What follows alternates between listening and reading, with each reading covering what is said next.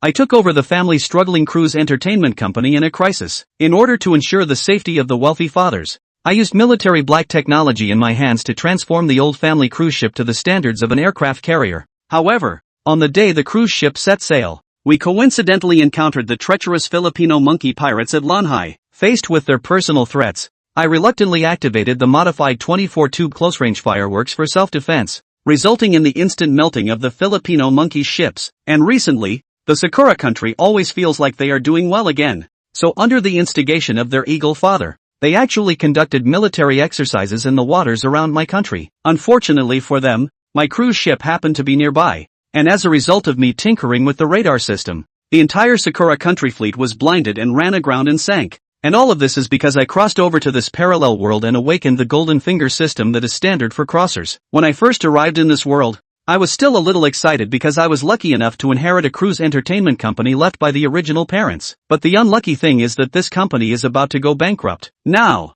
the only thing the whole company can show off is an old cruise ship and a cruise ship repair factory. And there are only a few elderly people left in the company. One day, just when I was feeling anxious, Secretary Jiang came to tell me that the famous Lin Group's internet celebrity company wanted to rent a cruise ship from us for their annual meeting. Upon hearing this, I couldn't help but feel excited. After all, it had been over a month since I came here through time travel, and I hadn't seen a single penny in the company's account. The company was already on its last legs. If we could plan this cruise party well, there would be a chance for my cruise entertainment company to turn things around. However, as Secretary Jiang stood by and thought about the Chuan cruise ship that had been docked at the pier for almost half a year and was starting to rust, he couldn't help but sigh and say, maybe I should contact Lin Meng Company and cancel the order. After all, our cruise ship can't meet their needs right now. Upon hearing this, I smiled. I was someone who had awakened a high-tech system, and in the beginner's package of advanced ship technology given as a new user bonus, those high-tech technologies were irreplaceable cutting-edge technologies even in my previous life. Moreover,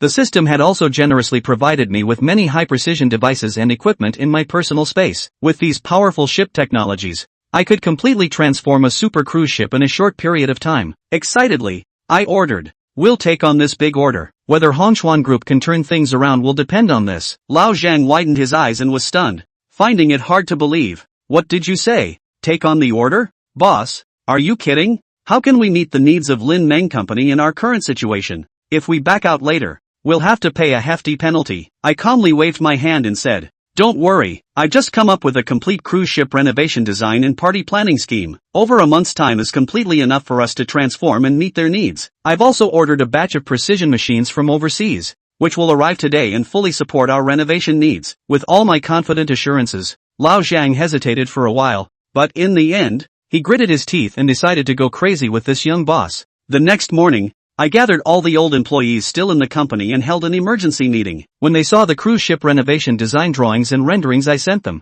everyone present was shocked. The innovative and unique design layout and the technologically aesthetic renderings completely surpassed their traditional understanding of cruise ships. However, some couldn't help but question, thinking that my ideas were somewhat unrealistic, whether such a transformation could really be completed in such a short time. To dispel everyone's concerns, I took a few old employees to the repair factory's reserve warehouse. When I opened the iron gate and revealed the scene inside, everyone looked at the neatly placed several brand new large machines in the warehouse and were instantly shocked. Secretary Jiang turned to me and asked, "What are these machines? Why have we never seen them before? Where did you get them from?" I smiled and explained, "These are all equipment that my parents spent a lot of money hiring people to research while I was overseas. With them, our modification and manufacturing needs can be completely met. In fact, these machines were equipment given in the system package, which I moved out of my personal space last night when no one was around and placed in the reserve warehouse." At this point, everyone's eyes changed when they looked at me again, because they realized that this seemingly young boss still had some means. Afterwards,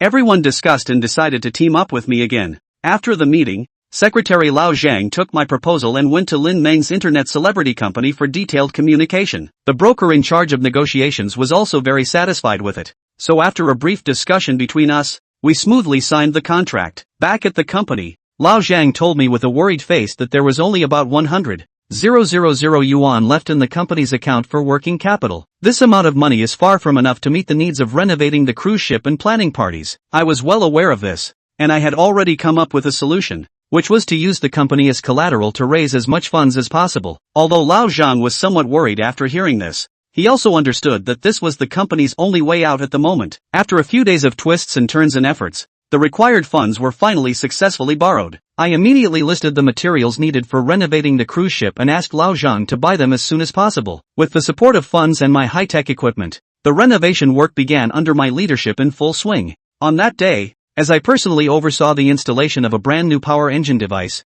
the senior technical expert in the factory, Master Chen, looked at the completely different precision engine device and asked in confusion, "Boss, what model of diesel engine is this? I have never seen it before." Hearing this, I was taken aback because I hadn't told him that it was no longer a diesel engine, but a new type of electric hybrid gas turbine with more than double the power. After a moment of thought, I cleared my throat and explained, "This is overseas technology, with just a few modifications by me." "Then why has the navigation system also been changed? Why does it say aerial tactical navigation on it?" "Just a name change to make it sound more powerful." "Boss, why are there so many more radar antennas now? It looks like we're going to engage in electronic warfare." "This way it looks more distinctive, also utilizing overseas technology." Well, a group of repairers were very sweaty. This was already the first I don't know how many places they couldn't understand. All the remodeling was directed and remodeled by Jiang Chuan himself, and they were just following and playing their hands. However, the young boss seemed to be far ahead of them in terms of expertise in these types of boats,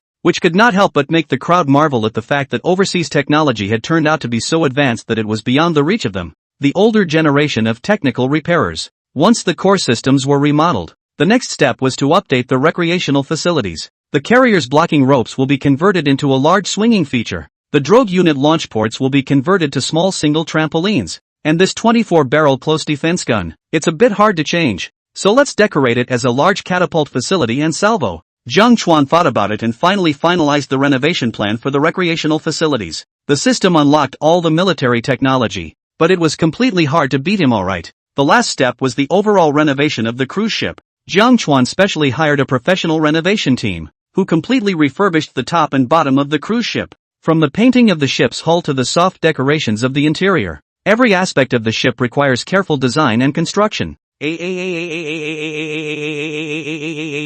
Under Jiang Chuan's methodical command, the whole cruise ship repair shop entered a hot and bustling state of rushing to work day and night. 1 month later, on a sunny afternoon, when the last paint dries and the last light is lit, a brand new Hongchuan cruise ship shines on the sea. Jiang Chuan and the veteran employees stood on the deck, looking out over the behemoth on the sparkling sea, their hearts filled with pride and anticipation. "Boss Jiang, we really did it." Old Jiang excitedly shook Jiang Chuan's hand and said, "Ha ha ha, thanks to everyone's efforts this time. Tomorrow is the day when Lin Meng's netizens and big shots have their cruise party, so let's give them a little shock." Early the next morning, the Longgang Pier in Shanghai City was already bustling with people. The sunlight poured over the shimmering sea, as if to add a little more luster to the event that was about to unfold. At the entrance of the pier, a large banner hung high, reading Hongchuan Cruise Party Lin Meng Netflix Company Ceremony, attracting countless gazes. On-site security personnel pulled the area line early and maintained order to ensure the smooth running of the event. Today was the day of the annual gathering of netizens under Lin Meng's company,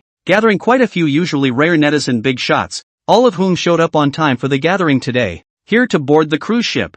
Big Donut, I love you, I'll go. Even Fox, who retired as a mercenary in a foreign country before, is here. My goddess Rue is also there, surprisingly more beautiful than inside the video. My gift was not in vain. Fans came from all directions, waving all kinds of support items in their hands, including glow sticks, posters, and self-made hand banners filled with support and wishes for their favorite netizen bloggers. Their faces were full of excitement and anticipation, screaming and cheering from time to time, and the whole pier was full of lively atmosphere. And these Netflix bloggers took advantage of this opportunity to turn on their live broadcasts, attracting a straight line of heat, more than doubling the usual number of people online. In a short period of time, the heat related to Lin Meng Net Red Company Cruise Party has rushed to the top 20 of the hot search list, and still continues to rise. Just at this moment a black stretch Rolls-Royce business car slowly drove into the pier. The door gently opened. A high-cool woman elegantly stepped out, instantly becoming the focus of the whole scene.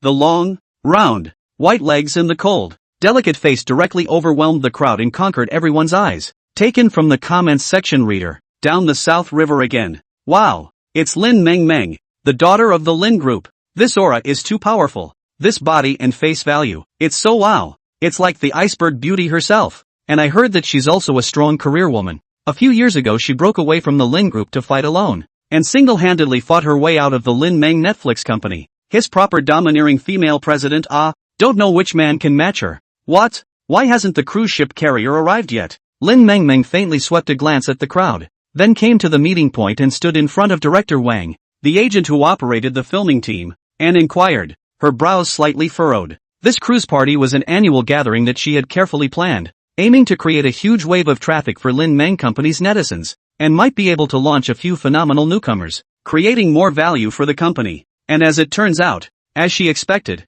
this annual party already had a huge buzz before it even started, and the cruise party that followed only soared. Moreover, she had taken on advertisements from multiple brand names, and with the bet between her and her own father at stake, there was absolutely no room for error. That's why she showed up in person this time to preside over the situation. Reporting to Director Lin, our agreed time is 9 o'clock. There are still a few minutes left. The other party shouldn't be late. After all, we signed a contract. Director Wang looked at his watch, some fine sweat on his forehead, and his heart was a little uncertain. Buzz. Just then, a loud hooter cut through the quiet of the harbor, and all eyes turned to the distant sea level in unison. Only a huge shadow loomed on the horizon, its outline becoming clearer as it slowly approached. It was actually a huge luxury cruise ship. It was like a floating palace at the moment, majestic and spectacular. The bow of the ship broke the waves, and its silver hull glistened in the sunlight, as if it were a jewel in the ocean, shining with an eye-catching light. The ship's hull has smooth lines and a full sense of design,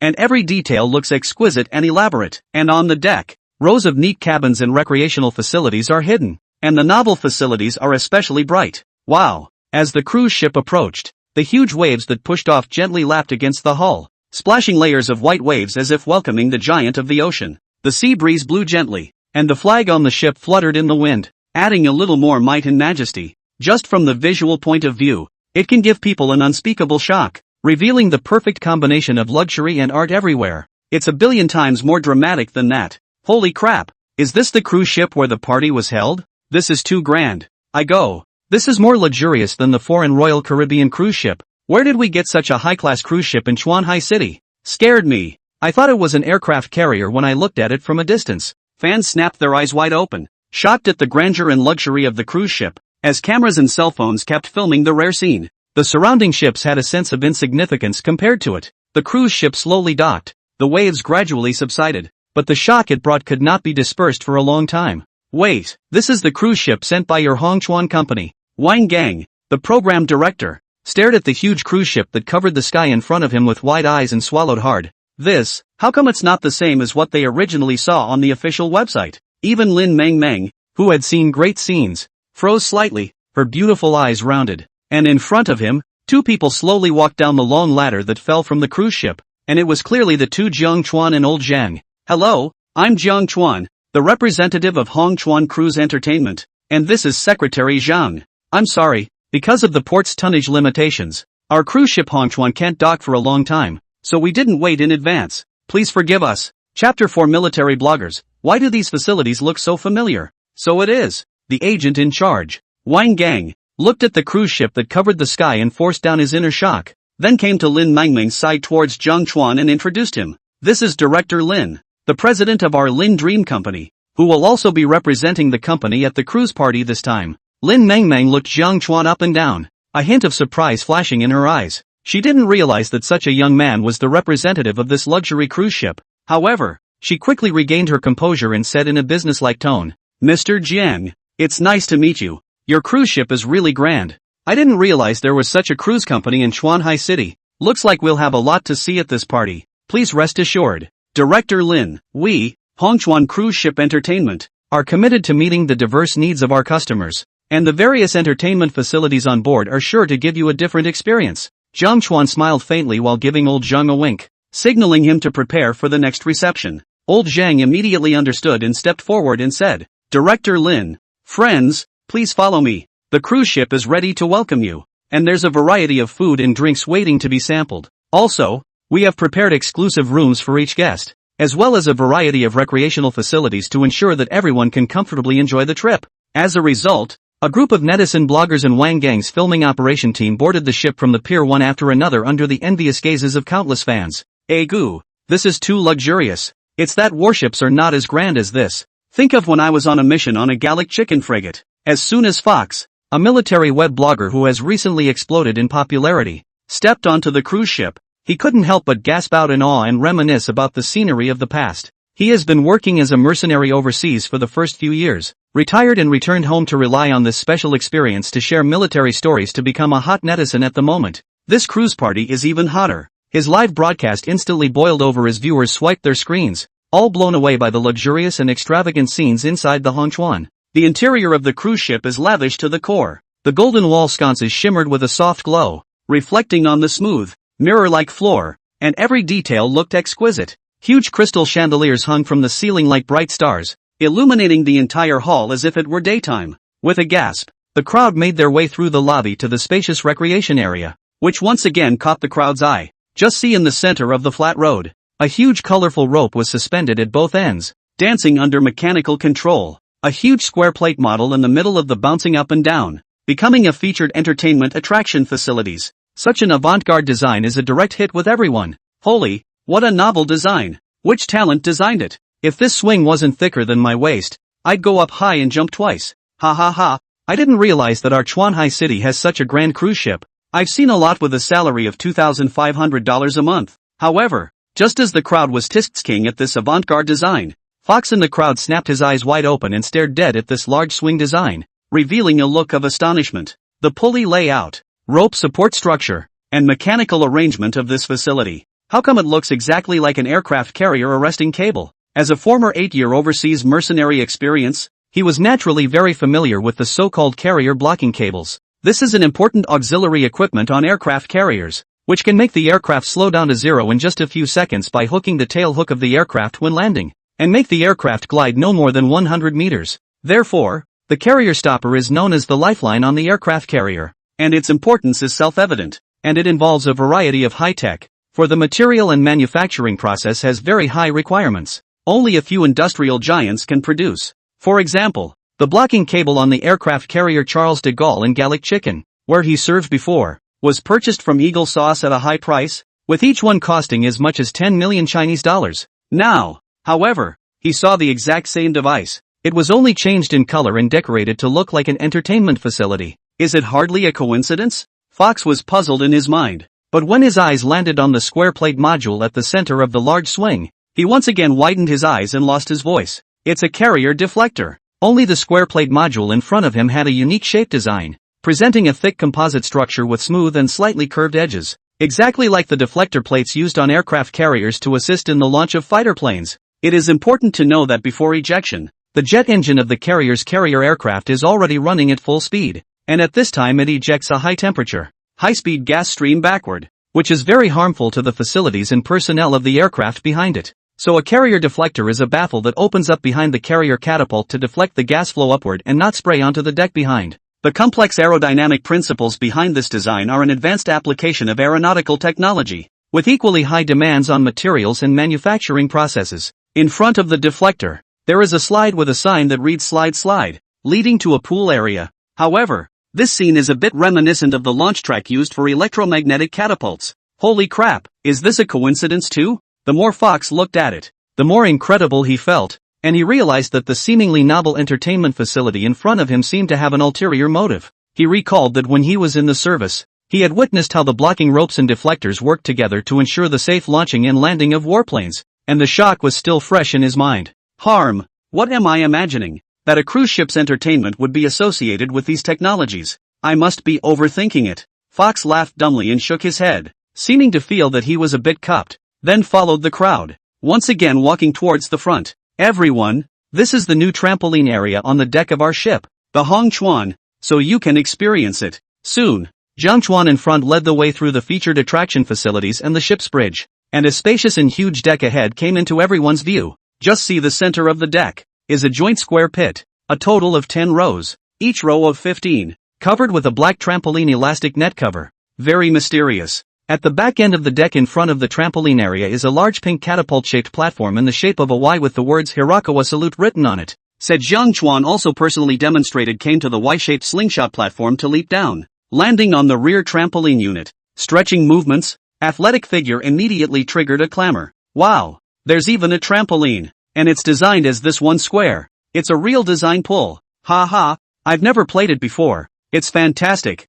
This slingshot platform immediately reminded me of Angry Birds, and it goes so well with this trampoline. Come on. I want to be the first one up. No one is taking it from me. Numerous netizen bloggers with glowing eyes, or the first time to see such novel entertainment contraptions, immediately flocked to one of the trampolines on the deck and began to jump up and down. It was a lively scene, filled with gasps of amazement. Hey, these facilities and sites are fantastic. They're bound to make some great videos with traffic, and we're bound to make a killing on the commercials we take. As the person in charge of the shooting team, Director Wang slapped his head and smiled with joy, more and more glad that he chose Chuan's cruise company, where all the novel facilities' luxury decoration is really eye-catching. Lin Meng, who was wearing sunglasses on one side, was also greatly surprised, and as she watched the operations staff report the rising heat data, she also unconsciously evoked a bright smile. Even she, who has always lived by the code of steadiness and elegance, could not resist the urge to take off her high heels and join the trampoline entertainment.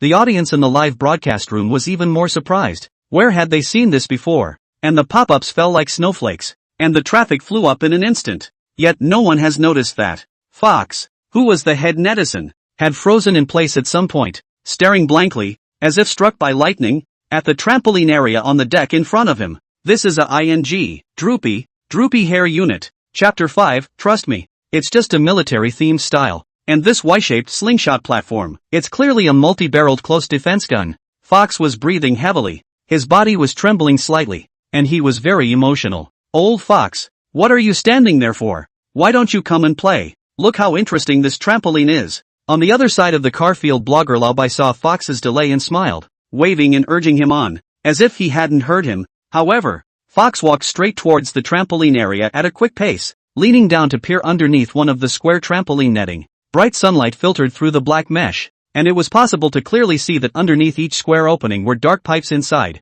This is a missile silo. My god, this really is the droopy hair unit. Brother Fox's heart was like a shock wave at the moment, and his fingers holding the live cell phone were slightly trembling. If the previous carrier arresting ropes and deflector plates are coincidental, but this trampoline area in front of us is definitely a vertical launch unit device. The launching shafts down there are all there. Just a trampoline netting over the mouth of the shaft and you tell me it's a recreational facility. And there are 10 whole rows here. 15 in each row, which is 150 pendant units. It is important to realize that even the Sejong Daewang-class destroyer of the Kimchi Kingdom, which is famous for its weapon configuration, is only equipped with 128 drogue units. Doesn't that mean this one has more firepower than a cutting-edge destroyer? Then he seemed to think of something, and looked furiously at the sea gun position in front of the drogue unit, which was a huge fire hydrant, painted red, with the words high-pressure water cannon written on it, and a note underneath saying that it was used to clean the rust and dust from the hull of the ship. Your fire hydrant 180mm caliber.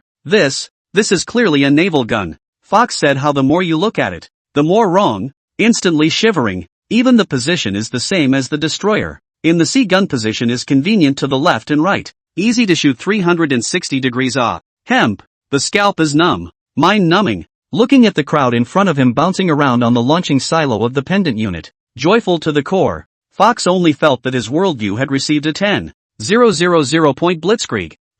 Why do I feel that this trampoline area looks a bit like the drogue unit on the deck of our 055 big ship? I just watched our military number channel yesterday, and I instantly associated it with it. Wow, the upstairs thinks like me. I thought I was the only one who felt like it. Yeah, and that big swing before. Did you guys think it looked like a carrier's arresting cable? And this Y-shaped slingshot on the front end. Why does it look like a close defense turret split in half? I didn't even think of that until you said it. At this time, some military fans in the live broadcast room noticed some clues. How these sets and facilities in front of us have a sense of deja vu. Brothers, no way. The facilities on this cruise ship, I suspect it's military equipment. Look at this large swing, and this deflector, and most outrageous of all, this trampoline. It was then that Fox reacted from the shock and immediately pointed the camera at the facilities and began to explain with professional knowledge to the netizens in the pop-ups.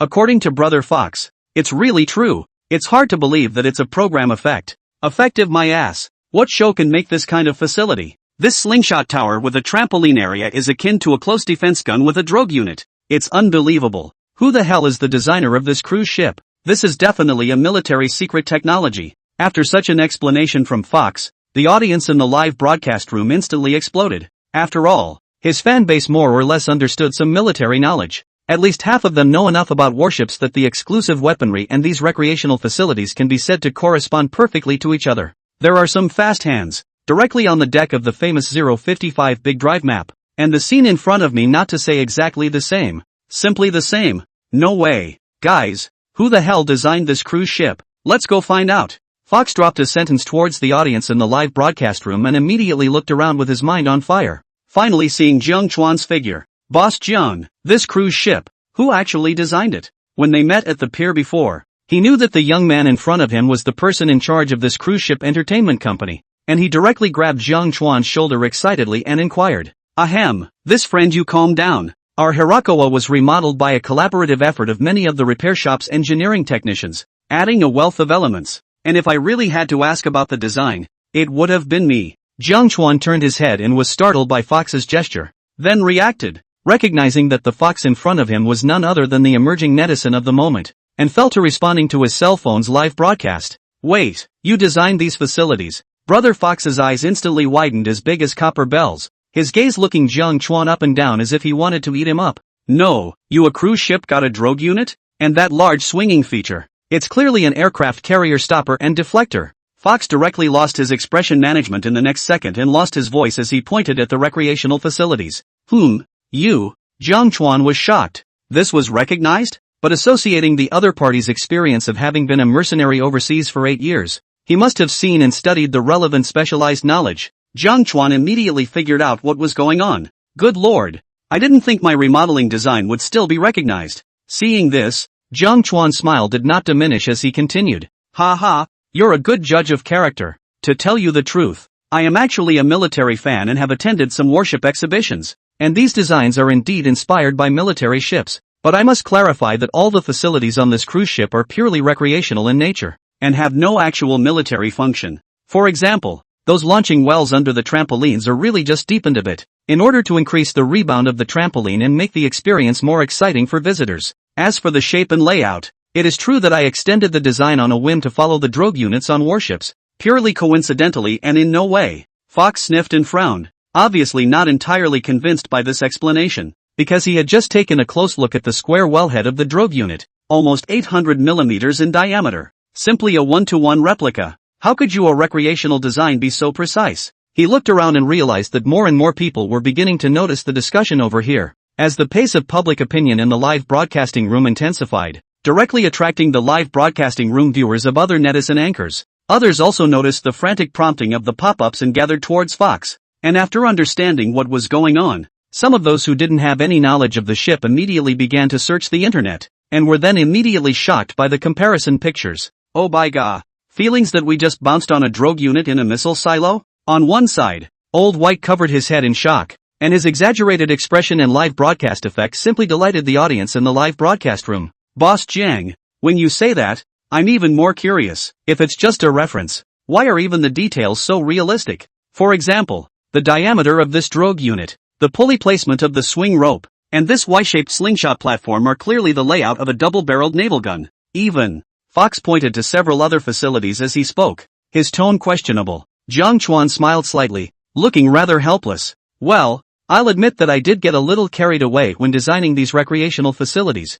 wanting to recreate certain elements of the warship as closely as possible to give visitors a different kind of experience. So the entertainment up here is all warship-themed party style. But I can assure you that these are for recreational purposes and have absolutely no military use whatsoever." At this time, the pop-up screen in the live broadcast room had already exploded, and some had even begun to jokingly call Chuan General Engineer Jiang. "That's a far-fetched explanation. The launching wells are dug and they say it's just for the trampoline? Boss Jiang, are you a former military engineer? This design is too professional. Shouldn't I call you Chief Engineer Jiang? Ha ha ha, a warship theme party? That's a great idea. I'm afraid we'll really get some launching missiles later." Chapter 6 Nankai Island Group. Whale Sonar Collector. Director Lin. "This cruise party of ours has just rushed to the top 10 of the hot search list. Moreover, it seems that there is now a stunt that our cruise ship this time is like a military ship, and the entertainment facilities on it are all built according to the weapons. The average number of people online as well as the hotness of the live broadcasts of the web celebrity bloggers signed under our banner has risen by at least 200%. So it seems that your planning was too successful this time. On the sightseeing platform in the leisure area, Wang Gang, who is responsible for operating the shooting, reported excitedly, and Lin Mengmeng on one side raised her willow eyebrows in surprise, looking at Jiang Chuan on the deck with her beautiful eyes colorful. No, it's not me. It's Hongchuan Cruise and Entertainment that has exceeded my expectations with this cruise ship. Lin Mengmeng shook her head. Although she didn't know anything about these warships, she could tell that the special facilities were very uncomplicated. Now her heart couldn't help but feel an inexplicable sense of mystery toward the young Hongchuan company head. Boss Jiang, you're really too talented. I never dreamed I'd see these facilities on a cruise ship. It just takes me back to my days as a mercenary on a Gallic chicken destroyer. After listening to Jiang Chuan's explanation, Fox finally understood it all. As a retired soldier, he had too many feelings about these warship facilities. Originally, when he attended this cruise party, he had to come in order to gain traffic. But now, the warship-themed style designed by Jiang Chuan directly conquered him completely. I can say that I am impressed. And his military fans are even more explosive. It's almost like he took everyone to a party on a warship. Ah, a time when the live broadcast gifts wildly brush more than. Well, the Hongchuan can't dock here in the harbor for too long. It's time to depart. Jiang Chuan then came to the cabin control room, and his voice was clearly and steadily transmitted throughout the cruise ship through the broadcasting system. Folks, the Hongchuan is about to begin its departure from the harbor. Please hold on to the handrails around you. It may be a little bumpy when it first starts accelerating, so please be prepared. When the crowd heard this, they looked at each other in disbelief. This harbor is calm, so how could such a huge cruise ship be bumpy? However, they soon realized that their perceptions were about to be completely overturned. Buzz. The next second, with the engine in the power room started, in a loud whistle sound the whole cruise ship as if a long-sleeping monster, in this moment awakened violently, starting to accelerate from a static state. The speed was so fast that it was beyond everyone's imagination. The crowd only felt their bodies unconsciously fall backward, surprisingly generating a strong sense of pushing back that only a car can have when it starts at full speed. But this is a large cruise ship of 10,000 tons. Brother Fox's face instantly changed drastically as he clutched the handrail beside him, his eyes glaring round as if he had seen the most unbelievable thing in the world. He inquired aloud, "What kind of power system is this? How is it possible to have such strong thrust?" Jiang Chuan stood not far away and explained with a smile, "It's really nothing special. It's just a civilian gas turbine. It's just that we've made some minor modifications and optimizations to it so that it can reach its greater potential." Brother Fox sucked in a breath of cool air. The look of surprise on his face was hard to hide as he muttered, "Gas turbine for civilian use? Modified and optimized? This is unbelievable." His eyes darted back and forth between Jiang Chuan and the behemoth underneath him, and it was clear that even his rich experience couldn't explain the scene in front of him that was beyond common sense. Seeing this, Jiang Chuan just smiled faintly, as if he had long been accustomed to such a reaction.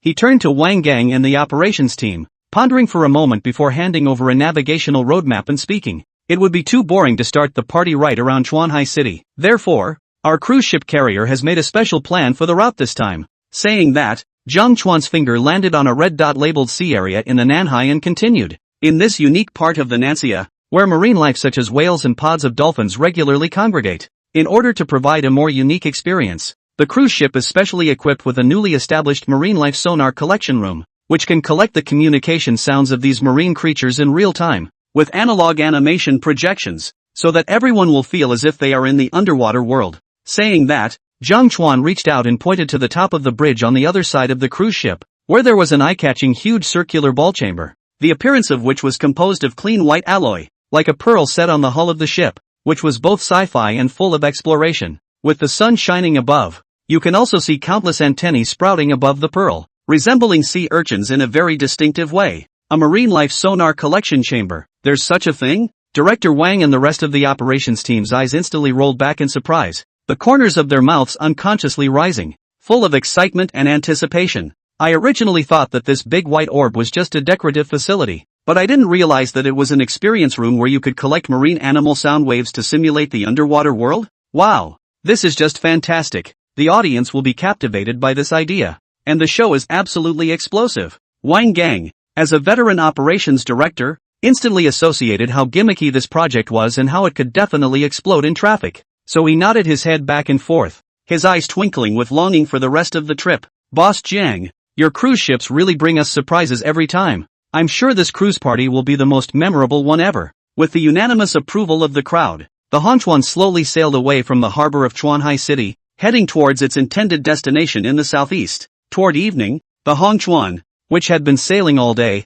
entered the waters of an island group in the Nanhai Sea. The afterglow of the setting sun is like a golden satin, gently spreading over the waters of the island woods group in the Nanhai Sea, coloring the azure waters with a warm orange yellow. On the sparkling sea, the Chuan cruise ship passes slowly, like a moving island, carrying laughter and endless reverie. Wow, the view is so beautiful. It's almost like a painting. Gosh, I've never seen such a spectacular view of the sea. It feels like I'm in heaven. Oh my gosh, it's a dolphin. It's so cute. I want to play with them too. Netflix bloggers on the cruise ship have come out of their cabins, attracted by the beauty of the sunset in front of them, and all of them either stood on the deck or leaned next to the side of the ship, striking various poses and recording this rare moment with their cell phones and cameras. Everyone's faces were filled with excitement and joy, blown away by the beauty of the scene. Along with the bloggers' cameras, the viewers of the live broadcast felt as if they were there, as they exclaimed their enjoyment, praising and commenting that it was the most beautiful live broadcast they had ever seen from the sea.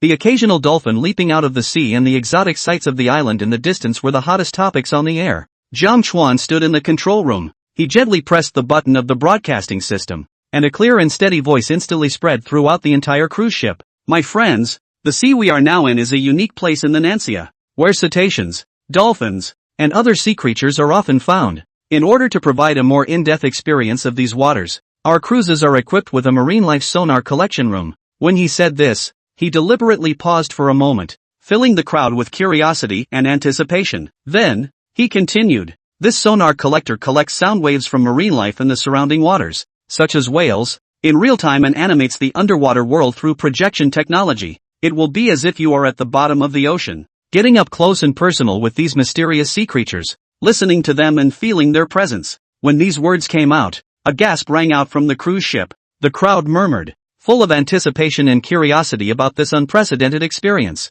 Gosh, I've never heard of such a program. To be able to collect whale sounds? I'll go. I've heard that dolphin sounds are heavenly. I'm looking forward to it. No, what kind of conditions are there for this kind of thing? It's not a radar modification, is it? Jiang Chuan's short few words directly evoked the anticipation within everyone. However, near a hidden cluster of islands off the nearby waters, several medium-sized Philippine monkey state warships had dived in at some point. Report, sir? A large vessel has appeared 20 nautical miles ahead. Preliminary reconnaissance indicates that it is a large recreational cruise ship from the Dragon Kingdom. Chapter 7, Five Monkey Pirates Attack. Sudden changes. A large cruise ship from the Dragon Kingdom. Inside the cabin of the warship, the dark-skinned officer of the Filipino monkey nation straightened up at once, surprised and delighted. A wry smile immediately appeared on his face after further confirmation through the radar screen on the war room and the scouts. He turned to the communications officer beside him and ordered, immediately notify all squads that the target is confirmed. It's a large entertainment cruise ship from the Dragon Kingdom. Let's immediately disguise ourselves as pirates and make our move. This operation must not only be stealthy, but also swift. We must catch the Dragon Kingdom off guard. The communications soldier quickly conveyed the order, and the atmosphere on the warship instantly became tense as the soldiers began to busily prepare themselves. Sir, do we really have to disguise ourselves as pirates? A young Filipino monkey soldier asked with some hesitation. Of course, it's the perfect disguise. The corners of Chief Phil Monkey's mouth turned up. Knowing that our area of the Sulu Sea has been infested with terrorist organizations, it is quite normal for pirates to appear. And this time it was a cruise ship that showed up. Just a live target with no teeth or claws. Perfect as a target to create a dispute. The officer's eyes revealed a calculating gleam, as if he had thought of something, and continued. The pressure from Hawk Jam's side is very strong right now, and we have to do something in a hurry. This cruise ship is the best chance. It's unarmed and it's like a piece of fat meat to our mouth. In the recent years, the Dragon's navy has developed too rapidly,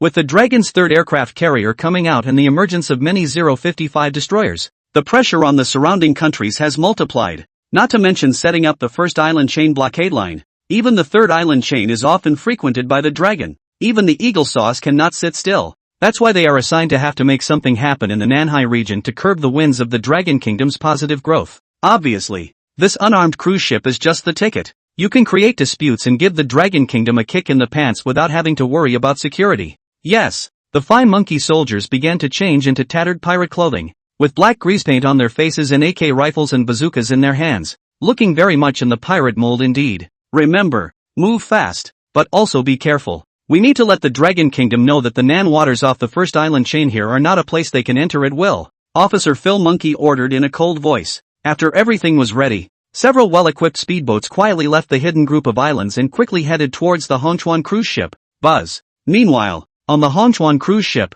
the huge deep-sea sonar collection chamber on top of the cruise ship had been activated, flooded with alternating light. For a moment, the large clean white ball of light seemed to transform into a magical box of magic, activating its unique charm. The sonar radar frequency equipment in the room began to operate and glowed with a shimmering light, like a lighthouse in the deep sea. Very mysterious. Tic-tac-toe. With the activation of the sonar, the sounds of the surrounding sea began to be captured one by one. Whether it is the melodious and pleasant call of the dolphins, or the deep and mellow song of the whales as well as the sound of the waves lapping, they are all clearly and unmistakably transmitted through the sound amplification equipment to every corner of the cruise ship. The crowd was mesmerized by the heavenly ocean, as if they were in a living ocean concert hall. As night falls, the atmosphere on the Hongchuan cruise ship becomes more dreamy. According to the frequencies and species collected by the sonar, several advanced projectors went to work, presenting the captured marine life and 3D projection technology on a large hanging curtain. Dolphins dance on the curtain. Their elegant posture and dynamic jump seem to be within reach. Jellyfish are like dreamy elves, slowly floating on the curtain, emitting a soft light, adding a touch of mysterious color to the underwater world. Even a huge vaporous blue whale swam over the heads of the crowd, with lifelike details on it, delivering a strong visual shock. The audience was deeply attracted by the exquisite projection, as if they were really in the underwater world. They can see schools of dolphins frolicking in the water, feel the light fluttering of jellyfish, and even hear the subtle sounds they make. This immersive feeling blew people away as they let out gasps of amazement and raved about the amazing experience this cruise ship offers. It was amazing. It was like I actually heard the ocean and saw the world under the sea. Yes, it was like a dream trip. I never thought I could experience such a stunning underwater world on a cruise ship. The Hongchuan cruise was fantastic. Not only did it give us a comfortable travel experience, but it also provided us with such an unforgettable ocean adventure. It was incredible. Our Chuan city actually owns such a high-class cruise ship, which is unique in the world. How come we haven't heard of it before? On the shooting location of the cruise ship's recreational area, Director Wang even forgot the camera in his hand and stared blankly at the gorgeous and dreamy scene. On one side, Lin Mingming's fingers gently touched the blue jellyfish that floated by in front of her, her face unconsciously revealing a little girl-like innocent smile. And the pop-ups have long since been turned into a heavy hitter, with statements that they're watching a billion-dollar special effects production blockbuster, and have even been labeled as famous scenes. Holy, all this 3D special effects technology? It's too much. I'm beginning to wonder if this cruise ship is alien technology. How does it manage to be so realistic? The swimming of these whales feels like it's right in front of your eyes. +1 for the famous scene. I decided to set my travel plans for this year on the Hongchuan cruise ship. It's a once-in-a-lifetime experience that's worth it. Everyone in the pop-up area, why don't we form a group? Witness this miracle of the sea together, and maybe even be the first ones to experience this mind-blowing experience. While the crowd was immensely marveling at the special effects in front of them, the crowd's fox was staring dead center at the mysterious deep-sea sonar collection room with multiple antennas, and countless associations had already surfaced in his mind. Even such subtle biological sounds in the deep sea can be captured. So wouldn't it also be possible to monitor nuclear submarines from ultra-long distances? And this acoustic analysis as well as 3D projection technology, does it mean that it is possible to directly generate 3D maps of enemy fleet distribution and weapon types? If the deck of the drogue unit can use the hair, plus a fire control radar lock directly a dragon gift launch. Ha, brother Fox, you're looking through the sonar collection room. Isn't it also wondering how heaven-defying an existence this thing would be if it was used in the military? The old military fan brother in the live broadcast room immediately sent a pop-up, directly seeing through brother Fox's mind. The corner of Fox's mouth rose, and his eyes twinkled. You guys really don't say.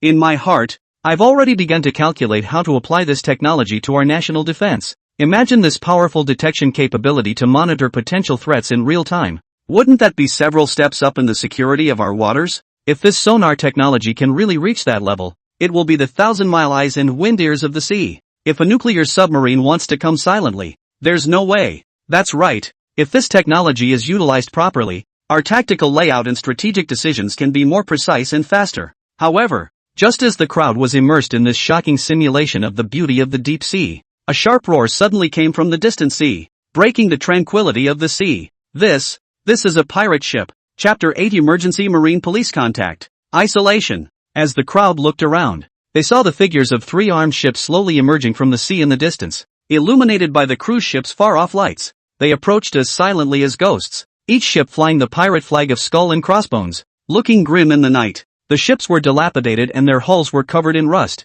but they were equipped with a wide variety of weapons, ranging from AK rifles to rocket-propelled grenade launchers, and had obviously been specially armed for this operation. If you look closely, there's even a thermal weapon system on it that only warships are equipped with. This is meeting pirates. A female netizen screamed in horror, suddenly turning pale, her voice filled with disbelief. The crowd on the deck was wide-eyed and filled with panic. Fox's face instantly became grave as he looked at these uninvited guests, and he quickly shouted out to the surroundings. These are terrorist organizations. They used to frequent the Nanhai area and rob passing ships. Weren't they pacified long ago? Why have they appeared again now? Looks like we're being watched. They must have seen the value of the Chuan cruise ship. The live broadcast viewers, who were originally immersed in the beauty of the scenery, also noticed something strange, and after seeing the appearance of a ship with a skeleton flag in the camera of an anchor, they realized that a pirate ship had actually appeared. In an instant, the entire live broadcast instantly exploded. Asterisk asterisk asterisk asterisk. Is this for real? A pirate ship? Holy, this isn't a movie, is it? What's with all the pirates at your cruise ship parties? OMG. This is so exciting. I never thought I'd be able to see a scene like this on the air. Many netizens thought it was the operation group to find the actors thought it was a live effect. However, when they saw the anchors were shocked, especially a female anchor directly scared of the flowers and cried out. Everyone reacted instantly. It was real pirates. An unprecedented encounter with a maritime terrorist organization at a cruise party in the Nancia. As the pirate ship rapidly approached, a sense of foreboding gripped everyone. Something big is wrong. Boss Jiang, pirates have appeared outside our waters. There are 3 armed ships coming fast towards the Hongqian. At the same time, in the control room, Secretary Lao Zhang pushed open the door with a bang and reported anxiously. Pirates? Jiang Chuan was originally wearing headphones, concentrating on tuning the sonar to collect the sound frequencies of the sea creatures. When they heard old Jiang shout, they took off their headphones and looked towards the outside world, and they saw 3 armed ships with skeleton flags coming towards them. What year is it? There are still pirates here in Nanhai? Jiang Chuan revealed a look of surprise, immediately realizing that something wasn't right. There must be something fishy. Their dragon kingdom has been getting stronger and stronger at sea recently, and they have never heard of any incidents of pirates in the 3 major territorial seas in the past few years. However, the priority now was to hurry up and deal with it. Jiang Chuan didn't have time to think too much. Just a small pirate. Can they still threaten us? However, Jiang Chuan is not panicked. The facilities on his ship Hongchuan ship is not just to look at. To the moment of crisis can still be a little outbreak a little. For example, the gun salute has not yet begun. Just shoot some fireworks will be enough to eat a pot of these ships. Of course, it's a pot for the village banquet. This is the last resort. Even if you don't use this, just use this microwave photon radar modified sonar collector to regulate the output frequency. Can be when the electronic warfare electronic jamming directly paralyze the other side of the ship system. But doing so would reveal that his Hongqian was carrying a weapons system. After all, there are so many public figures on the ship now. Many of them are on the live broadcast. It would not be good if everyone knew that his so-called Hongchuan ship is a warship cloaked in a cruise ship jacket. So Jiang Chuan still decided to follow the thinking of a normal person. In case of uncertainty, first call the police. It wouldn't be too late for him to make a move if things got to the point where he couldn't control it. Thinking of this, a hint of determination flashed in Jiang Chuan's eyes as he quickly made a decision and instructed old Jiang. Old Jiang, quick, use the radio satellite phone to contact the Marine Police Department. Report our emergency. Tell them our exact position. The location is the waters off the Sulu Sea. The coordinates are here, and request them to send immediate support. Saying that, Jiang Chuan pointed the coordinates of the Hongchuan ship on the control room to him. Yes, old Jiang sniffed and immediately ran to a corner of the control room, picked up the radio satellite phone and pressed a string of emergency numbers. When the call was answered, he said anxiously, "Hello, this is the Hongchuan cruise ship. We have encountered a pirate attack and request urgent support. Our position is near the Sulu Sea. Coordinates latitude and longitude 8.1 degrees north 120 degrees east. Please send a marine police vessel as soon as possible." Pirates? Meanwhile, the naval formation ships cruising in the territorial waters of Fishing Island. Hongchuan cruise ship? Encountered pirates? Please remain calm and I will record your position immediately. The operator who received the message sounded a little surprised, but he responded quickly, locking down the location by operation. However, I need to tell you that the nearest marine police ship will be at least an hour or so away from you before it arrives. I will immediately report this to my superiors and attempt to contact the Navy for support. Do you have any self-defense measures on board? Old Jiang glanced at Jiang Chuan, and when he saw him nod, he replied, yes, we have some basic self-defense facilities. However, these pirates are well equipped, and we may need more specialized support. Please be sure to do so as soon as possible. The operator quickly tapped the keypad on the other end of the line, recording the information and answering. Understood. I have marked your situation as urgent. The Navy also has patrol missions in the area.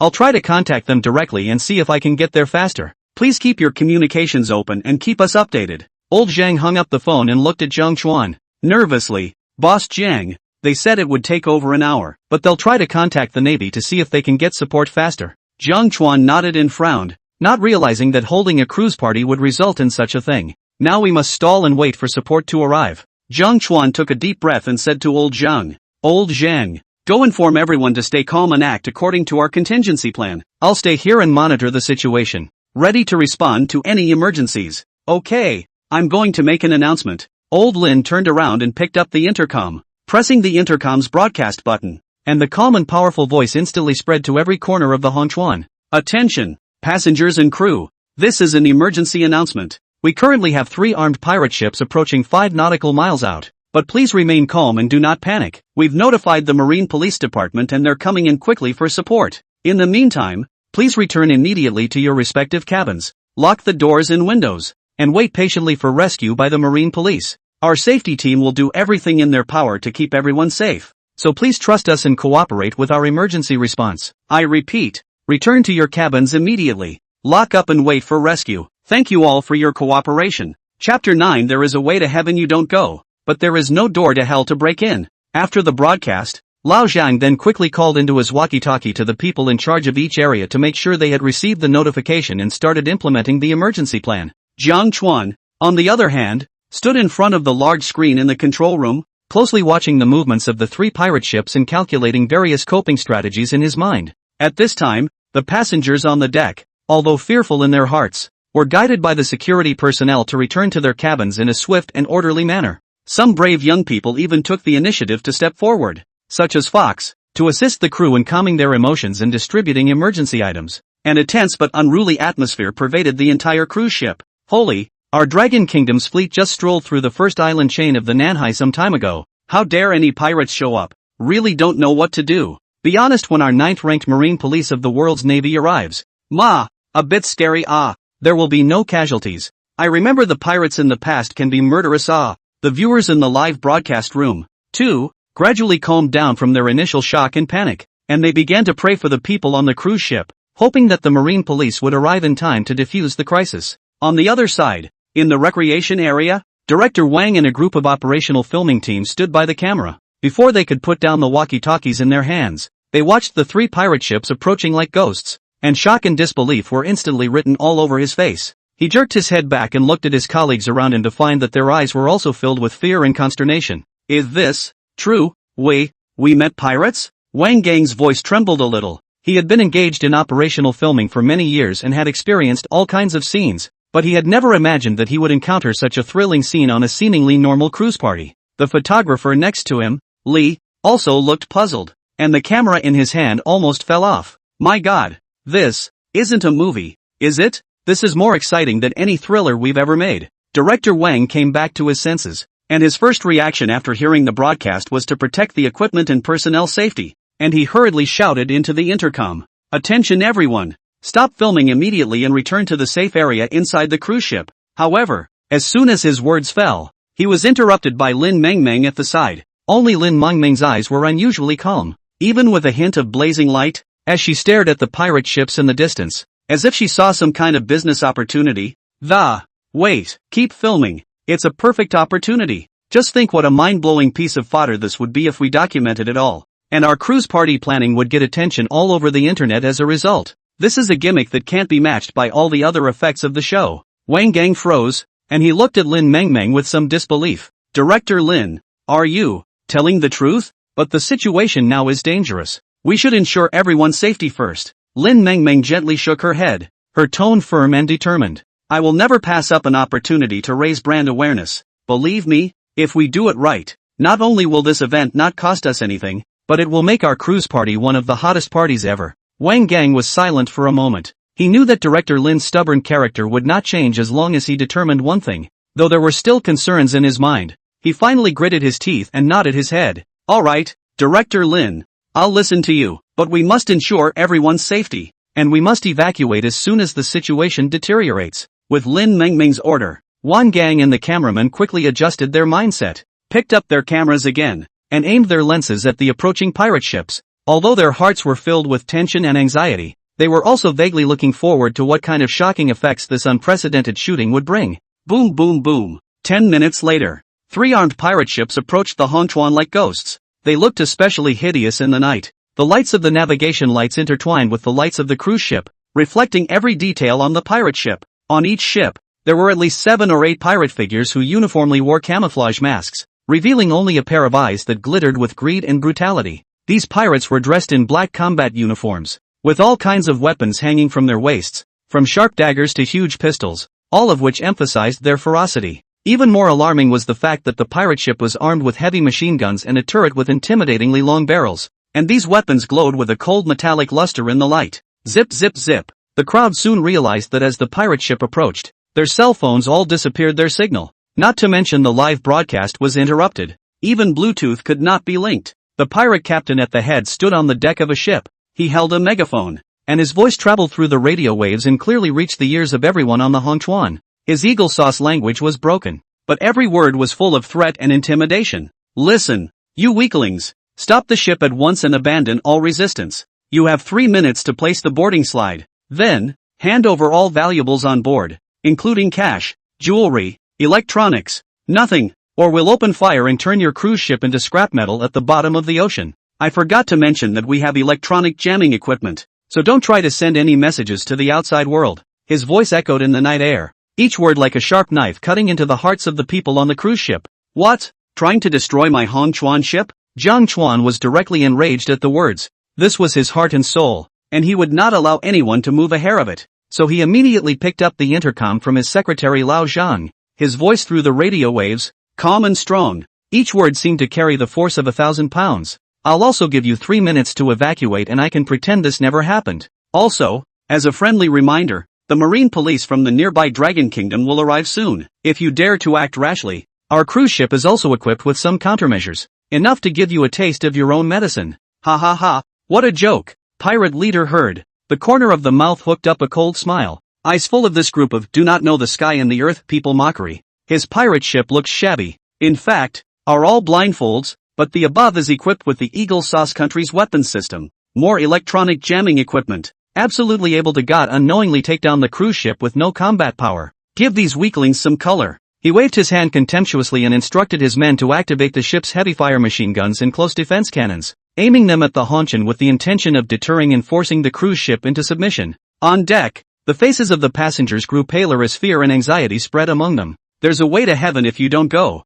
and there's no door to hell to break in. Jiang Chuan, eyes more and more cold, originally wanted to wait for the sea police to come over to solve where these several pirate ships know how to retreat. Now it seems to have to use the bottom card. Although his Chuan ship had an anti-electronic jamming radar that could easily resist the electronic jamming from the pirate ship, his next move would probably expose the weapons facilities on the cruise ship, so Jiang Chuan simply didn't resist it and let the live broadcast of the people on the ship be interrupted so as not to transmit information towards the outside world. As soon as he lifted the hidden sliding cover, he pressed a crimson button without hesitation. Clang! In a flash, the entire hull of the Chuan shook, and the sound of loud mechanical spindles came from it, as if a sleeping beast had awakened. Chapter 10 Gatling 24 Tube Fireworks Cannons. 10,000 rounds a second. No good. These pirates are going to fire. Whoa, my life won't be buried in these waters. I don't want to die. I'm still young. How do these pirates have such fine weapons? And the marine police are coming and not afraid. God is going to kill me. Looking at the turret not far away under the blazing white light aimed at their Chuan ship, all hearts hung in their throats, and even some of the timid ones directly turned pale and fainted on the spot. Quick, pack up your equipment and hide in the cabin, Wang director eagerly shouted. The other side are the cannons set up out. Now save life is important, which still care about shooting, and by the pirate ship's electronic interference, they shoot all kinds of electronic equipment paralyzed. Buzz. However, just in the nick of time, The crowd only felt the entire Hongchuan ship tremble, followed by a dull and grandiose voice. Hirakawa salute, activate. The sound seemed to come from within the hull of the ship, carrying a sense of power that shook the heavens and the earth. And the crowd only felt that the hull of the ship shook under their feet. Mutter bear. As the crowd stared in shock, the originally unremarkable Y-shaped slingshot tower at the front of the deck began to change. Long barrels slowly extended out on either side, each with 12 ports spread across them, united with the same precision as the GAT-0, instantly forming a turret with 24 ports. With the naked eye alone, the turret's caliber was at least double that of the weapons on the pirate ship, emitting a hauntingly cold light. At the same time, the dense and subtle sounds of metal clashing and mechanical spindles resounded throughout the deck. My God, isn't this a 24-barrel close defense gun? And the sound, it's loading. In the crowd, Fox's face became incomparably shocked as he stared incredulously at the scene in front of him, his voice trembling slightly. At the same time, the radio system of the entire ship suddenly sounded, and Jiang Chuan's calm and powerful voice was heard. Don't panic everyone, this is our ship-mounted salute and fireworks entertainment device called the Gatling Turn-Tube Fireworks. But the situation is critical now, and the Marine Police Department has authorized us to use all means to fight back and stall for time to wait for rescue. So we'll just have to try this unconventional means. Let's see if we can scare off the pirates. As Jiang Chuan's words fell, the atmosphere on the entire deck instantly tensed to the extreme. What? Say this is a fireworks display?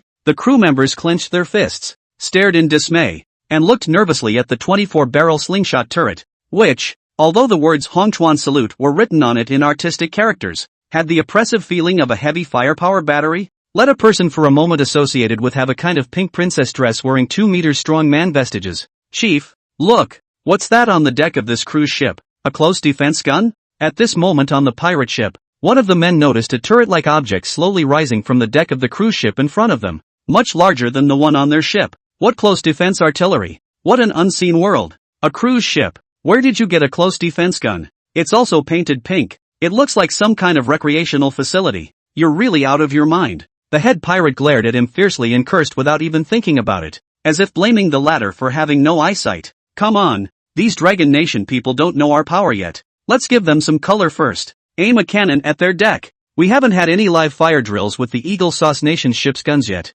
Isn't this just a moving target? We won't be able to get away later when their marine police arrive. The pirate leader then turned his head toward another henchman at his side who was controlling the weapon system and commanded, a grim smile on his face. Just then, however, the depreciated henchman pulled at the head again at once, and cried out in a voice of horror, "But Chief, look, it's aiming at us." The pirate leader glanced up again, only to see that the long barrel of the pink turret on the deck of the cruise ship had at some point been aimed at their pirate ship, and a huge aiming red dot had appeared on their bow. The next second, tons of fire erupted. Bang bang bang. A burst of sound suddenly rang out. The 24-tube salute instantly opened fire. 38mm caliber fireworks like a dense rain straight to the 3 pirate ships, with a whistling wind and a variety of colorful tail flames. Each firework cut through the night sky and accurately hit the pirate ship while exploding in a brilliant shower of sparks. There is no margin of error even when separated by hundreds of meters. Boom boom boom. Bang bang bang. The guns on the pirate ship were caught off guard by this sudden counterattack, and there was a great deal of fire and confusion. And as the 24 gun ports turned faster and faster, the fireworks came in several dense lines, spreading out and lighting up the entire night sky with an unbelievable rate of fire. Countless shell casings flew. The strong recoil made the heavy barrel stretch back and forth. The sound was deafening and full of visual impact. Almost everyone couldn't open their eyes as they were stung by the intense light and heat reaction. What the is this? The pirate leader's pupils shrunk before he could speak. He was drowned in the colorful fireworks. It lasted for more than a minute before the roar gradually stopped, but the fireworks in the night sky did not dissipate for a long time. Under the illumination of the lights and fireworks, the crowd trembled and probed, only to see that the 3 well-equipped pirate ships on the sea had disappeared, and all that was left on the blackened sea was a floating piece of debris, a few sections of broken skeleton flags. Shoo shoo shoo. The crowd turned their heads and their eyes turned to the slowly stopping Gatling fireworks turret, its muzzle a molten red from the high-speed friction, and the occasional sporadic burst of cute little fireworks. Quiet. Deadly silence. The entire deck and cabin fell into a truly pin-drop silence. Gollum. Everyone swallowed hard. It was hard to believe what had just been fired. What do I see? This fireworks turret wiped out the armed pirate ship across the street. I don't know. I couldn't even open my eyes when it was so bright just now. I even thought I was going to meet my Taiyaki. It's too damn explosive. This is definitely a ship's gun. This power is too awesome. just now and really fighting. It's so exciting. Just as countless people have come back to their senses from their stagnation and exclaimed with 7 mouths.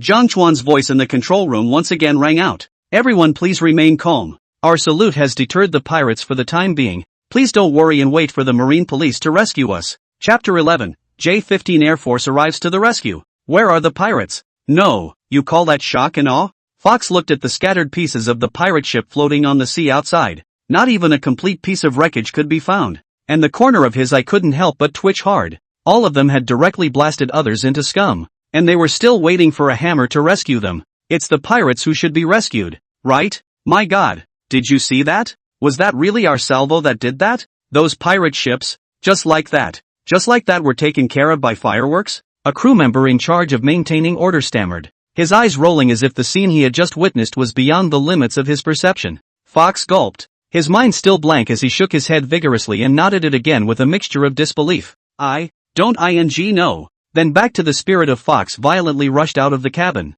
came to the deck. Hongchuan salute side. A hand picked up the ground densely packed fireworks residual shells. This is a tail-detonating armor-piercing round. Just see the beautiful purple and red fancy appearance on it. At first glance it looks like a uniquely shaped fireworks tube. However, Fox is a person who has seen the real thing, and at a glance, he can see that the shape lines and structure of these are exactly the same as armor-piercing bullets. Visual inspection of at least 35mm caliber. And the design of the tail is even more complex, living up to the new armor-piercing rounds loaded by the close defense guns. In other words, the pink Hirakawa salute in front of us is a close defense gun that only warships have. And the fireworks fired is an armor-piercing round of at least 30mm. Looking at the top 24 dark and still warm pipe mouths, and the horror of the fire that just lit up half the sky, Fox once again winced. 24 tubes of 35mm plus caliber Gatling-type rotary tube machine guns with a rate of fire of at least 10,000 rounds per minute, presumably equipped with radar and infrared tracking systems.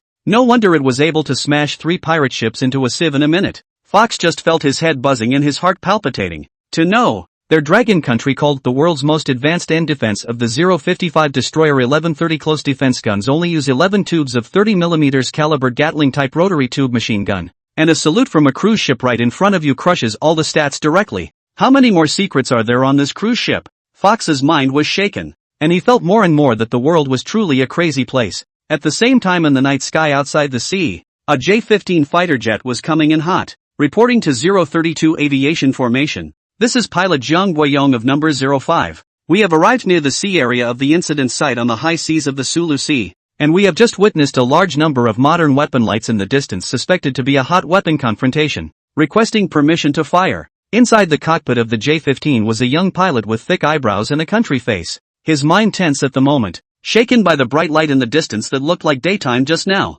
Originally, he was conducting a sea trial test program on amphibious assault ship carrier aircraft takeoff and landing somewhere in the waters of the Nansha Islands. But yet 15 minutes ago their entire formation of amphibious assault ships suddenly received an urgent contact from the Maritime Administration, saying that a cruise ship belonging to their Dragon Kingdom had been attacked by armed pirates somewhere in the neighboring Sulu Sea, and they are the closest combat units and naval forces, separated by just a strait and international shipping lanes. Jiang Guiyong, a naval aviator who was in the air flying a J-15 for a test program, learned of the news and immediately decided to go to the rescue. Because even if the amphibious assault ship was at full power to get to the target location, it would take at least close to 40 minutes, and it was obvious that a cruise ship wouldn't last that long. That's why he temporarily volunteered to terminate the sea trial program and immediately took the lead to rescue only himself. Tic-tac-toe. Airframe fuel low warning. Just then, however, a warning beep sounded on the dashboard in front of them. Jiang Guiyong's heart sank as he looked at the lower than normal oil reserves on the fuel tank,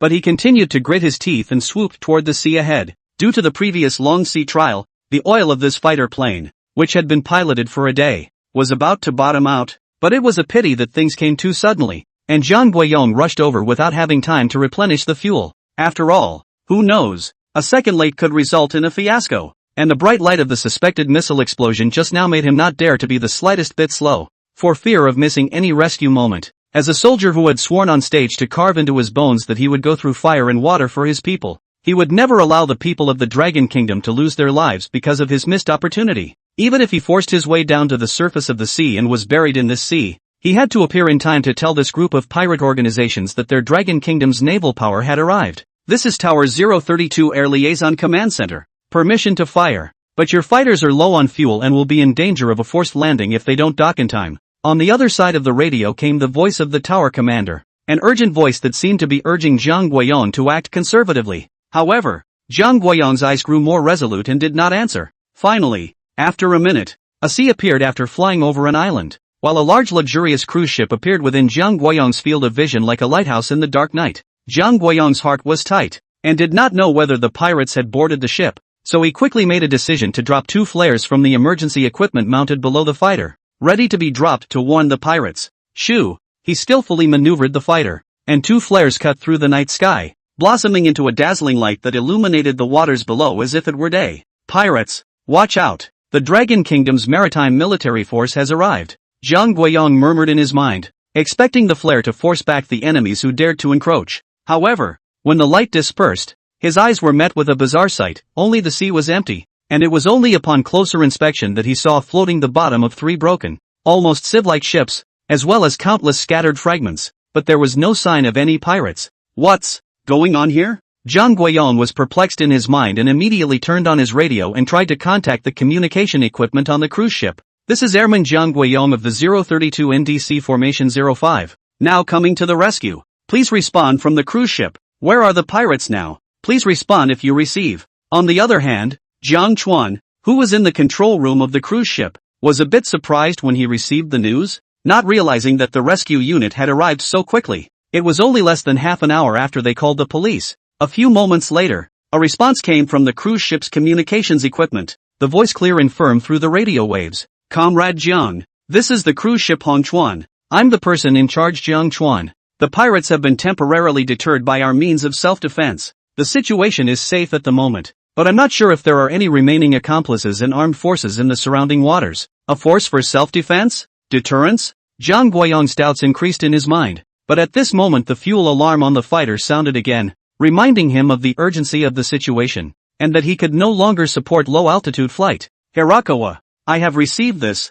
but at the moment my fighters are about to run out of fuel and will have to make a forced landing. Jiang Guiyong's voice was still trying to remain calm, but the speed of his speech was noticeably faster. After all, there hadn't been a forced landing of this kind of crisis in his career as a pilot. Run out of oil? Jiang Chuan in the control room immediately understood that the other party was probably in a hurry to come to the rescue without adding enough fuel. Due to a moment of contemplation, he chose to pull down a device button. It was then that an unexpected situation occurred. On the other side, Jiang Guiyong was preparing for the forced landing operation with his heart beating faster and looking nervous. Suddenly, the electronic system in his cockpit suddenly picked up a data link from an unfamiliar air control radar and a signal for an assisted landing. Who is this from? Chapter 12, a cruise ship with air control radar? Emergency landing. Where did this air control radar landing signal come from? Jiang Guiyong's eyes popped out and he rubbed his eyes incredulously, thinking that he had seen a blur. However, an unfamiliar data link and auxiliary landing signal did appear on the pilot screen in front of him.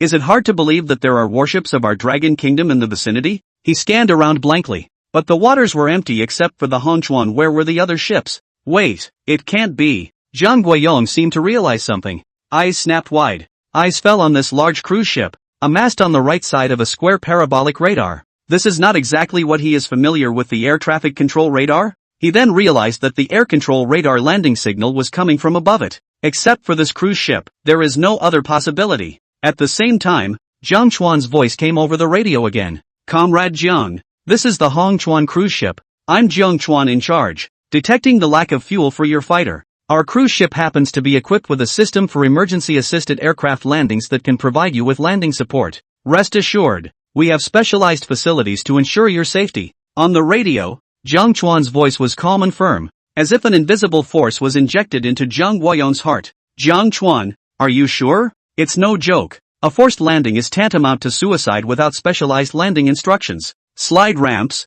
and carrier blocking cables in addition to complex electronic systems. There was a hint of anxiety in Jiang Guiyong's voice, knowing full well the risks of such an attempt. It is important to realize that the landing of a carrier aircraft is a complex procedural process, and it is not just a matter of landing. A carrier-based aircraft wishing to land on an aircraft carrier needs to comply with the carrier's air traffic control procedures and follow a fixed course onto the decline ramp. The centerpiece of this is primarily the air traffic control radar and air traffic control consoles. Within a certain distance range, the air control radar will mark all flying carrier aircraft. while the controller will provide a unified dispatch of all carrier aircraft seen on this radar, providing a data link system connection. After confirming the target, flight altitude, deviation level and other information, we will proceed to the next step of scheduling the landing sequence and dividing the landing route. This process involves providing real-time pilot data calibration signals, having a well-developed optical landing aid system and an electronic landing aid system in order to successfully land the fighter aircraft. It is only at the end that facilities and equipment such as carrier arresting cables and emergency stop runways are used. Suffice it to say that the whole process involves a wide range of complex technologies and military installations and equipment. And where does a cruise ship have all that? I understand your concern, but trust me, we have all the necessary facilities on the Hongqian to rival an aircraft carrier. It's an emergency measure for extreme situations, built to military grade to make sure it works. Jiang Chuan spoke with confidence, as if everything was under control, and once again pushed a joystick on the console, inputting a series of program commands. Clang! In the next second, the entire Hongqian once again trembled, and everyone on the deck once again felt a tremor from the depths. Then in the crowd's shocked eyes, only to see the cruise ship connected to the side of the deck of the large swing to the pool area of tens of meters distance suddenly slowly rise, and finally become a flat runway. Above not only appeared a number of indicator lines, the same moment originally used to create the atmosphere of neon lights at this moment coincidentally lit up an orderly row of indicator signals, and the thick swing rope recreational facilities also stopped working in a burst of mechanical rotating will sound to reduce the height. Adjust the arrangement, the formation of 4 parallel square arrangement. What does this mean? Why is there suddenly an airstrip? Holy, it can still change like this. It can't be that we want this fighter to dock on our Hongchuan ship. This nigga, it really turns a swinging rope into a carrier blocking rope. The crowd in the cabin exclaimed in astonishment, not realizing that such a huge facility had just transformed into a long runway right in front of their eyes, as if it were a sci-fi scene. And some of them who knew what they were doing recognized at once that it was none other than a flight landing strip on an aircraft carrier. This is the heading indicator. And this is actually the slide ramp with the ropes on it. Carrier blocking ropes. At this moment, Jiang Guiyong on the J-15 looked at the dozens of meters of runway that appeared on the side of the deck, and his pupils shrunk, instantly remembering the amphibious assault ship runway of the formation they were in. During his 4 years of service, he had experienced countless takeoffs and landings himself, and Jiang Guiyong was all too familiar with these, yet now they were alive in front of his eyes, only to appear on a large cruise ship. Isn't the arrangement of directional lines, heading light signals, and swinging ropes on it an extremely professional and well-developed landing strip? Plus this heading control radar signal and data link request. Obviously only carriers have them. For a while Jiang Guiyong was in a trance. 10,000 question marks appeared in his mind. Is this still a cruise ship? How is it more professional than the runway where he performed his previous carrier landing? Tic-tac-toe. Low fuel alert, power system stopping soon. Just as he drifted off, the shrill sound of an alarm brought him back to reality once again. No more stalling. Jiang Guiyong gritted his teeth. The situation in front of him no longer allowed him to think much. With fuel running out, a forced landing was the only option, and the landing strip provided by the Hongchuan might be his only chance of survival. Okay, I believe you. Start data connection. There was a hint of determination in Jiang Guiyong's voice. The professional facilities in front of him had convinced him completely.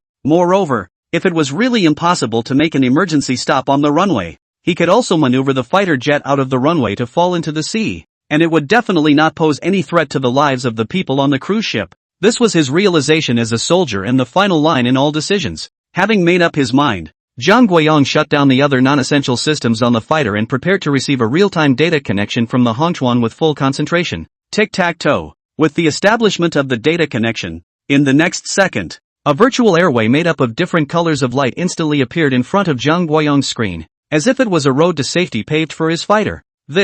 Jiang Guiyong was taken aback. At the same time, a 3D guidance indication appeared on the fighter's panel, with every turn and every angle of descent precisely calculated. This unheard of auxiliary system made Jiang Guiyong's heart incomparably shocked while a glimmer of hope welled up. Is this for real? Jiang Guiyong muttered as he took a deep breath and adjusted his course as instructed. The fighter roared low and began to glide down the virtual flight path. As the altitude continued to decrease, Jiang Guiyong's heartbeat accelerated to the extreme. He stared ahead as a long runway off the side of the cruise ship was rapidly approaching. Landing altitude, direction, and angle perfectly calibrated. In this moment, he even somewhat doubted his own eyes, but he could not celebrate in time. The next sharp stop on just a few dozen meters of the runway was the most sinister part. It must stop. Jiang murmured in his mind as he adjusted the fighter's landing attitude as instructed, lowering the kinetic energy as much as possible while praying that the ropes would be successful in blocking it. At this moment the crowd on the ship is also the heart hangs in the throat.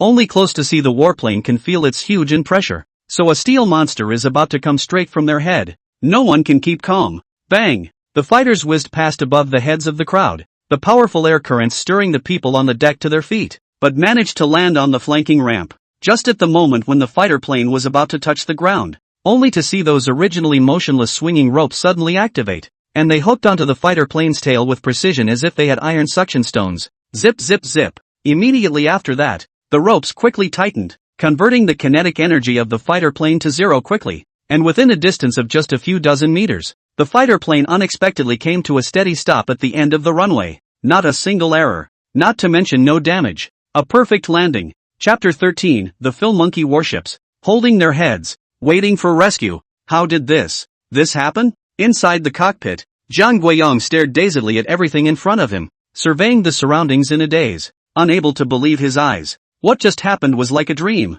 He actually managed to land on a cruise ship, at the same time, in the hidden area behind the island in the distant sea. This can't be. On the deck of the Philippine Monkey Kingdom's warship, the Philippine Monkey Admiral who witnessed the scene with night vision binoculars was directly petrified in place. What did he see? The three modified pirate ships with Eagle Sauce Nation's weapon systems were surprisingly shot directly into a sieve within a minute by the close defense cannons on the deck of this cruise ship, without any chance to fight back. And just now, he had even seen a warplane whizzing by the Dragon landing on this cruise ship. It's not a cruise ship, it's a converted warship, probably an amphibious assault ship. No, it's definitely an aircraft carrier.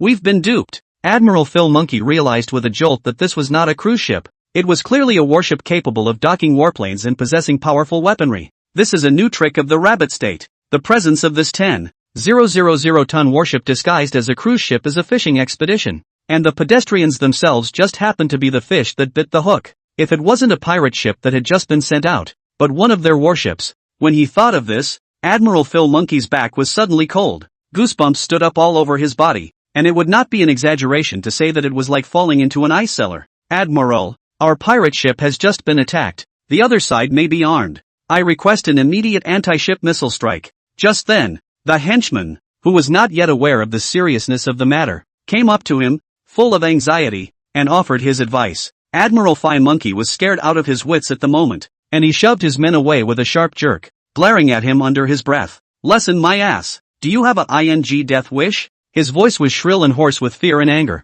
Immediately, evacuate this place for me. Drive as fast as you can. If the other side discovers our trail, we'll end up like those three pirate ships that were directly beaten into a sieve. Admiral Phil Monkey roared hysterically, his face as pale as paper, his forehead slick with cold sweat. Admiral the subordinate was shocked by the Admiral's sudden outburst, and really couldn't figure out why he would react so strongly, but still bravely retorted in a small voice. But Admiral, if we don't finish the Eagle Sauce mission, how will we get back to our work? The other party is just a cruise ship. Even if it carries weapons, it surely won't be able to stop this powerful warship of ours. Delivery? The delivery. Admiral Phil Monkey again split his sides and cursed, his voice quivering with excitement as he pointed his finger at the cruise ship in the distance.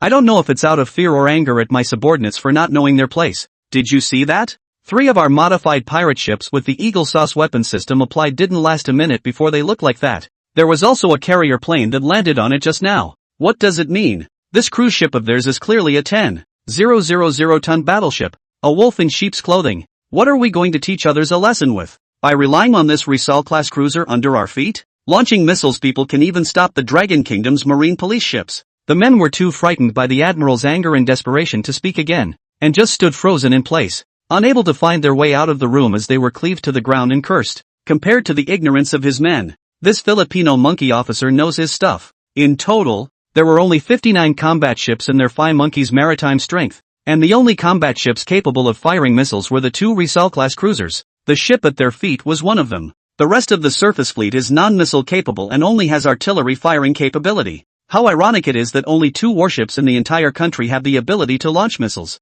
And during the conflict some time ago, he had even seen with his own eyes the huge and incomparable marine police ships of the Dragon Kingdom, with a displacement that could even rival their only missile frigate. If it were not for the backing of the Eagle Sauce country, I'm afraid that the other side of a 055 large drive can kill them. And his own men had the audacity to clamor for a missile strike against the other side. Isn't that telling people they're here? Giving them head? Admiral Phil Monkey was almost certain that if he had actually launched the missiles, all of these backward missiles would have definitely been intercepted by the other side in an instant. And then a hypersonic long-range missile would have fallen on their heads. He didn't want one of the only two Resal-class cruisers in the country capable of firing missiles to be buried in the waters along with his own life. When you go back, immediately report to Eagle Sauce that the Dragon Kingdom's new battleship is out and disguised as a cruise ship. These videos are the evidence, Admiral Phil Monkey said as he slammed the night vision binoculars in his hand on the deck with a loud thud. These three modified pirate ship for them Phil Monkey is a powerful sea force. So destroyed at the moment Phil Monkey Admiral heart simply dripping blood.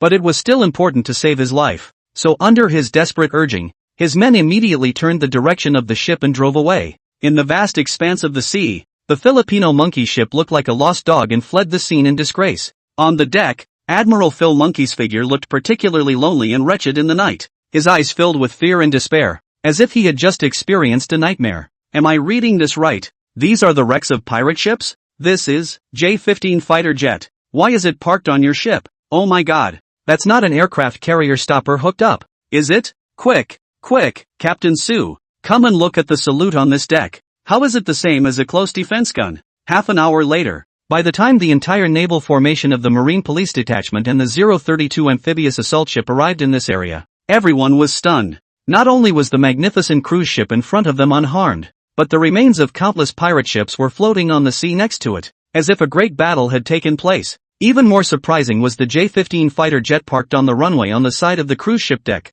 What's all this about? Can someone come out and explain it to me? Chapter 14 Nanhai Base. All the top brass shook. A high-level conference room in the Nanhai Naval General Base, where a tightly packed secret meeting was taking place at the moment. At the long mahogany table, at the head was none other than the base's commander-in-chief, Chen Huajun, surrounded by seated Navy executives with heavy golden wheat-ear badges inscribed on their chests. The crowd is not aware of the pirate attack in the Sulu waters at the moment, but is seriously discussing matters regarding the third round of 003 aircraft carrier sea trials and destroyer program that took place in the morning. This is the third round of sea trials for our 003 aircraft carrier. If all indicators are normal and the electromagnetic catapult technology is mature, then it can be officially launched into service. The Dragon Kingdom will now have its own third aircraft carrier fleet. However, after the official commissioning, to form the combat power that the carrier battle group should have requires a long period of bonding and a large number of live-fire exercises. And before that, there have been a lot of actions by other countries in the waters lately. What are you afraid of? We are not the old days. Probably see us in the past 2 years like dumplings build 055 destroyer army. The Eagle Sauce side cannot sit still. The last time the Philippine monkey dispute is the beginning. To make trouble with us to the end. Find a time to go to their coastline to stroll. And the 055 destroyer. This is our core combat power. Although its performance is already at the top of the world's destroyers, the Eagle Sauce Kingdom and the Woolly Bear Kingdom are copying it, trying to catch up with us. That's why during the recent arrangement of sea trials for the 003 aircraft carrier, we should also speed up the second-generation upgrading of the 055B model, and attack the all-electric propulsion and electromagnetic railgun technology to form our unique advantage. And capabilities in electronic warfare should be on the agenda. The crowd was talking to each other, constantly planning and analyzing the immediate naval situation and the current important ship projects. Yet just then, bang, the door to the conference room was suddenly pushed open, and a messenger hurried in, holding a document and a data store in his hand,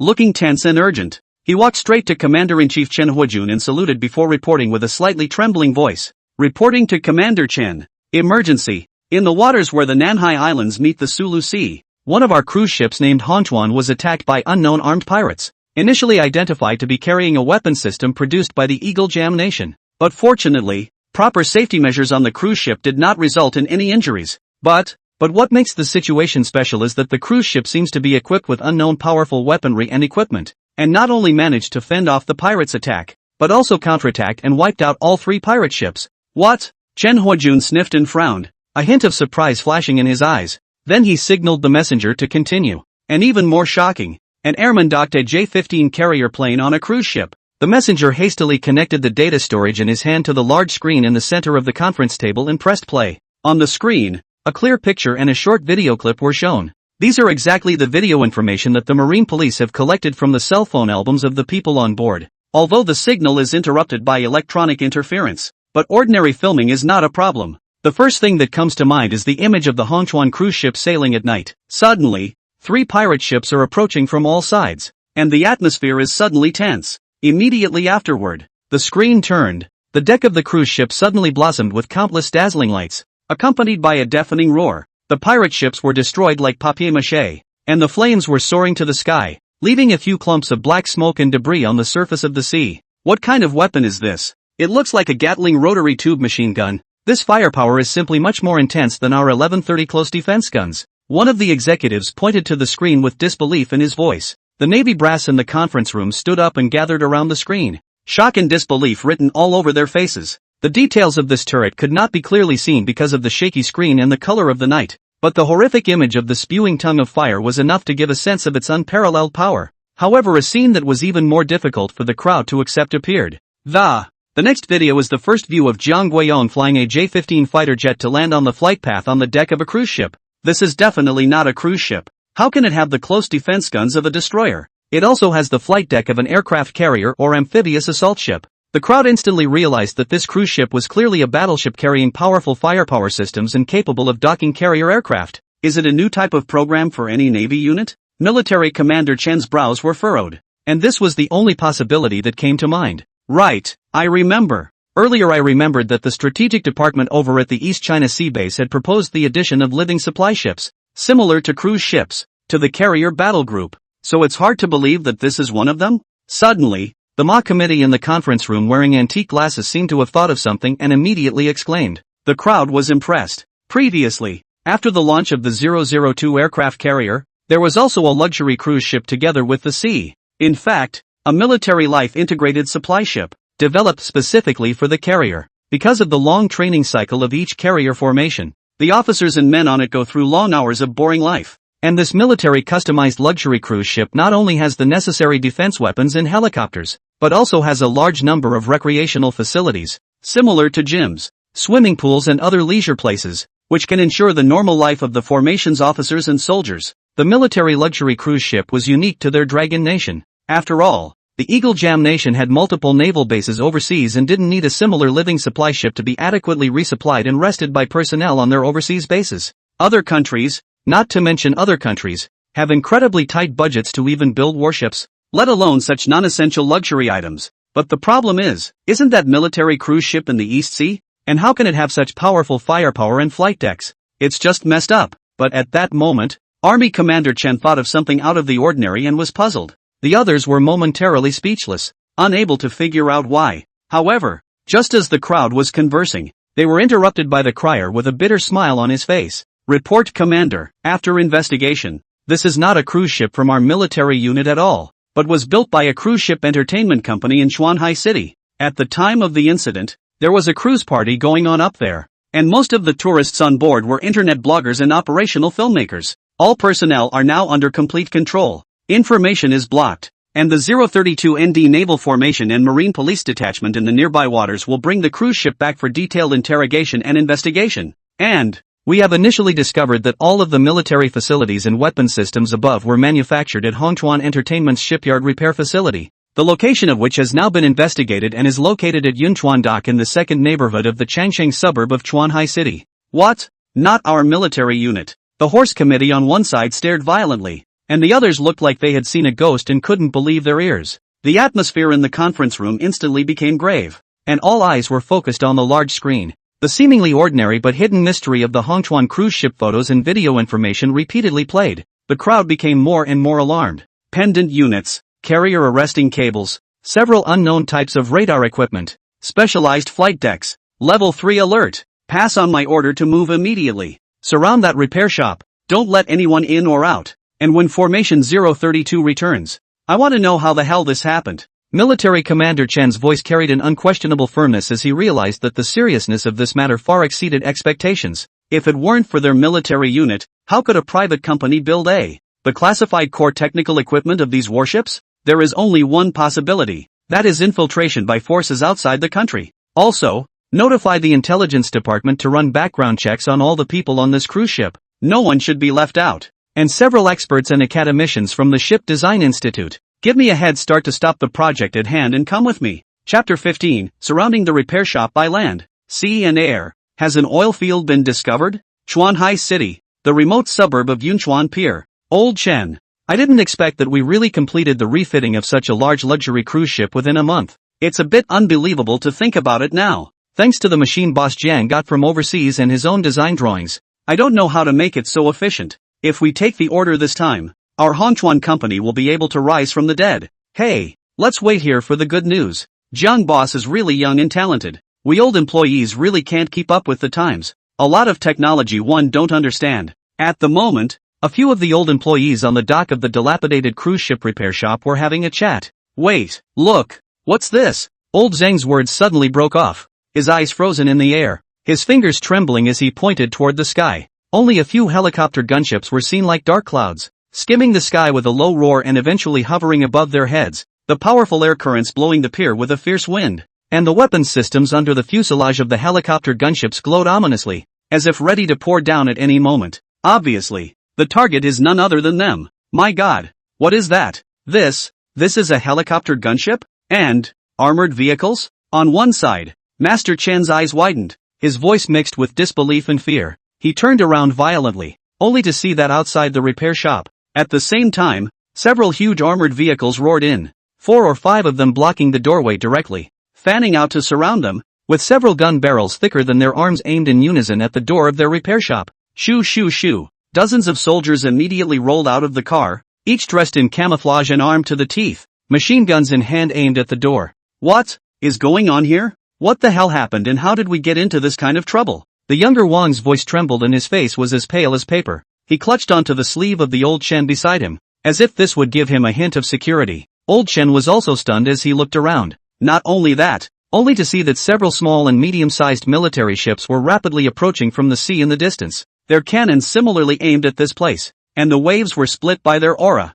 leaving a white trail behind. In less than a minute's work, the three-dimensional armed forces of the sea, land and air, like an impermeable net, instantly surrounded their repair shop and dock. In an instant, the original serene and peaceful dock repair shop was instantly filled with a thick aura of murder. We are surrounded. Old Chen's voice was low and hoarse, incredulous. Where had the people present seen this kind of battle? All of them immediately trembled with fear, their hands subconsciously raised. What the hell is this about? We're just a little cruise ship repair shop. How can? The old employees looked at each other, their hearts thumping and almost jumping into their throats, fear and anxiety spreading among them, not daring to move in the slightest. Fear that the weapons in the hands of the soldiers will not be able to see straight away to raise them along with the repair shop. This is where Hongchuan Cruise Entertainment is located? From now on, the dock repair facility is under our military control and all personnel are prohibited from entering or leaving. This is a matter of military secrecy. Please cooperate with the investigation by all. Soon a captain led a procession of loaded soldiers straight in,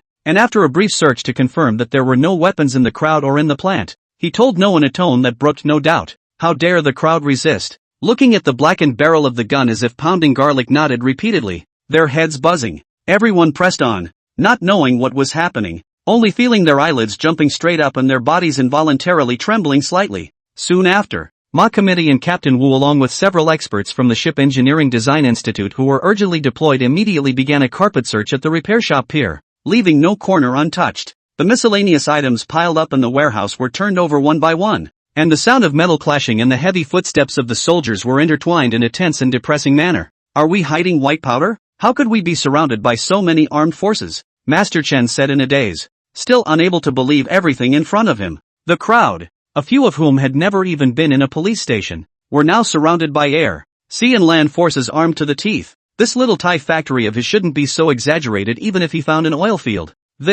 You guys check it out. What is this? Suddenly, a ship expert exclaimed from the depths of the warehouse, his voice filled with shock and incredulity, instantly drawing the attention of everyone. The crowd rushed at the sound, only to see several thick, colorful ropes piled up in one corner of the warehouse. It's just a few ropes. What's all the fuss about? The horse committee on one side hadn't realized the special place, skimmed his mouth doubtfully, and then put on his glasses to take a closer look. Just see, each rope is composed of 6 strands of wire rope. Each strand of wire rope is in turn composed of 12 main wires, 12 intermediate scale wires and 6 fine wires twisted in a triangular arrangement. Each strand of wire rope also has intersecting wires between them, and in particular, the core also has oil-impregnated hemp fibers. Wait, this This is a carrier stopper. But in the next instant, he instantly recognized from the way the rope was twisted that this thing, once strictly blocked by the West, was not the famous carrier blocking cable. The crowd was well versed in military installations, and this particular structure could never be mistaken.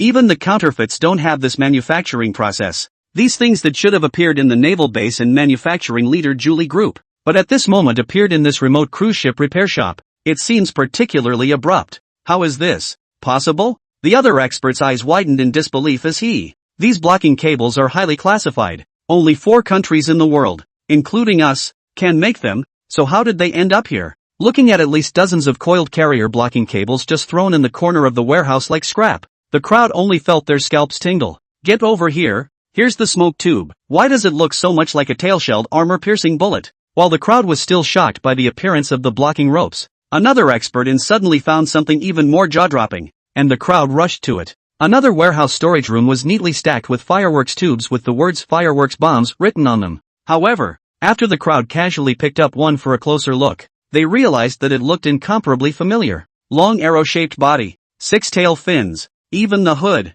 That's a tail fin stripped armor-piercing round. Chapter 16: A warehouse full of arms and lawlessness. This type of tail dehulling armor-piercing shells, which is known as the natural enemy of modern main battle tanks. Even thick warship shells can be easily pierced. In the last test at the Weapons Research Institute, it even directly penetrated 10 layers of 15-centimeter thick steel plates at once, stunning countless people. And the fact that this strictly classified military-grade ammunition was present in large quantities and packaged as fireworks bombs certainly made the whole thing even more confusing. Damn! I finally know why I was able to blast those 3 pirate-armed ships to pieces. This thing with all its firepower is something that even the gods can't stop. The horse committee slapped his head and swallowed hard, feeling that everything was a mess. Last time, he had witnessed the actual combat exercise of the tail shell stripping armor-piercing rounds, and the strong power was still fresh in his mind. Tic-tac-toe. Asterisk asterisk asterisk asterisk, what's going on here? Suddenly, in another corner of the warehouse, the metal material hardness meter in the hands of a researcher suddenly emitted a piercing alarm.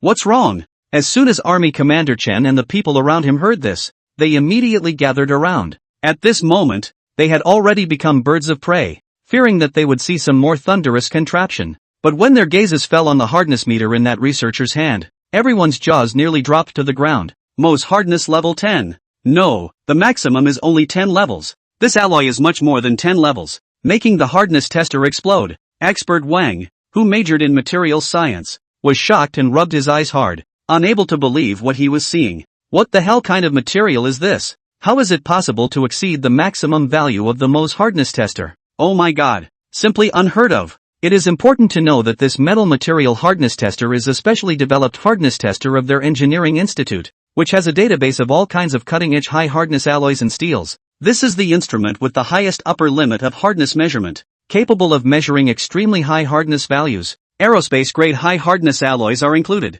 And now, looking at the needle on the durometer, which was jumping wildly and seemed to jump out at any moment, the crowd felt as if they had seen a ghost. Is this durometer broken? Expert Wang took a brand new hardness tester from another researcher with some disbelief, and once again approached a randomly stacked area of gray alloy material in the warehouse, because they simply couldn't believe that the randomly stacked, ordinary gray metal in front of them could outperform their new aerospace-grade high-hardness alloys. Tic-tac-toe. The current alloy is unable to find a match in the database. Ding! The most hardness value that the test alloy can withstand is 13 hm, maximum value of 10. Ding! The Brinell hardness value that the test alloy can withstand is 2300 HB, maximum value 650. Number of tests, 8. Enough data for 8 tests. There was no fluctuation at all. Quiet. Deadly silence. The whole warehouse instantly became unusually quiet. Even the sound of a needle falling on the ground could be heard clearly. What are these? And kind of an alloy. I've never seen that material before.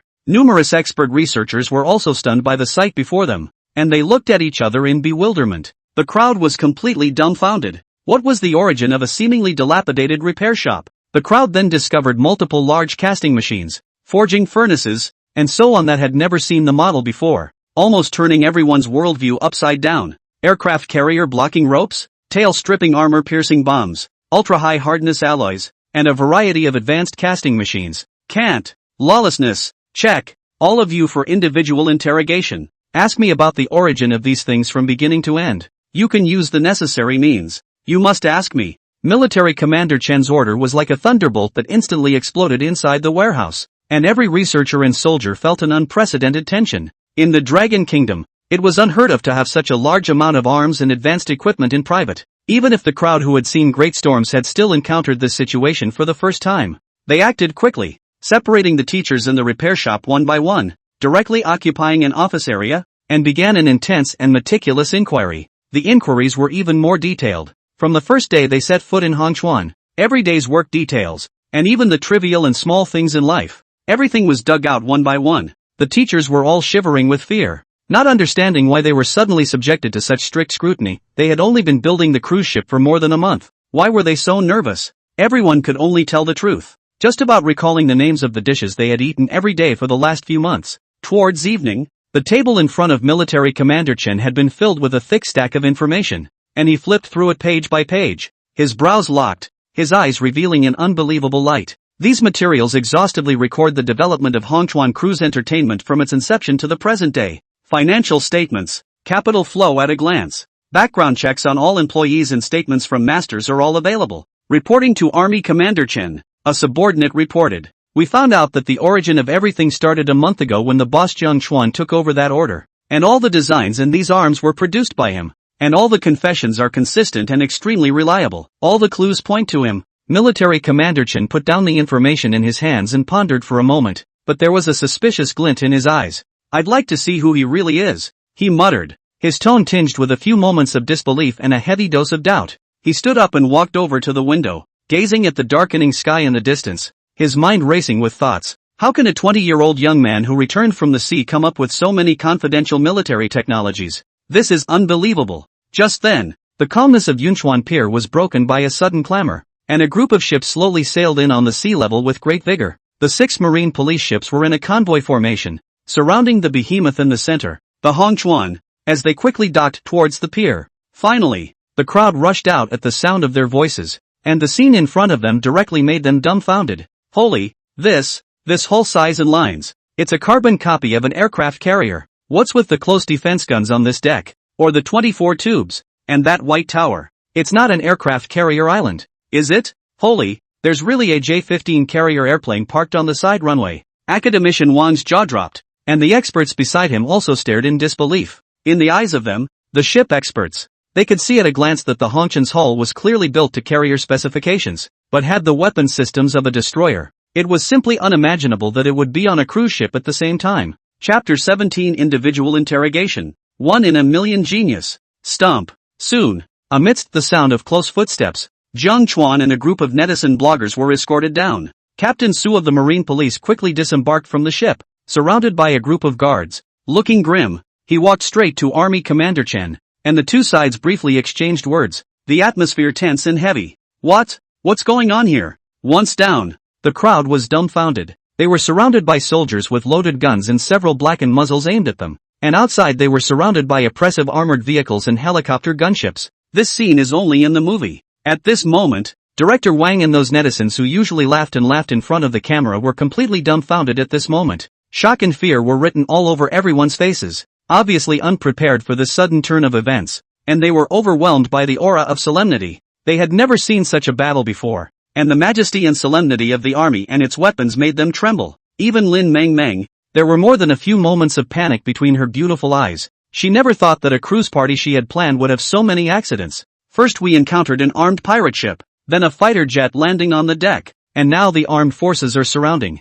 Everything was more than she expected. Only Fox was still calm and seemed to have prepared himself mentally. After all, it would be strange for such a cruise ship containing super firepower not to be surrounded if it was discovered by the military. Jiang Chuan, who was the initiator, was wearing a bitter smile. It seems that his base camp is still exposed. He won't spend his next life in a squatting bureau, right? You're Jiang Chuan, the head of Hongchuan Cruise Company? Soon, Jiang Chuan was taken alone into a small room, which was originally an office area, but was now being used directly by the army people as a temporary interrogation room. I am Chen Huajun, the Navy Commander-in-Chief of Nanhai Base. Military Commander Chen's voice was low and strong. Each word was like a heavy stone that pressed on Jiang Chuan's heart. His eyes were sharp as eagles, bringing out the aura of an army commander. Jiang Chuan was shocked in his heart. Even the Commander-in-Chief of the Navy of Nanhai Base had personally come over? It was a battle that was obviously much more serious than he had expected. He secretly glanced at the information on the table. Good guy.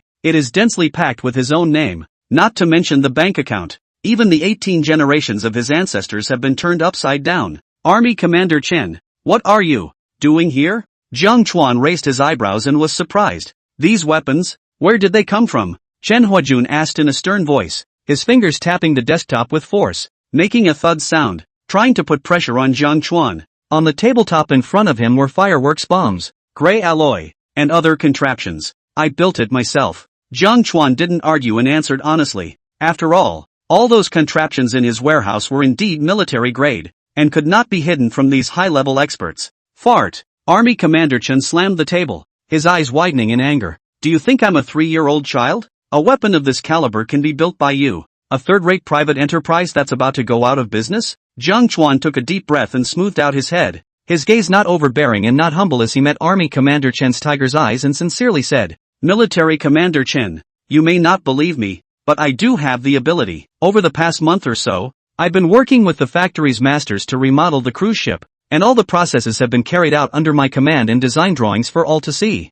I'm sure, you've asked them, there's no way they'd lie. Then how can you possibly have these technologies? These are military secrets. Chen Huajun narrowed his eyes and continued to scrutinize Jiang Chuan. You should have looked it up. It was exactly the marine engineering major I specialized in overseas before, with a bent for learning, and without exaggeration a little bit of talent as well. I've come back this time, I won't lie, not only to carry forward the cruise ship industry my parents left behind, but also to bring back the technology. Although I am a layman, pursuing money and fame, wanting to make the business bigger, unable to compare with the predecessors who did research in anonymity in a difficult environment for 10 years as one day, but I also know that the greater the ability, the greater the responsibility. Some breakthrough technology, even if you did not come to me, I will take the initiative to report to the state. One can make money and enjoy it, but you don't have to question me on the principles. There is a country before there is a family. Jiang Chuan slowly said, his back straight, his gaze like a torch, and every sentence through his voice,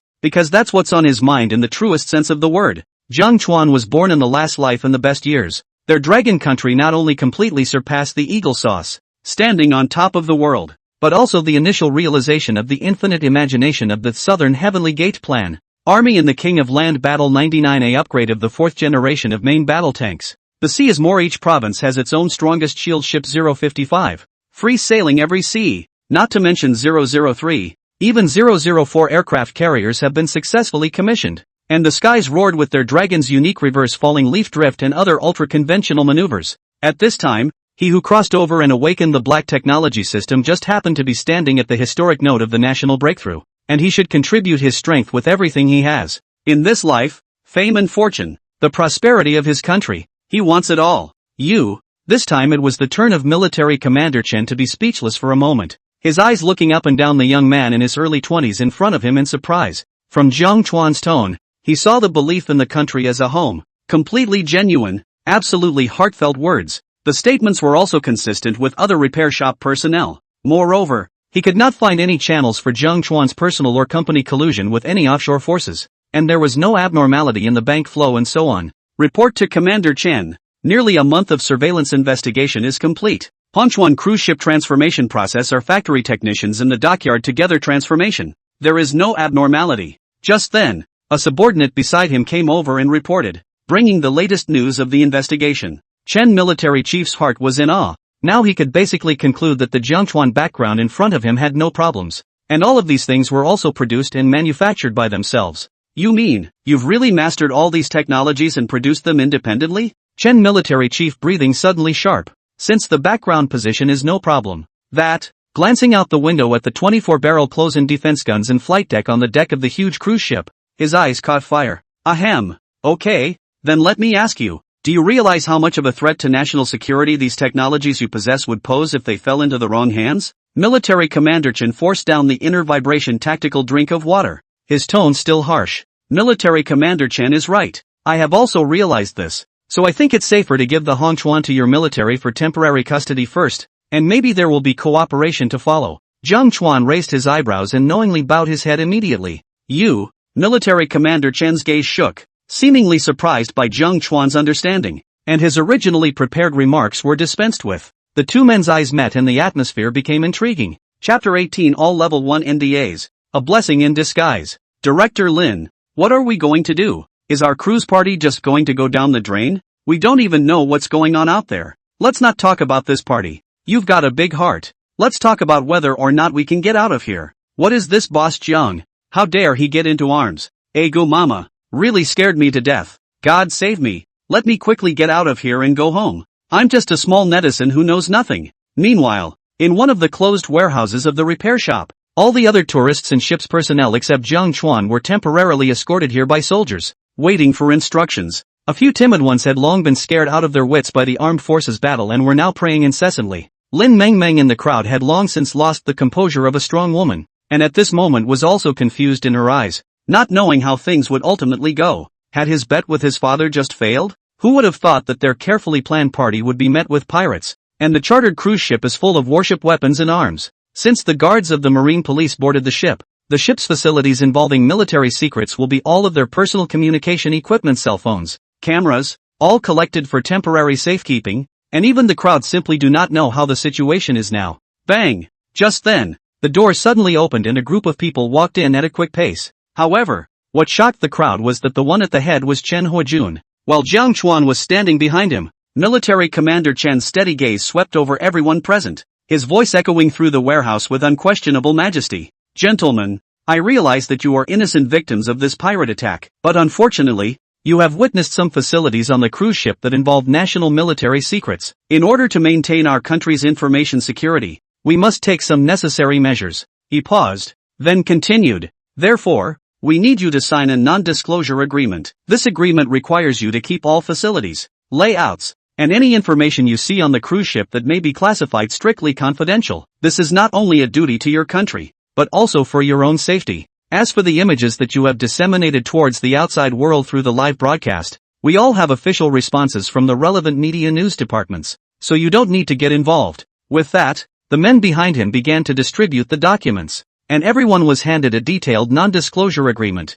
Military Commander Chen's eyes swept through the crowd one by one, making sure that everyone understood the importance of this agreement. Please read and sign this agreement carefully. At the same time, you are required to remove all videos, photos or any other form of information that may have recorded the situation on the cruise ship. This is to make sure that no sensitive information gets out. The atmosphere in the crowd seemed a little tense, but more relieved as the crowd nodded in unison. After all, being able to sign a non-disclosure agreement and leave is certainly a better option than being held here indefinitely. The subordinates behind them distributed confidential documents, which the crowd immediately began to sign. Once everyone had signed, Army Chief Chen nodded and signaled his men to start checking everyone's devices, ensuring that all sensitive information had been deleted before returning them to the crowd. Okay, guys, you may leave now. Remember, what happened today, and the non-disclosure agreements you signed, are serious and unbreakable. I hope you will understand and abide by it. When he finished speaking, he turned around and signaled while the personnel in charge began to mobilize vehicles in an orderly manner to escort the crowd out of the warehouse.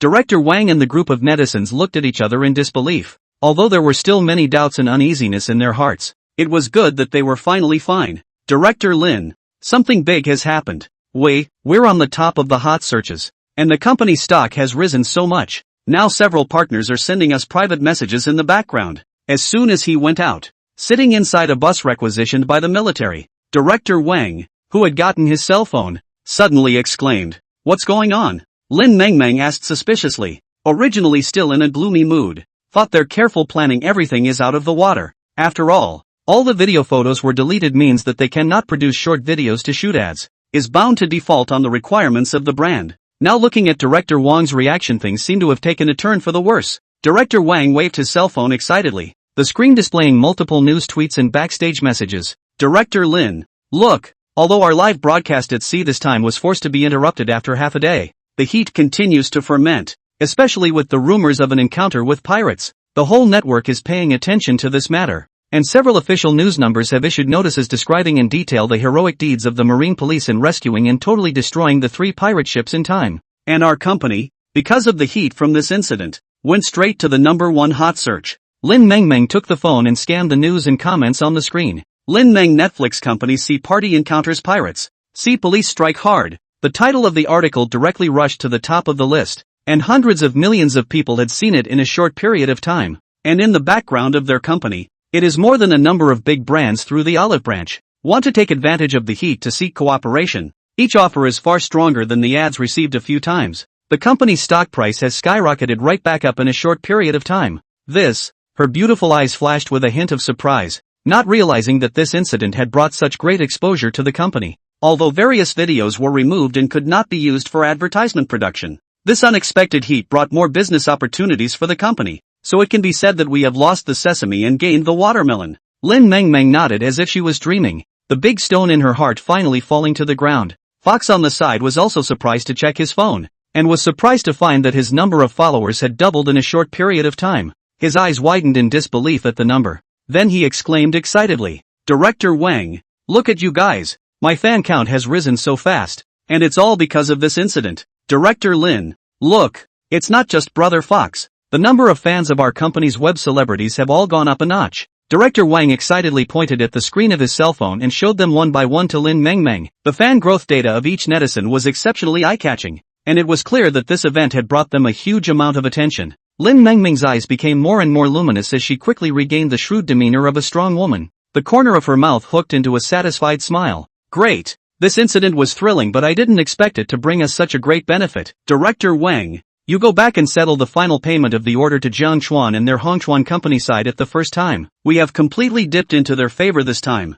and when we have the opportunity in the future, be sure to continue working with them." "Yes, Director Lin, I understand." Director Wang nodded his head repeatedly. Until now his heart was filled with shock at the Hongchuan cruise ship. If there weren't all those accidents afterward, these shocking and novel entertainment facilities were simply tailor-made for internet hype. "But, Director Lin, what did you say about their company and the military now?" Director Wang suddenly remembered this question and asked with some concern. After all, this incident involved military secrets, and although they were released, Jiang Chuan's situation with them was still unknown. Lin Mengmeng sniffed, and her brows frowned slightly as well, but then they stretched out again. "I don't know the specifics, but I would think that since the military has made us sign a non-disclosure agreement and released us, they would have already taken care of things." Said here, Lin Mengmeng's eyes flashed a trace of admiration. At the same time the bottom of the heart more and more feel a young Hongchuan cruise company responsible for a very mysterious. If it wasn't for him, I'm afraid they wouldn't know what dangers would have happened if they had met the pirates at sea.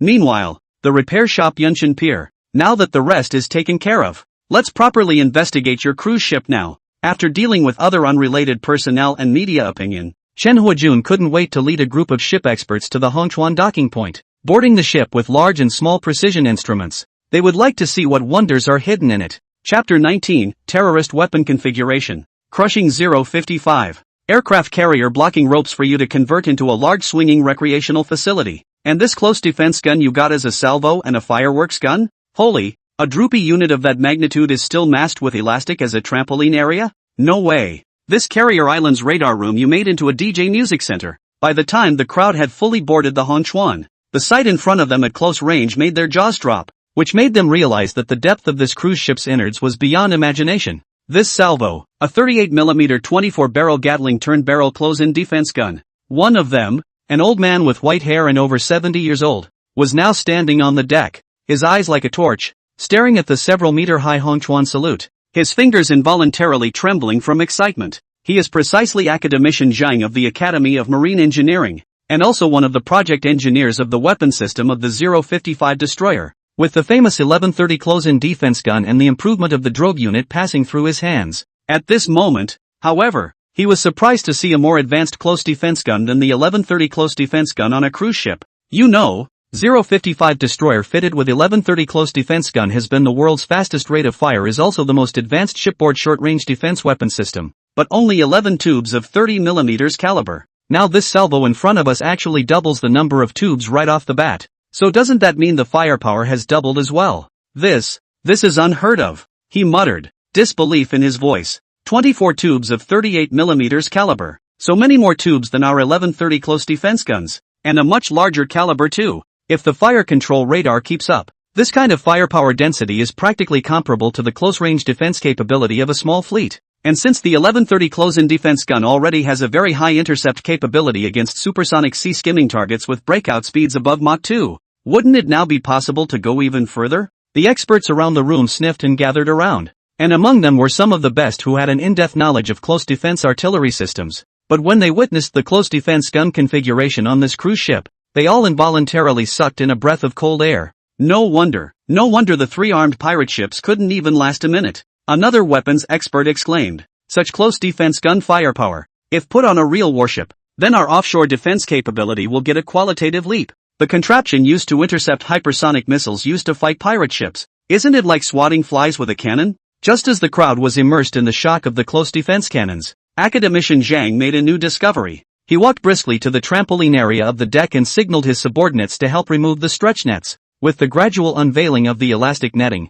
large swaths of dangling units appeared in view like square wellheads. 1, 2, 3, a total of 10 rows. 15 each. This is 150 pendant units. A group of experts again dumbfounded. Always outstanding mathematical ability at this moment. Even counting a number is not good. Not counting cannot understand, but cannot believe. You know, the 055 big drive of the vertical launch unit is only 112 vertical launch unit. Now directly more close to 1/3. It's not that they don't want to set up a few more vertical launch units, because there's much more to this missile vertical launch system than just thinking about building a few more silos. Behind it, there are also a variety of electronic control, hair control and other control systems. The more pendant units, the more complex. If the designers are obsessed with quantity design, then the displacement of the 055 may have to be far more than the current size, which will bring a series of power, electricity, seaworthiness, habitability and other aspects of the complexity of the problem. If those drogue units in front of us aren't just for show,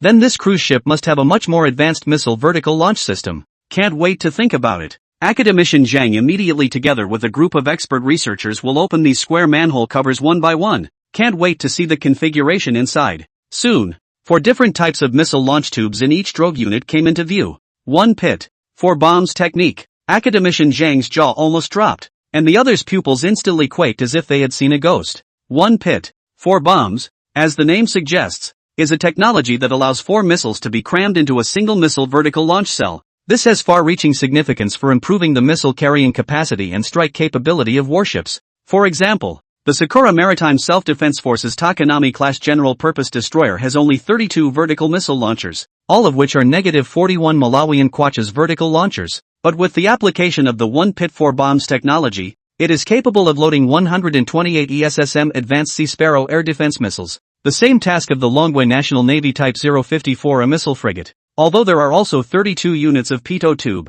without the application of a pit of 4 bombs, but can only be loaded with 32 HHQ-16 ship-to-air missiles, in which the firepower gap is fully tripled. This means that the drogue unit on this cruise ship is capable of being compatible with and firing many different types of missiles: long-range air defense, terminal and mid-range anti-missile, hypersonic bombs, rocket-boosted torpedoes, all ready to launch. Academician Jiang was naturally incredibly familiar with these things that he had studied for decades, and by measuring the caliber of each unit he could deduce what type of missile was being launched. The results came out. Good lord, it's all their Dragon Kingdom missiles, Hawk 18 anti-ship missiles, Haihonki 10 ship-to-air missiles, Fish 8 anti-submarine missiles. There should be everything. Some of these types of missiles can't even be loaded on their painstakingly researched 055 destroyers. Comrade Jiang, what do you mean by that? Dean Jiang couldn't help but turn his head to inquire, his expression complex, with a sense of suffocation that a treasured supreme treasure for many years turned out to be casually placed in someone else's home, as if his spirit had been hit by a 10,000 point blitzkrieg. Ahem, these are the large fireworks show launching systems I prepared, just a slight reference to the missile drogue systems of our warships. Well, Jiang Chuan tactically coughed, somewhat embarrassed, and seemed to know that it was a bit too much. The people's eyelids fluttered. Their temples all bulged with a clearly visible vein, and they froze, unable to speak. Setting off fireworks has resulted in a missile launch system more advanced than the 055 destroyer? And each unit is customized for their own missiles? Against the day. It's just too anticlimactic. If not for the fact that the people had already checked Jiang Chuan's ancestry clearly, President Jiang even suspected that he had not been involved in the entire development of various types of missiles and warships. So far, with this proximity gun and drogue unit alone, this cruise ship's weapons system is directly crushing their proudest 055 destroyer. How does this keep them calm? Guys, look at this. How come the gas turbines in this powerhouse don't look like any of ours? Just then, however, another group of experts hurried out of the cabin to greet the crowd. once again tightening their heartstrings. Chapter 20 Amazing Parameters Gas Turbine with All-Electric Propulsion. What type of gas turbine is this? Inside the powerhouse, after opening the isolation door, the intricate shape of the 4 gas turbines came into view, with an indescribable technological aesthetic that exuded a faint metallic luster. The design of these gas turbines is clearly beyond any model known to the crowd, with a streamlined body covered with intricate tiny structures and sophisticated blades and fans, each revealing an aura of high technology. What type of gas turbine is this? It must need plenty of power to support a cruise ship with this much displacement. How come I've never seen it before? Within the panel of experts, an expertly with scribbled white hair couldn't help but ask with a hint of incredulity in his voice. He is exactly the Dragon Shipbuilding Heavy Industry 703 Research Institute of Lee experts. The Dragon's naval power development from 0 to 1 process has always had his figure. Even the 055 destroyer big name GT 25000 gas turbine, he is an outstanding contribution. He circled one of the gas turbines a few times, scrutinizing every detail, trying to pick out elements he was familiar with, but the results confused him even more. Other experts have also gathered around. There are many of them have a deep understanding of the ship's power of the best, but at the moment, facing the gas turbine of this cruise ship, but for a moment some cannot understand the structure. Comrade Jiang, this is, expertly turned his head to Jiang Chuan, an expectant glint in his eyes. He hoped that Jiang Chuan could give them a reasonable explanation. After all the miracles on this cruise ship had already shaken them to their core. Oh, right, these are our own modified gas turbines, which we named HC-3000, but due to lack of funds, we had to make a castrated version, and the performance is much worse than expected. Autonomous modifications. When the crowd heard this, they only felt a stream of blood rush straight to their heads, and their blood pressure went up quite a bit. No wonder a group of experts half a day cannot see the origin of this gas turbine. Dare they Hongchuan Company independent modification of the new model, but it took them 80 years to break through the overseas monopoly, and they went through countless bumps in the road before they invented the technology to have independent production of heavy-duty gas turbines. Your ailing cruise ship entertainment company uses its own production? Just as the scene was silent and the crowd was deep in thought, Jiang Chuan silently pulled out a small manual from his back pocket. Yes, this is the manual. Originally this new type of gas turbine I intend to report to obtain a patent for production. You see, this is not too tight. Time did not have time to meet you. Jiang Chuan picked up a document from the side and handed it to expertly. There was a hint of apology on his face, as if he was sorry he hadn't been able to get to the top in time. Expertly took the manual and couldn't wait to turn it over and check it out, and the crowd poked their heads in. Just see the above detailed list of HC-30,000 gas turbine parameters, including the output power, thermal efficiency and so on, rated at 45 megawatts, with a maximum power of 50 megawatts, thermal efficiency 43%, support for medium voltage DC all-electric propulsion systems, maximum speed 40 knots, range 20,000 nautical miles. It was fine if the crowd didn't look, but their eyes almost didn't glaze over at this look. They know that both thermal efficiency and power rating are among the most important measures of gas turbine performance, and at 45 megawatts of power and 43% thermal efficiency it already far surpasses the most advanced gas turbines currently available. You know, even their GT 25000 gas turbine, which is known as the world's #1 powerhouse, has parameters of 26.7 megawatts and a thermal efficiency of 36.5%. Take the 055 destroyer installed 4 GT 25000 gas turbines. The total power is 106.8 megawatts, equivalent to 145,000 horsepower. Can make the 055 easily soaring to 33-34 knots, enough to make it the world's fastest large destroyer. Even if the Eagle Sauce Country Navy's latest type of Alembic 3 destroyer, the use of 4 sets of LM 2500 gas turbines, the total power of 500 horsepower. Its efficacy ratio is the highest in the Eagle Sauce Country Navy in active service ships, but in 055 compared to the younger brother in the younger brother. And now, here they are meeting the new gas turbine with parameters that crush the GT 25000? How is this? How is this possible? Expert Lee's entire body was petrified in place, his voice filled with disbelief. Other people's situation is not much better. The crowd thought of wanting to drive this displacement close to 50,000 tons of large cruise ship must need strong power engine, but did not think the parameters are so horrible. And this is still the castrated version in Jiang Chuan's mouth. If the full version of the parameters will only be even more horrifying. He looked up at Jiang Chuan with a complicated glint in his eyes, as if he was looking at a monster. And when the crowd's eyes fell on the words medium voltage direct current all-electric propulsion, it was even hotter. The technology that we've just tentatively mastered. You've already applied it in practice. Chen Huajun's gaze was like a torch. It is important to realize that the latest plan for their second-generation Type 055B destroyer is to incorporate all-electric propulsion technology and the addition of electromagnetic gun technology. After all, loading electromagnetic gun as well as electromagnetic catapult system are big power-consuming equipment, which must be sufficiently powerful gas turbine to generate electricity, unified power distribution by medium-pressure DC all-electric propulsion system, and driving propeller by electric motor. Instead of gas turbine driving propeller through drive shaft, you can't have one without the other. This not only reduces noise and improves stealth,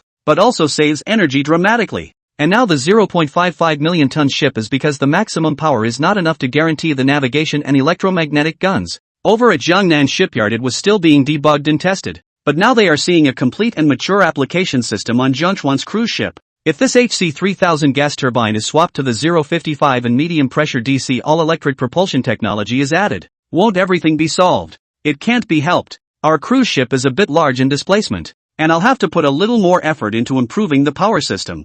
Chuan spread his hands and explained innocently. Well. The crowd forced down their emotions and swallowed hard.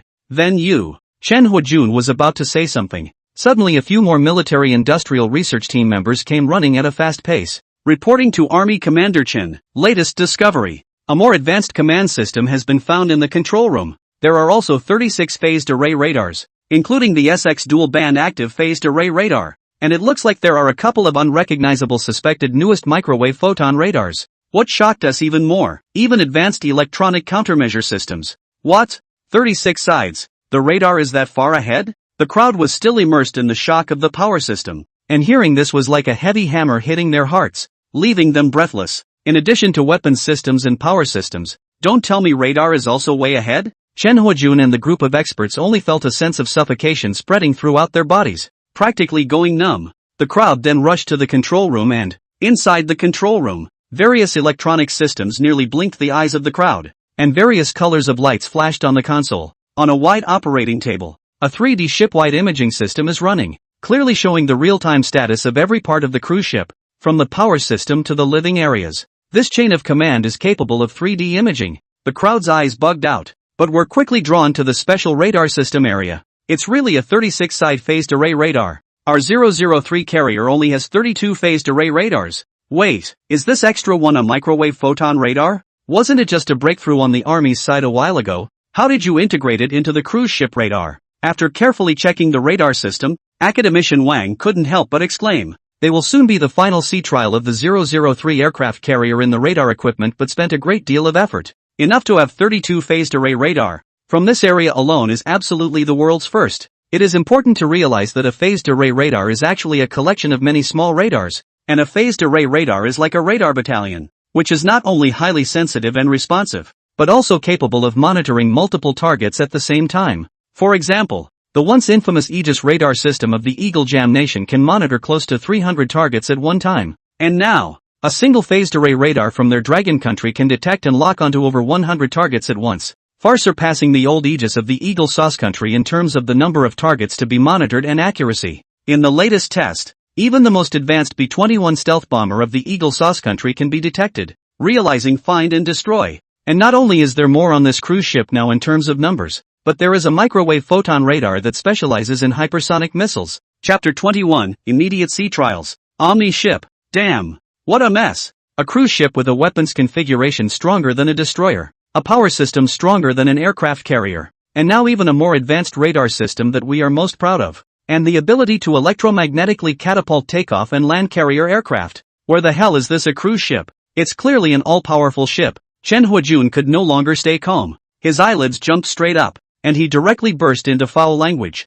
Others are also looking at each other. A few military experts today is a big eye-opener. The worldview was ruthlessly held down on the ground, rubbed again and again. Pass on my order to vacate the site and equipment immediately to arrange for sea trials. I'd like to see how well this cruise ship performs in every way. With a wave of his hand, Army Commander Chen realized the importance of the matter and ordered with a cross-eyed look. That's right. If it's really what we've seen, then these technologies will take us at least 2 steps up in sea power. Academician Jiang behind him immediately chimed in, his eyes filled with excitement. The crowd nodded, their eyes on fire. After all, it's just a superficial effort to see what's going on right now, and only actual testing will tell you the true performance and effectiveness. Take HC-3000 gas turbine and medium-pressure DC all-electric propulsion technology mature system alone. If the sea trial is successful, then they can be directly applied to the 055 destroyer. Complete the second-generation upgrade 055B type. There's also a 24-barrel close-in defense gun and a 150 drogue unit launch system. If they do achieve precision strikes,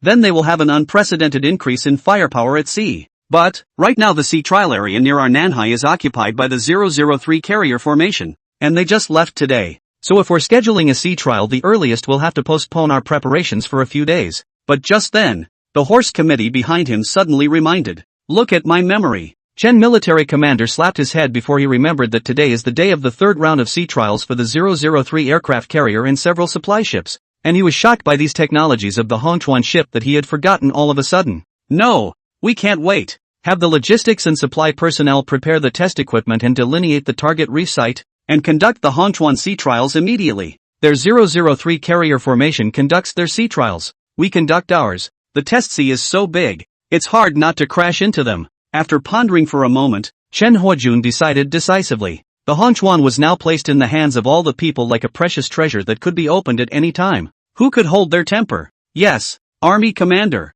I'll make arrangements right away." Ma committee immediately responded to the words, turned around and left quickly, passing the message towards the outside world to start urgently mobilizing resources to prepare for the Chuan sea trial. "Alright, let's sail the Chuan to Jiang shipyard first and prepare it for sea trials." So, Chen military chief immediately led the crowd to let Jiang crowd drove Chuan ship back to Jiangnan shipyard. Good thing is that Chuanhai city is not far from there, not more than an hour to arrive. The factory is a busy and orderly scene. Under the command of Chen Huajun, everyone acted quickly and began to make final preparations for the Chuan sea trial. The shipyard staff busily loaded various types of missiles into the missile bay of the Chuan, ranging from anti-ship missiles to anti-aircraft missiles. Holy, how does this cruise ship have a missile bay bigger than 2 destroyers combined? Looking at the huge space below decks, the crowd realized that this was an ammunition depot for missiles. Those are the places where fireworks are set off. In order to prevent deflagration and meet safety standards, of course they need to be bigger. Jiang Chuan replied bluntly,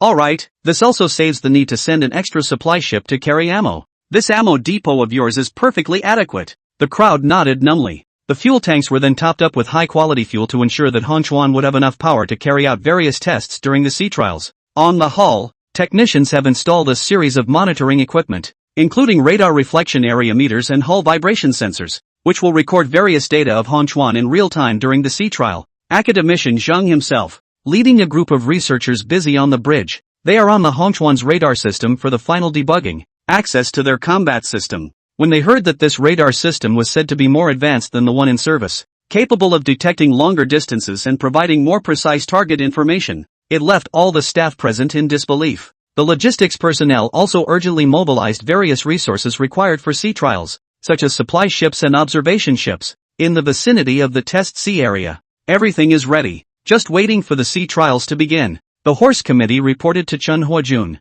Chen Huajun nodded, an expectant glint in his eyes. "Okay. Notify everyone that the sea trials will begin at 7 a.m. the next day, so take your positions." Early the next morning, Chuan quietly moored in the dock, surrounded by celebration ribbons and banners left from the third round of sea trials of the 003 aircraft carrier, which added a bit of unusual atmosphere to the sea trials of this cruise ship. The staff present did not expect that after the sea trial of the 003 aircraft carrier had just begun the day before, the next day an urgent arrangement was made for the sea trial of a large ship of 50,000 tons displacement class. As coolant began to be discharged from the Hanshan's bow drain, the various subsystems of the entire Hanshan began to operate. HC-3000 gas turbines activate too and begin power output. Jiang Chuan was in the command room, having the technicians send out instructions through the broadcast system. With the command, the Hanshan's power system began to run. The HC-3000 gas turbine emitted a low and powerful roar, and 2 out of the 4 machines started at the same time,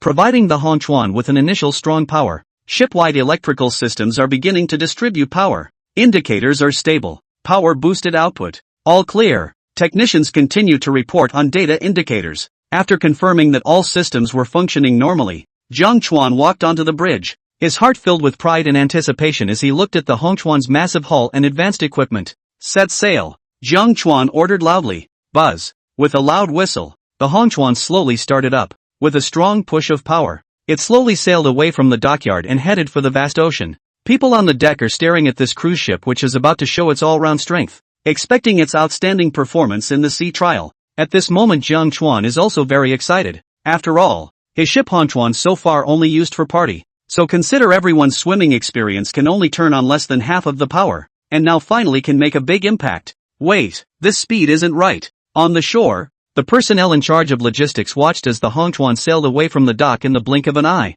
from being stationary to launching in just less than a minute. Even the 055 destroyer startup time takes more than a minute, but don't forget that the 055 destroyer only has a 10,000 ton displacement, while this is close to 50,000 ton displacement large ships. Chapter 22, Arrival at Sea Trial Area Number 1. How come the radar doesn't show up? The startup speed of this Chuan ship is truly terrifying. What if all our ships had this kind of maneuverability? Such a power system is really much better than our GT 25,000 gas turbine. The crowd on the ship couldn't help but marvel as they felt the rapidly reviving sleeping behemoth beneath their feet. However, this was just the beginning. Jiang Chuan looked excited and immediately ordered in the command room, activate the 3rd and 4th HC 3000 gas turbines. Power output turn on limit power for maximum sailing speed test. As the technicians operated, the entire ship shook, and the crowd could clearly feel the change in internal power, just as if they had changed from 1st gear to 4th gear in automobile driving all at once. Immediately after that, the Chuan ship violently boosted its speed, and the huge splash of water behind it surged and lined up, and the wind force suddenly increased, calling on the faces of all the people who almost didn't stand still. 55 kilometers per hour.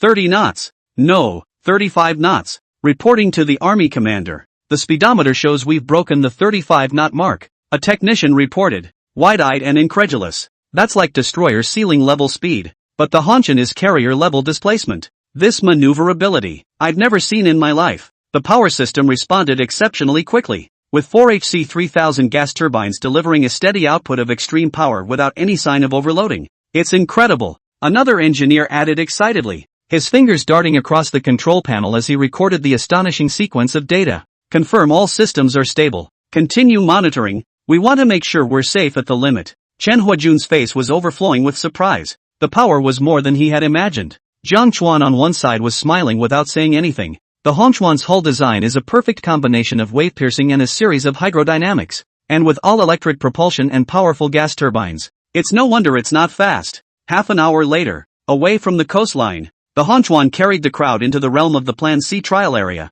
simulated AWACS electromagnetic catapult 26th end. At the same time, on this vast sea test area, the Carrier 003 is like a floating steel foundation. Its huge body steadily cuts through the water, leaving a long track, followed closely by 3 fully loaded supply ships. On the deck, multiple carrier aircraft were parked on the wide flight path, and particularly visible were 3 clearly visible electromagnetic catapults and course indicators. Commanders and testers are working furiously on the main goal of this sea trial, simulating the takeoff of an electromagnetic catapult carrier aircraft. Reporting to the Chief of Staff, our numbers are much better than last time. Even a fully loaded 20-ton AWACS can basically reach an initial takeoff speed of 100 meters per second. The recorder on one side immediately ran to a middle-aged man with an unusual aura of a country face at the front of the crowd and reported in surprise. He was none other than Chief of Staff Zhu, who was in charge of the sea trials, and the other tall man behind him was Vice Admiral Kai of the fleet. The two personally boarded the 003 aircraft carrier to follow up on this sea trial,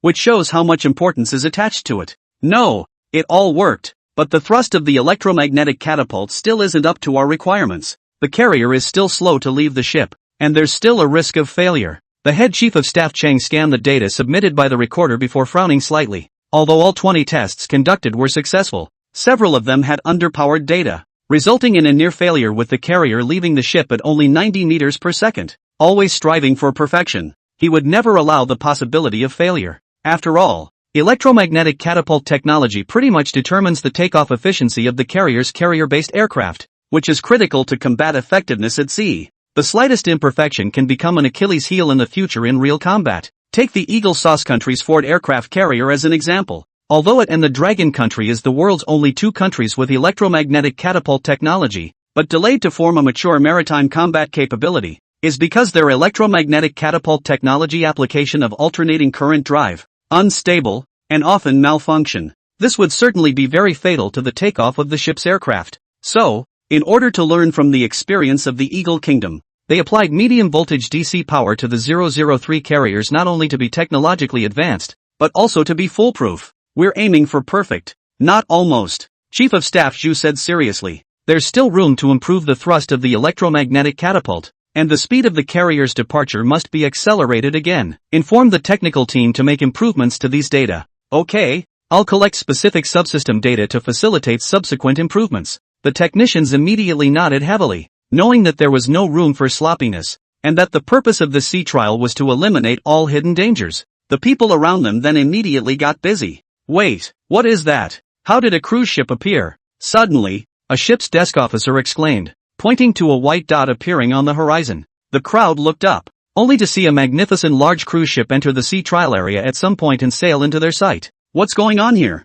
How come my radar isn't showing up here? With a shock in his heart, Chief of Staff Zhu put down his binoculars and immediately turned to the radar screen in the control room. On the screen, besides their carrier and 3 supply ships, there were no other unknown ship signals displayed around them. It was completely empty. Wait, this big cruise ship is going too fast, isn't it? It's at least 35 knots or more. Vice Commander Kai beside him also noticed the cruise ship, but after watching for a moment he suddenly widened his eyes and let out an incredulous gasp. The crowd was shocked by the suddenness of the situation. Everyone is always dealing with ships. Just with the naked eye will be able to judge a ship's speed of 7 or 8. And now the speed of this large cruise ship breaking the waves and coming rapidly at least 35 knots up. This much displacement, even if it's not fully loaded. It's 40,000 tons, right? How is it possible to have this speed? And, am I seeing this right? Why is there a, parked on the side of this cruise ship, J-15 carrier plane? The pupils of Senator Zhu shrunk violently, filled with a thick color of shock,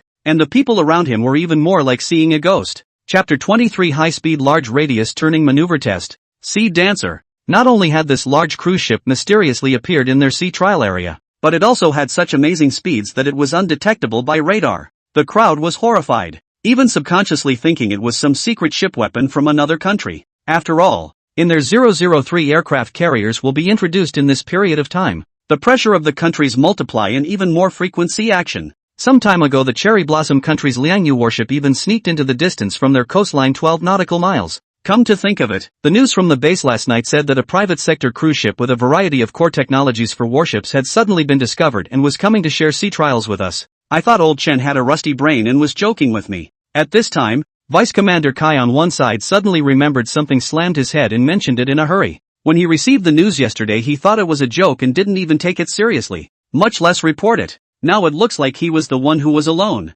Civilian-owned cruise ships with military technology. We arranged it ourselves? There's more to this. Chief of Staff Zhu breathed a sigh of relief. But the doubt and shock in his heart did not diminish at all. But how on earth did it manage to evade radar detection and have such a high speed? And, even the J-15 carrier plane, one of our test models, is parked on it. It's just chaos. Quickly follow them to see what's going on. The crowd rushed to have their communicators get in touch with the cruise ship on the radio to see what was going on. On the other side, on the Hong Chuan, reporting to Army Commander Chen, a Chief of Staff level radio directive has just been sent from Carrier 003 for us to approach for review. Inside the command room, a correspondent immediately reported, "Hey, I guess our cruise ship's speed scared them. Come on, let's go over there and show them a good time." Army Commander Chen smiled brightly, looking extremely pleased with himself. After all, he had scooped up this cruise ship, so he naturally had to show off in front of his old friends. Just in time for a big turn ship maneuver test.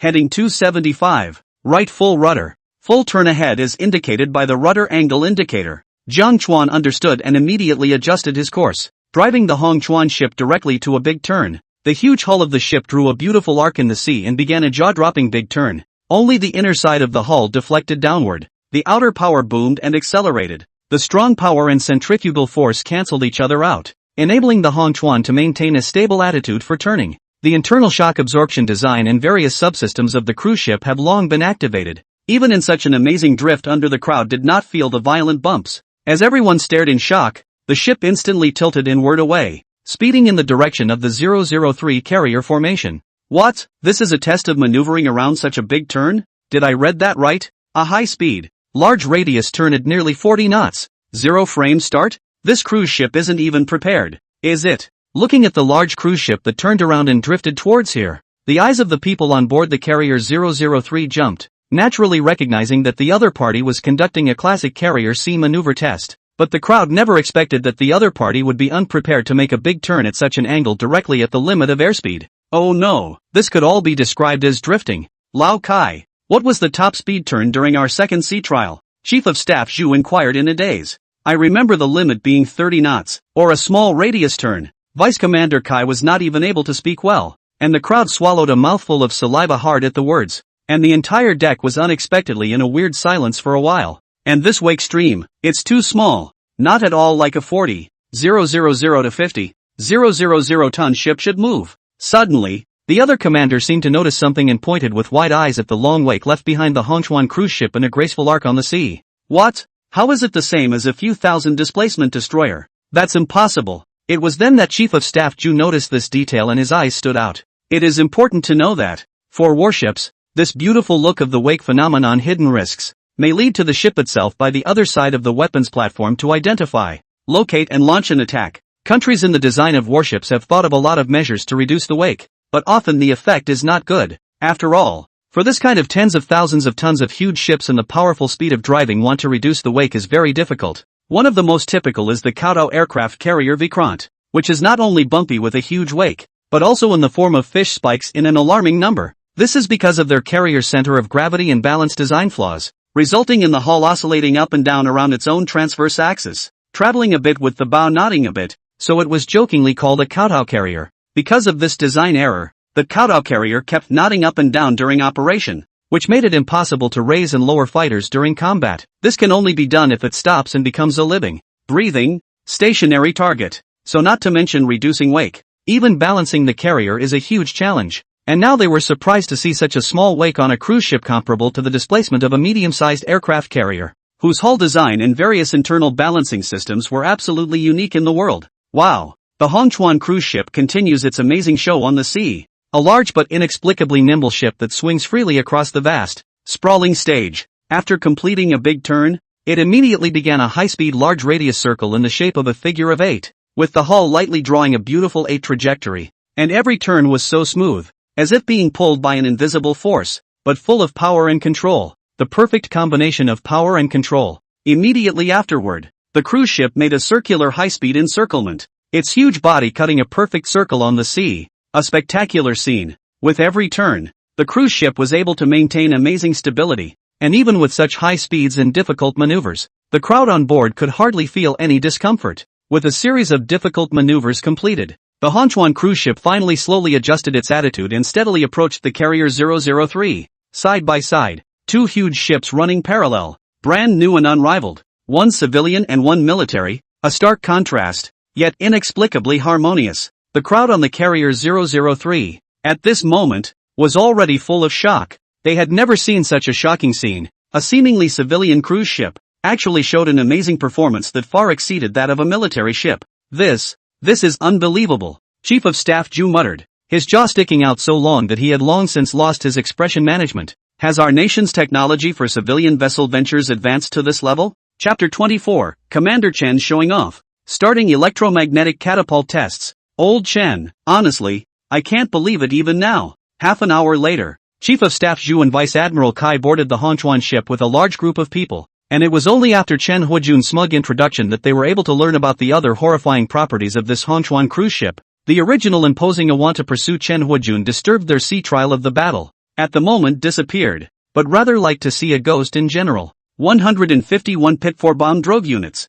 24 large-caliber close-in cannons, record-breaking super gas turbines, horrific stealth performance, countless phased radar arrays. Looking at the originator Jiang Chuan, who was only in his early 20s, in front of him, the crowd only felt their heads buzzing. This world was really crazy. You tell me, if I believed that, I wouldn't have suddenly mobilized a large amount of manpower and resources and risked interfering with your carrier's sea trials by directly arranging sea trials. Army Commander Chen also shook his head helplessly and let out a bitter smile, the shock in his heart not less than the others in the slightest. So what are we waiting for? On to the next item. At this time, Chief of Staff Zhu suddenly said with both eyes glowing, just the hull of the high-speed maneuvering test of the crowd, but for all to see. Simply do not be too exaggerated. Then the other performance is also the same words. A fire spreads through all hearts at the thought. Then won't that delay old Zhu from your sea trials? Military Commander Chen smiled and deliberately flirted. The other party's attitude was not like this when they just boarded the ship. Delayed my ass. This thing are open.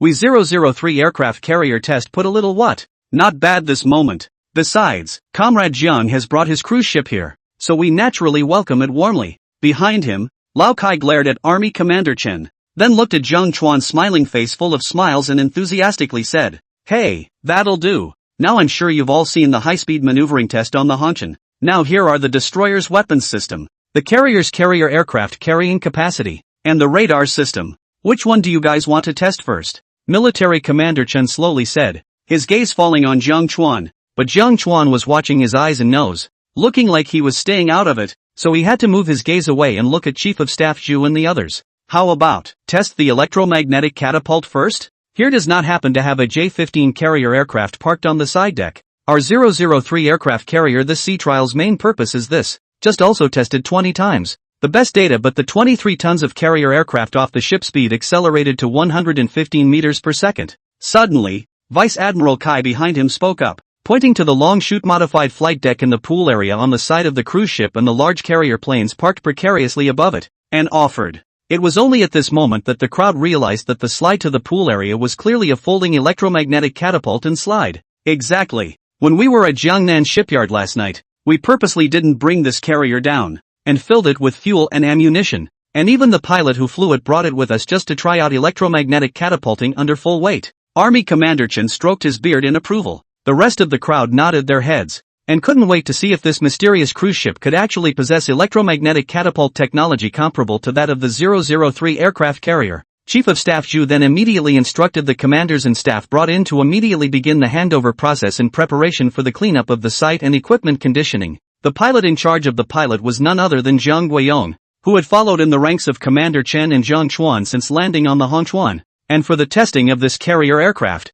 he was naturally more than suitable as the original pilot. Chief of Staff Zhu, this J-15 is fully fueled and loaded and weighs over 30 tons. And, after measuring, the electromagnetic ejection track on this Hanshan is only 72 meters. Just as the preparations were being made, a staff member hurriedly ran up to the several executives and reported, "What? 30 tons, and only 72 meters of ejection trajectory." Behind him, Vice Commander Kai's eyes snapped wide open. You know that J-15T is a heavy shipboard fighter. The weight itself is amazing, and now it can reach 33 tons with full fuel and ammunition, and the most they had carried out before was 20 tons out, which was more than half as heavy. And what is even more unbelievable is that the length of the slide that accelerates the fighter from standstill to takeoff speed is a mere 72 meters. And both their 076 amphibious assault ships and their 003 carriers have maxed out their breakthroughs in this area before setting up a 110-meter scientific orbit that can't be shortened any further. The ejection weight is one-half heavier, and the ejection trajectory is still one-third shorter.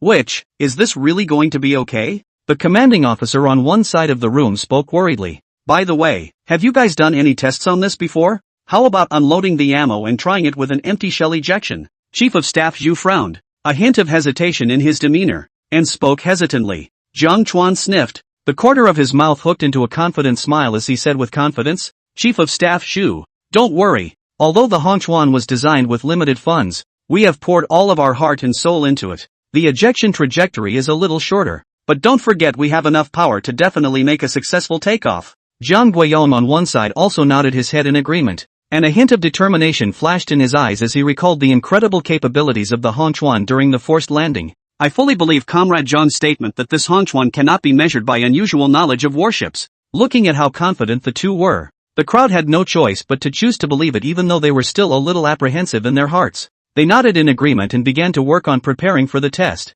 The staff quickly got busy as they cleaned up the grounds, regulated the equipment and made sure everything was ready. And the pilot, Zhang Guiyong, stepped onto the J-15 carrier aircraft and entered the cockpit to make the final preparations before takeoff. Test carrier aircraft into takeoff zone. Pulleys secured. Heading calibration in progress. Fuselage deviation is 0. Pre-starting power systems in progress. As the day wore on, tension filled the air. Everyone held their breath and waited for that decisive moment. Their hearts filled with both anticipation and mixed with a few moments of worry and uneasiness. First target electromagnetic ejection test. Ready. Launch. Chapter 25 Counterintuitive Propulsion. New energy storage system. Eject and take off. Shoo. With a command from the catapult manipulator, it was as if the frozen air had been broken, and instantly, The powerful electromagnetic forces in the takeoff area slammed into action at that very moment. It's like a sleeping dragon being awakened and releasing shocking power. The crowd only saw that the J-15, which was originally stationary on the folded electromagnetic catapult,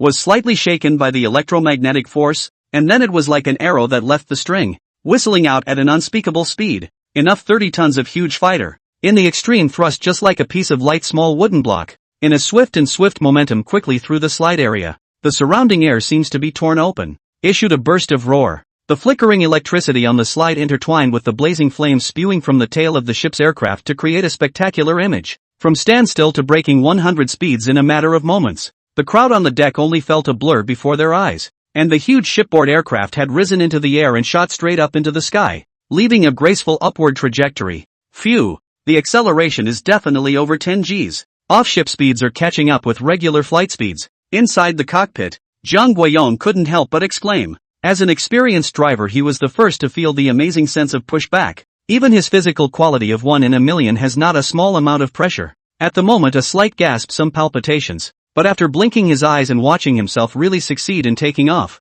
Jiang was suddenly adrenalized and excited. Under the blue sky, J-15 is like a light eagle which looks more majestic. Jiang was in a surging mood and directly made a difficult 360 body rotation to celebrate. It worked! It's incredible! This drive, it's so much stronger than our 003 carriers. This is not the power of electromagnetic ejection. It's comparable to a rocket launch. A burst of marvel and cheers erupted from the crowd. And they all looked up at the J-15 that had soared in the sky, with an unbelievable glint in their eyes. Its successful takeoff is not only a strong proof of Chuan's electromagnetic catapult technology, but also the shock and excitement in the hearts of all present reached its peak. Chief of Staff Xu, Vice Commander Kai, and other high-ranking personnel also looked at each other with a mixture of shock and joy on their faces. They originally had doubts about the Chuan's electromagnetic catapult technology, but at this moment, all their doubts were completely dispelled by this shocking scene. Reporting to Chief of Staff Xu and Commander Kai, the data is out. 30-ton shipboard aircraft accelerated directly to an off-ship speed of 150 meters per second on a 73-meter slide in 2.24 seconds.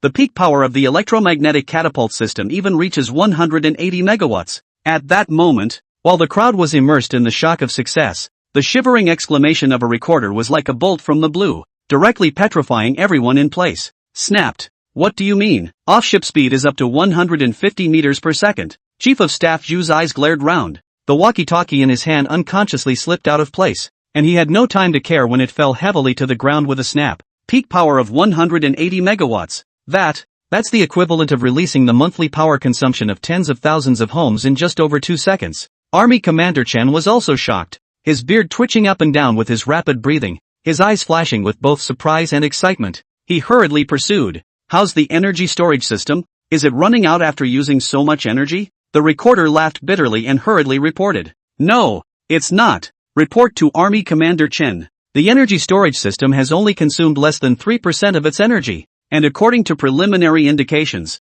it will be able to support more than 30 consecutive ejection operations without immediate recharging. No need to recharge. More than 30 times in a row. Vice Commander Kai sniffed and blew his beard out, the fingers stroking his beard trembling slightly. Off the charts. It's outrageous. Simply off the original top spectrum. The entire control room once again fell into an eerie dead silence. Everyone's eyes coincidentally landed on Jiang Chuan, breathing heavily as if they were asking for a reasonable statement. Looking at the blazing gazes cast around him, Jiang Chuan had no choice but to come forward and explain with a few helpless smiles on his face. Actually, it can't be helped. We had a limited budget and had to reduce the length of the ejection trajectory, and the energy storage system was too expensive, forcing us to develop our own new material batteries and a whole new efficient energy storage system. I didn't expect it, but it seems to be working pretty well now, haha, don't you guys think so? At the end of his speech, Jiang Chuan even snorted, trying to liven up the atmosphere. However, the response to him was still a silence as well as the gaze of the crowd as if they were looking at monsters.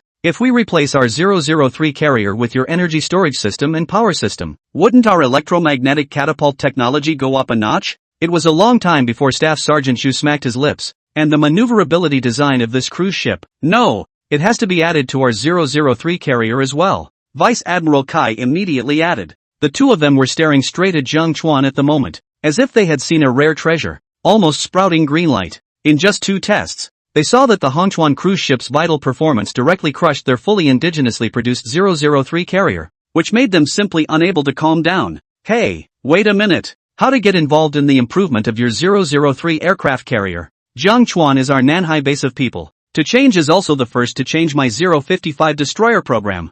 I'm only here today to show you the world. Just as Ju Chief of Staff and Kai Vice Commander fantasized about the 003 aircraft carrier improvement program, Chen military commander smelled the threat of digging in, and immediately and decisively took a step out to directly block between Jiang Chuan and the two men, cutting off the two men's sizzling line of sight. That stretched out hand like an enemy somehow had the funny feeling of an eagle protecting its chickens. Humph, still improving your 055 destroyer? These two maneuverability and electromagnetic catapult tests are down. Clearly all important technologies for our carrier. When we get to the head of the meeting, we will definitely let Comrade Jiang join our team to assist in improving the 003 aircraft carrier. Old Chen, you drove the cruise ship in front of us today to show off. I'm afraid you won't be able to drive it back. Ju Chief of Staff smiles with joy. Seems to have Jiang Chuan thought of their carrier formation of people, and even behind the Kai Vice Commander is quicker than ever to prepare for his men to write a carrier improvement program immediately for the department to submit for review. For fear of slowing down the Chunhuajun step,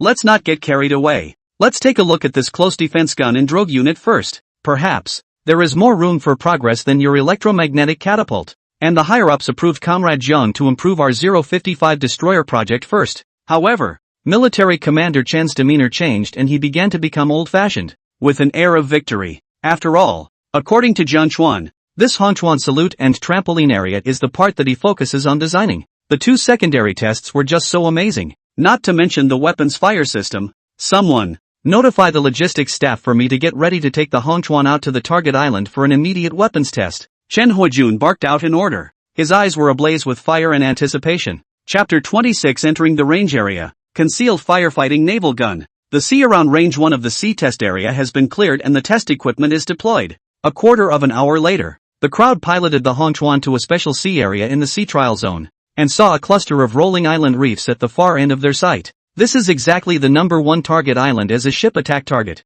which is specially used to test the medium and short-range fire strike capability of the ship's guns and simulate the execution of fire suppression missions against the shore. And what they were going to test was firing hundreds of pounds of shells through the ship's guns, testing the accuracy, maximum range, rate of fire, and other data of the ship's guns. At this moment, not far away from Chuan, an observation ship is slowly coming to observe the whole process, to ensure that everything is in order. The surrounding is arranged a large number of monitoring equipment used to record the test process as well as the power. Let's test the ship's guns first. By the way, are you sure it can be fired? How come I don't even see the barrel? On deck, the crowd looked at a huge hydrant in the bow position in front of them, with hesitation and doubt written all over their faces. According to Jiang Chuan's words, the exaggeratedly large red fire hydrant in front of him was the so-called ship's cannon. However, looking at the words high-pressure water cannon written on the top and the note below about the purpose of cleaning the rust on the hull and extinguishing fire, the crowd could not associate it with a ship's cannon.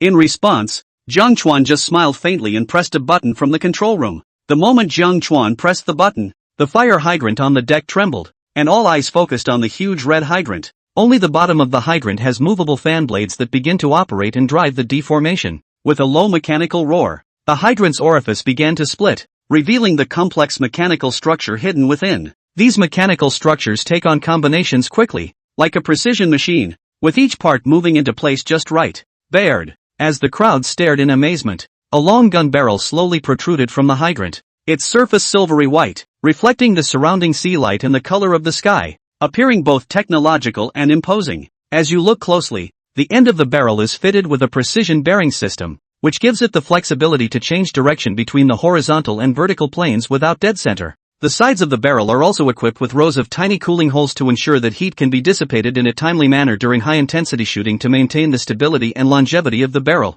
When the ship's guns were fully deployed, their majesty and sense of power struck everyone on deck. Compared to the previous seemingly mundane hydrant, it was now a completely heavy turret that was 2.8 meters tall and weighed 3 tons. That's the Hirakawa's cannon. It utilizes a state-of-the-art hidden design that not only disguises itself as an ordinary fire hydrant during normal times to avoid attracting unwanted attention, but also quickly deploys to deliver powerful firepower when needed. The usage notes above also make sense. After all, extinguishing fires, war fires, it's also a fire. Jiang Chuan slowly walked out of the control room and came onto the deck to proudly introduce himself to the crowd. I go. This hidden folding design is so subtle. Suddenly, a young face in the panel of experts suddenly exclaimed as if he had discovered a new continent. He is none other than Lai Huasheng, the chief engineer of equipment design of the Marine Police Department, who, in his early 30s, has boldly improved the equipment and layout of many types of marine police vessels, greatly improving their performance and deterrent effect. It can be said that the Dragon country's marine police ships can be ranked in the 9th seat in the world's naval rankings,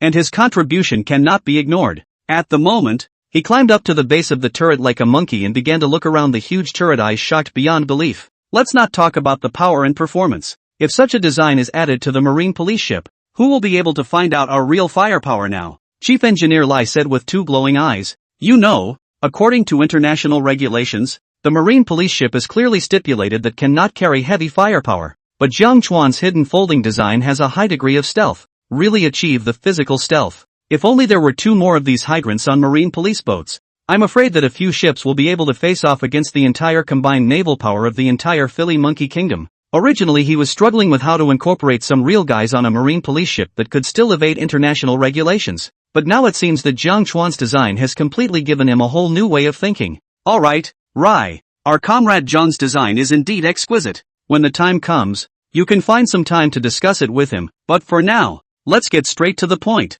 G, a 180mm caliber gun. I wonder how it compares to our 055 destroyer's gun. Chu Chief of Staff laughed cheerfully. Also never seen also can turn the ship's gun into this. This more and more admire this comrade Jiang's brain and means. And the crowd just now observed that the caliber of this high-pressure water cannon tube had reached a staggering 180mm caliber. To know that their 055 destroyer HPJ-45 gun is only 130mm caliber, is the world's second largest caliber gun, second only to the Eagle Sauce country's jumbo Walter-class destroyer's 150mm main gun. Hey! The combined firepower of the HPJ-45 gun of our 055 big ship is claimed to be able to catch up with an Army heavy artillery battalion. Aren't you guys clear about Comrade Jiang's strength? But I think it's still a bit difficult to surpass our 055 ship guns. That's right. Although the caliber of 180mm is bigger, the more it affects the accuracy and range. And I'm afraid the comprehensive performance is not as good as our 055 naval gun. When mentioning the HPJ-45 gun of their own 055 destroyer, the faces of the people could not help but show a look of pride. After all, the 130mm HPJ-45 main gun is a new type of shipboard single-barrel gun independently developed by the Dragon State, which has already achieved the extreme of the existing large-caliber naval guns in terms of range and rate of fire, and if equipped with rocket range-extending guided shells, the maximum range reaches 120 kilometers. It was important to know that the range of ordinary naval guns was only 20 or 30 kilometers away, while their guns were capable of striking land, ground, and air targets with precision from hundreds of kilometers away. What's more, it uses a dual-link ammunition supply system, capable of suppressing 30 targets in a minute, making it a godsend for fire support. The reputation that one ship's gun has a fire suppression capacity comparable to that of a land-based heavy artillery battalion is not an empty claim. I'm not really sure. After all, it was built on a tight budget and performance is a bit off. We'll see in a bit. In the face of the crowd's speculation, Jiang Chuan smiled meaningfully, then first sailed the Hong Chuan into the target range about 100 kilometers from the target reef. Captain Chen immediately mobilized, and his men began to increase their speed to drive into the waters of the target range. 100 kilometers? No, just start the test here. I still think it's too close. However, right at this moment, Jiang Chuan waved his hand, stopping Army Commander Chen's behavior, drawing sideways glances from everyone. What? Here? Military Commander Chen's eyes were as wide as bronze bells, and he didn't even react for a moment. This is 400 kilometers away. It's not even in range test range. Chapter 27 Beginning of live fire testing. Amazing rate of fire. Comrade Jiang, did I hear you right? You mean this is also within the range of this high-pressure water cannon? But we didn't fill it with extended range rocket guidance. Are you misremembering? On one side, the Ma committee rubbed the back of his head vigorously and froze, unable to think of any ship's gun that could fire a distance of 400 kilometers. Even if it carries its own powered extended range rockets, a range of more than 100 kilometers is already capable of being one of the best in the world. At the moment the crowd, even with professional binoculars, that target reef was still a fuzzy little black dot. What do you know? Do you know more about military engineering than Comrade Jiang? Since he said he can measure it here. It's fine. Here, without further ado, let's try it here. Army Commander Chen reacted at this moment and glared at Ma Committee, as if blaming him for even questioning Jiang Chuan. Also, Comrade Zhong's ship can't be measured by our thinking. Then hurry up and inform the observation ship side to get ready. The Horse Committee rubbed their heads in embarrassment and hemmed and hawed. Then, at the order of Commander Chen, his men immediately radioed instructions to the personnel of the observation ship, conveying the news that the test was about to begin. What? You're saying they started live fire testing of the ship's guns when this cruise ship stopped 400 kilometers outside the test area? On the observation ship, Captain Chui Yaowei raised his binoculars in surprise and looked at the Hongchuan ship, which was far away in the sky. Exactly. I don't know what they think. Is it hard to beat the air? The second-in-command messenger at his side laughed bitterly, even having inquired again and again and still receiving a clear reply from the Hongchuan on the radio. These people what kind of gun can shoot 400 kilometers? Not to mention power. And radar lock on a target island? What a joke. You really don't take our shells for granted. How much manpower and resources does a live fire test cost? This is simply burning money. What's wrong with old Zhu? He's always been in favor of conservative testing. Chui Yaowei's brows tightened, and he was even a little bit angry, clearly thinking that the Hongchuan's test was too hasty and did not follow the process at all. You know, the cost of a live fire test is ridiculously high. Not to mention the cost of a shell itself can easily be tens of millions of dollars. The process of maintenance costs, launch losses, a variety of equipment and material costs and so on are extremely expensive expenditure. Firing for a minute and costing hundreds of millions of dollars is no joke. Then please, do we still have to prepare? The deputy inquired hesitantly. Of course we have to prepare. A big official is a big man. If we shoot a few dozen kilometers and fall into the sea later, we'll find old Zhu to make a claim. Captain Choi's expression shifted several times before he finally nodded with a sigh. After all, Chief of Staff Zhu and Army Commander Chen were both above his head, and he didn't dare to disobey when the order came down. But privately the crowd were all old buddies, and if it took so much of his manpower and resources just on a whim, then he would definitely want to make a claim. Immediately prepare an observation and recording mission to report on the environmental indicators of the surroundings and whether all recording equipment is functioning properly. Upon receiving the command, the deputy immediately passed the order down, and the entire crew of the observation ship moved to prepare for the live fire test that was to follow. In the live fire test, the task of their observation ship is also very important. Each of the various shooting data must be accurately recorded to be able to do. Otherwise all the tests are in vain. The equivalent of directly so much money down the drain. You old guys better be able to shoot over 100 kilometers. Captain Choi grunted, double-checking that everything was in order, and then tapped into the radio for an uplink notification. Reporting to Army Commander Chen, the response from the observation ship side. All indicators are normal. The sea surface environment is smooth, and live fire strikes can be carried out immediately. On the Hongchuan, the messenger reported immediately after receiving the notification from the observation ship. At the same time, the personnel of each unit reported in turn.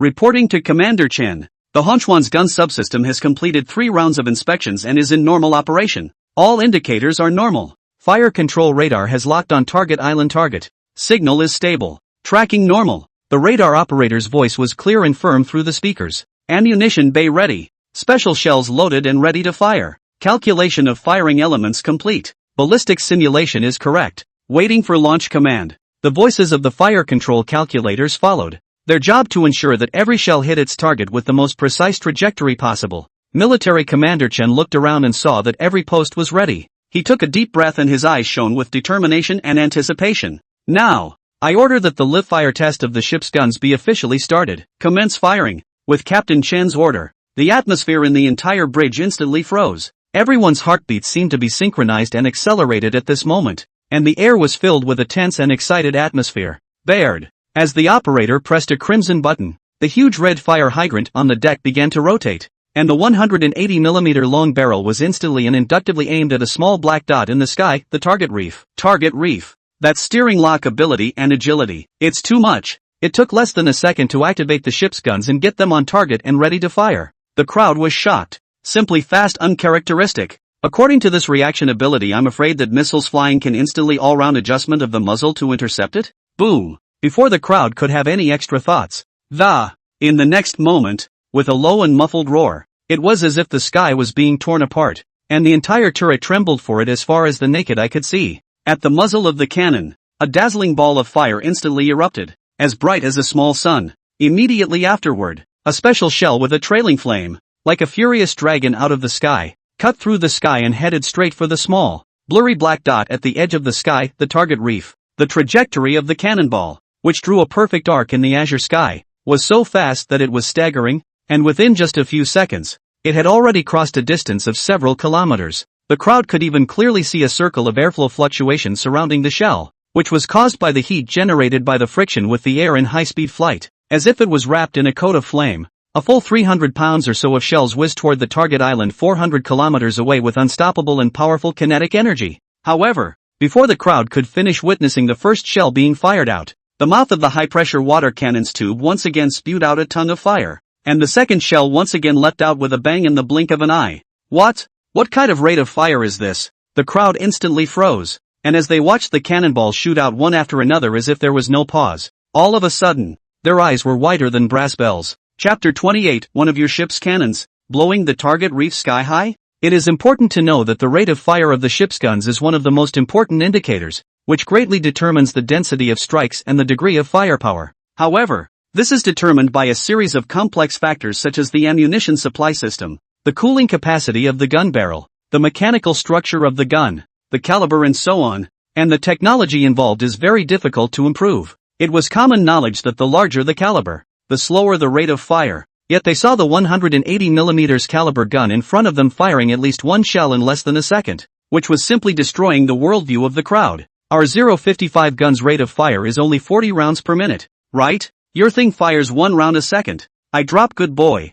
Eagle Sauce Country Jumwalt class destroyer caliber largest 155mm main gun. The rate of fire only 10 to 12 rounds. Your 180mm caliber rate of fire into others 5 or 6 times. Impossible. Our 0.55 uses a dual chain feed system and a stun cycle liquid cooling system to reach 40 rounds per minute. How can your gun barrel withstand such high temperatures? There were cries of alarm from the crowd, yet they were drowned out by the ensuing, deafening sound of the cannons. And on the other side, the observation ship. Do you think they'll be able to do it or not? At least shoot 100 kilometers? Who knows? Still standing 400 kilometers out to sea. If there's no new breakthrough, I'll have to greet Army Commander Chen then. That's right. Last night's notice of the emergency sea trial disrupted all our subsequent observation program arrangements. So how can you show me some new movement today? On deck, Captain Choi and his lieutenants were still chatting on deck, while watching the movement of the Hongqian in the distance through binoculars. After all, in their thoughts, they had long been certain that the Hongqian's cannons couldn't really fire over,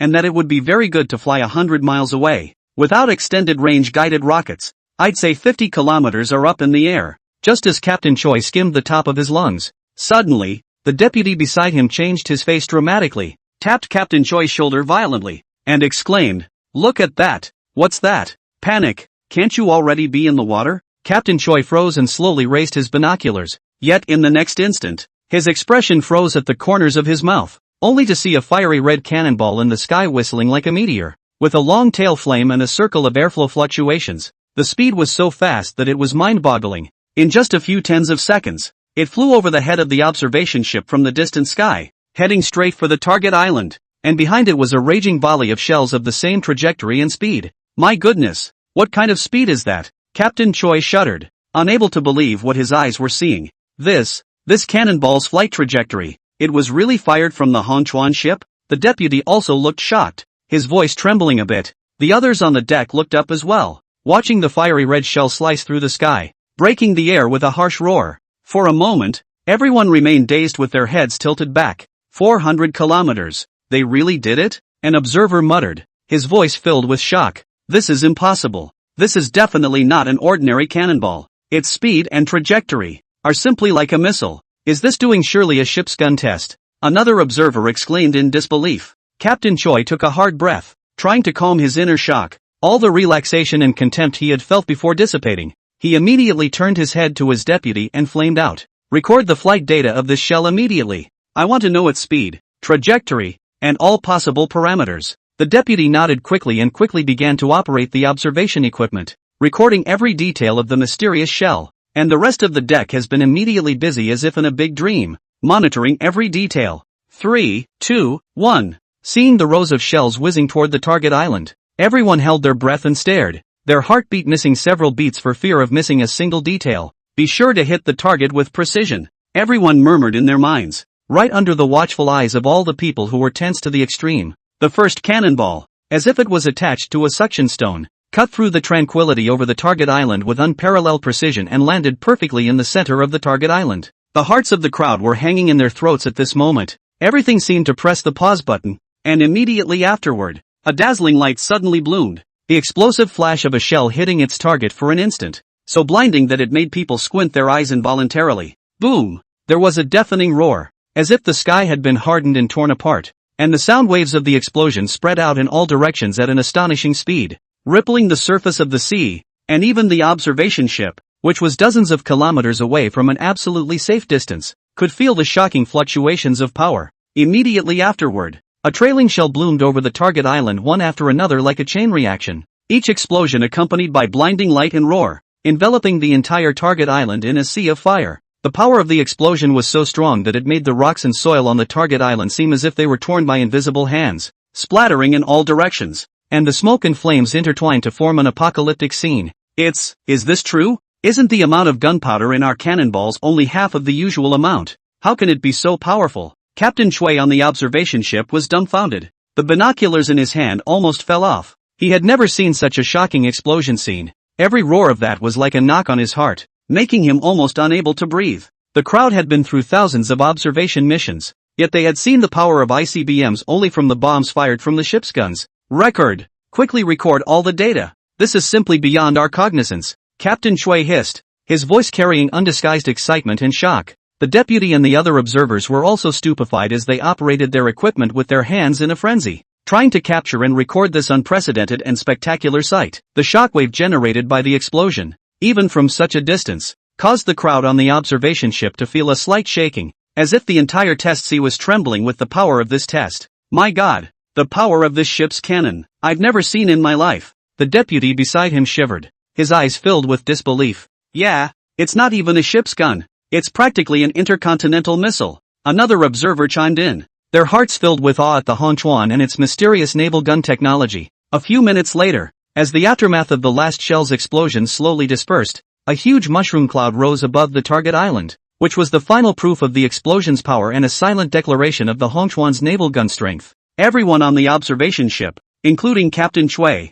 fell into a long silence. They were deeply shocked by the strength shown in this test, and their hearts were mixed, both in awe of the power of the shocking test, and in shame at their own earlier questioning. Reporting to the captain, all shells hit their targets accurately. Blast power assessment exceeded expectations. Specific data is being analyzed. The deputy's voice broke the silence, and there was a hint of tremor in his tone, clearly not yet fully recovered from the shock of what had just happened. Chapter 29 Tests suspended. Eagle Jam Nation higher-ups shaken. Reporting to Captain Chuan, all detection equipment in the vicinity of the target reef for 30 nautical miles has been damaged. Unable to obtain specific data on the power of the explosion. Observation ship's portside speed gauge has been impacted by aftershocks. Follow-up inspection required to confirm damage. Radar signals have been affected by the ripple and are temporarily down. Urgent repairs are underway. On the observation ship, listening to his subordinates' bad news one after another, Captain Chuan at this moment did not say a word with his hand tightly gripped on the binoculars, yet the tight corners of his mouth and bulging temples had long indicated that his blood pressure was spiking. That's bull. It's crazy. This is straight up lifting the range. There was a full minute of silence before Captain Chuan lost his voice with a trembling mouth. If he hadn't clearly seen what the shell looked like in the footage just now, he would have definitely thought it was some kind of mini nuke going off here. The crowd also looked at me and I looked at you and froze, unable to say a word. Originally, they were guessing if the Hongqian ship's guns could shoot 100 kilometers, but they didn't expect the other side to directly span 400 kilometers and flatten all of their target islands. Captain, the deputy on one side of the ship wanted to say something, and seemed to no longer know what to do. What are you waiting for? Hurry up and send all the recorded data.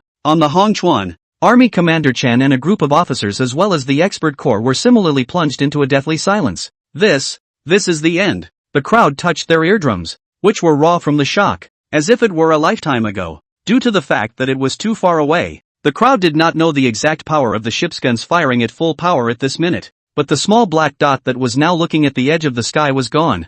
Reporting to Commander Chen, data coming from the observation ship side. The rate of fire of the ship's guns is 65 rounds per minute. The reaction speed is 1.2 seconds. The range is 412 kilometers. The average terminal velocity is Mach 4.5, and the hit rate is 100%. However, The power of the explosion is unknown, as all of our target reefs were destroyed, and all of the surrounding detection equipment several kilometers away suffered varying degrees of damage. And, Captain Choi is a bit agitated and strongly requests to speak with you alone. Just then, the messenger who received the radio notification immediately got up and reported towards Army Commander Chen and Chief of Staff Zhu and the others. Hiss. Listening to the appalling data, the sound of backward intake of breath suddenly filled the entire command room. Military Commander Chen took the radio microphone handed to him by the messenger, took a deep breath, adjusted his emotions, and then picked up the call with Captain Choi. Trey, how are you doing? Captain Choi's somewhat agitated voice came from the other end of the radio. Old Chen, heck, the power of your ship's guns is really too much. I finally realize why you suddenly called for an emergency sea trial. There's nothing left of our target reef, and all the testing equipment around the 30 nautical miles is damaged. You can be told unequivocally that we are now unable to carry out subsequent observation missions. Upon hearing this, Army Commander Chen and Chief of Staff Zhu beside him exchanged glances and couldn't help but shake their heads in bitter laughter. Not to mention you. We didn't expect the ship's cannon to be so powerful. While Captain Choi's voice was still overwhelmed with excitement and thrill. Hey, I don't blame you guys. This is a good thing. But the problem now is that our planned testing of radar and other weapons will have to be put on hold. The equipment needs to be commissioned, and the target ship you need to get ready isn't going to be ready that fast. Then roughly how long will it take to resume testing? Sergeant Chen asked. It will be tomorrow at the earliest. We need to repair and commission the equipment before mobilizing the target ship, Captain Choi replied. Army Commander Chen nodded. Alright, then you guys get busy first. We'll wait for your news.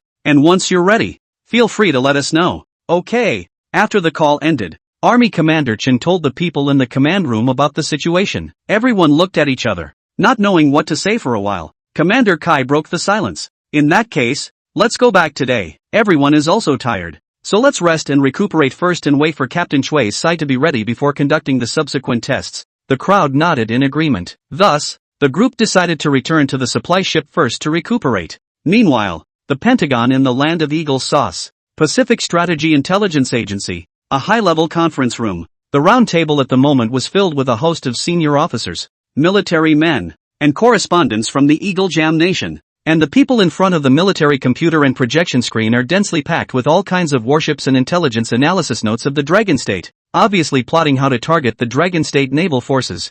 FARC. Now the maritime strength of the Dragon Kingdom is really a big hidden danger. 8055 destroyers have been commissioned in 6 years. In recent days it has even been the period when the 003 carriers were undergoing their final sea trials. So if we don't contain them and allow them to form multiple complete carrier battle group systems, they will definitely be out of our control. The last period of time also broke through to the Third Island Chain Parade, which is a naked provocation to us. After an hour-long analysis of the Dragon's recent military activities and warship intelligence, the first blonde officer, Charles, had an embarrassed face, with anger rising between his eyebrows, and in the end, he even slapped the water cup in front of him directly, smashing it to smithereens. Oh my god, why don't you guys just do something for me? How could he not have thought that their Eagle Sauce country had imposed a strict blockade on the Dragon country's maritime warship technology decades ago, and people were still progressing by leaps and bounds, and in recent years, they were even developing at a speed they couldn't comprehend. It made them feel a huge threat.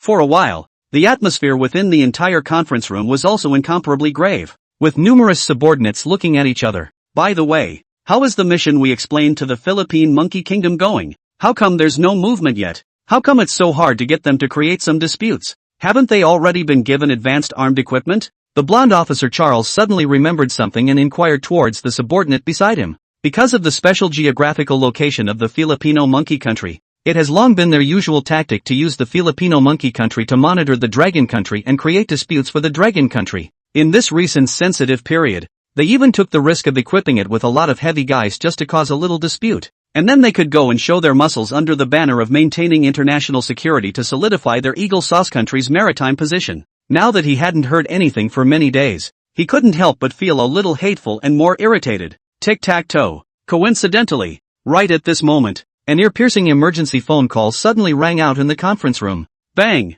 A messenger slammed the door open and rushed in. Panicked. For a moment, the atmosphere suddenly became tense, only to see the messenger rush over to Charles and hand over the encrypted communication device. Report, sir, the correspondent said eagerly that, we just received an urgent encrypted notification from the Philippine Monkey Nation's Navy. who claimed to have spotted one of Dragon Nation's clandestine warships off the Sulu Sea last night and destroyed 3 of their small armed warships disguised as pirate ships in less than a minute. Their Rizal-class cruisers have been radio silent for fear of detection, and are only now returning to the mainland to relay the message to us. What? Officer Charles was alarmed and his pupils plummeted. Chapter 30, Magic Modification Resolution 055 Destroyer. Prehistoric Enhancement. Quick, play the video they sent immediately and see. Officer Charles's eyelids fluttered wildly as a sense of foreboding rose in his heart. As the video played, all eyes in the conference room focused on the big screen. Due to the extreme distance and nighttime location, the video presented is of poor quality and even very blurry.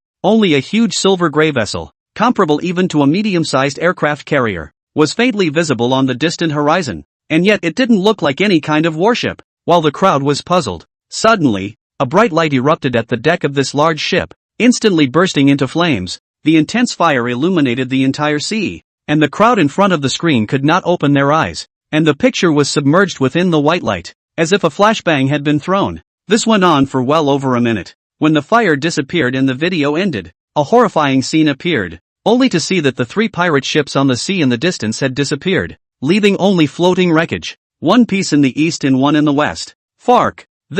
What kind of warship is this? Charles slammed his fist on the table angrily, shaking a little in shock and fear. The others were as if they had seen a ghost, with their jaws so wide open that they could fit an ostrich egg. In their knowledge, no ship has ever looked like this. This is clearly a cruise ship. Report, Sir Charles. Our weapons expert group initially identified this as not belonging to any of the known types of ships, and ultimately surmised it to be a secret ship of the Dragon Kingdom. Most likely, a large cruiser disguised as a cruise ship, or even a medium-sized carrier. The other officers and military men looked at each other in dismay, and for a time no one dared to speak. Charles's anger permeated the room and everyone felt the immense pressure. Fark, we have to take action, Charles roared. We can't let them go on like this with impunity. At this moment, he was like a furious lion, as if he had lost his mind. Give me the opportunity to analyze this video over and over again immediately. I want to know the exact model and performance of that warship. At the same time, contact our allies. We must join forces to curb the Dragon Kingdom's naval development.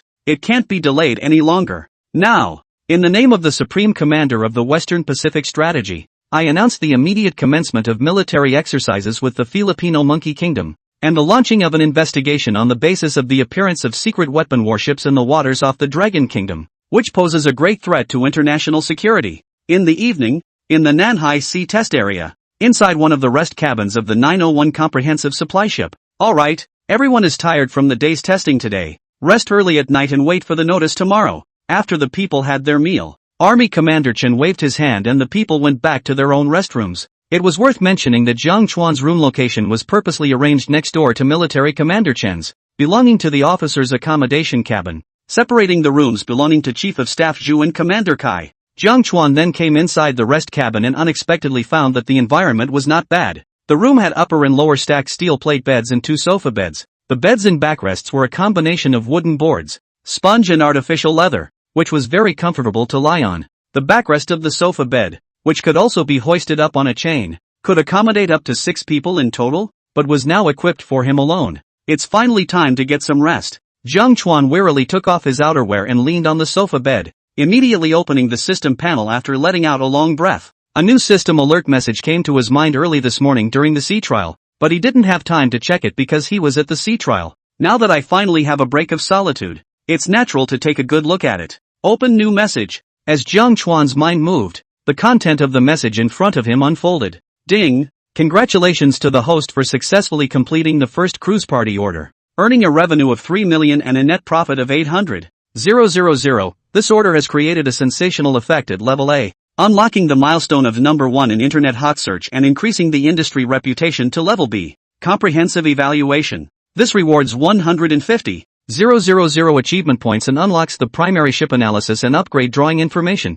and the personal information panel in front of him also at this moment after a flash of light. Synchronized update completed. Host, Jiang Chuan. Achievement points, 150,000 points. Name of property, Hongchuan Cruise Entertainment Company, normal operation. Personal item, primary ship analysis upgrade drawing X1. Black Tech Mall level, LV1, 150,000/200,000. Primary ship resolution upgrade drawings, achievement points 150,000. 000. A flash of surprise flashed in Jiang Chuan's eyes. He originally thought that the interrupted cruise party would cause his plan to fizzle out, but he didn't expect the effect to be even better than he had imagined. Moreover, with this primary ship analysis and upgrade drawing, you can analyze any primary ship and obtain the corresponding technical upgrade program to upgrade to the level of a comprehensive strength intermediate ship. It was exactly what he needed at the moment. After all, he is now in the situation has become half of the military people designated to contribute to the technology on the Chuan. I do not know how much time will be delayed. The factory's old staff and large and small things can be waiting for their own back to preside over it. And if he wanted to go back and expand his business empire, the best thing he could do was to leave behind something that could hold up the fort and subdue the top brass such as military commander Chen. For example, upgrade the Great Power 055 destroyer. And one more thing, he's got his eye on the military business. Like his kind of future involving large ships, high-end manufacturing enterprises. Want to be bigger and stronger? Want to bypass the military background is impossible. For example, the Eagle Sauce country's well-known software companies, broadcasting aircraft companies and so on are inextricably linked with the military, and the annual orders are countless. And if they can take a few military shipbuilding orders, the formation of a perfect industrial chain is best. With the support of the country's military background, their Chuan repair factory is definitely developing at a rapid pace, and even after the industry has matured, they can follow the example of the Eagle Jam country in exporting parts at a high price. Then let's take the 055 destroyer, which is our Dragon Kingdom's greatest pride. Jiang Chuan did what he said he would do, and immediately performed a technological analysis and upgrade operation on the 055 destroyer model in his mind. Initially, when he obtained the primary ship technology gift pack, the models and information of the current world's large and small warships had long been presented together in his mind. After all, even the 055 destroyer, which they are proud of in the Dragon Kingdom, belongs to the ranks of primary ships. Whether or not to use the primary ship upgrade drawings to analyze the magic transformation upgrade program for Type 055 destroyers? Yes, Jiang Chuan determined without hesitation. Tic-tac-toe. Type 055 destroyer analysis of the magic reform program in the generation of Type 055B destroyer, standard displacement 22,000 tons, full load displacement 28,000 tons, weapon system configuration, 36-barrel 60mm smart light weapon, over-the-horizon electromagnetic railgun,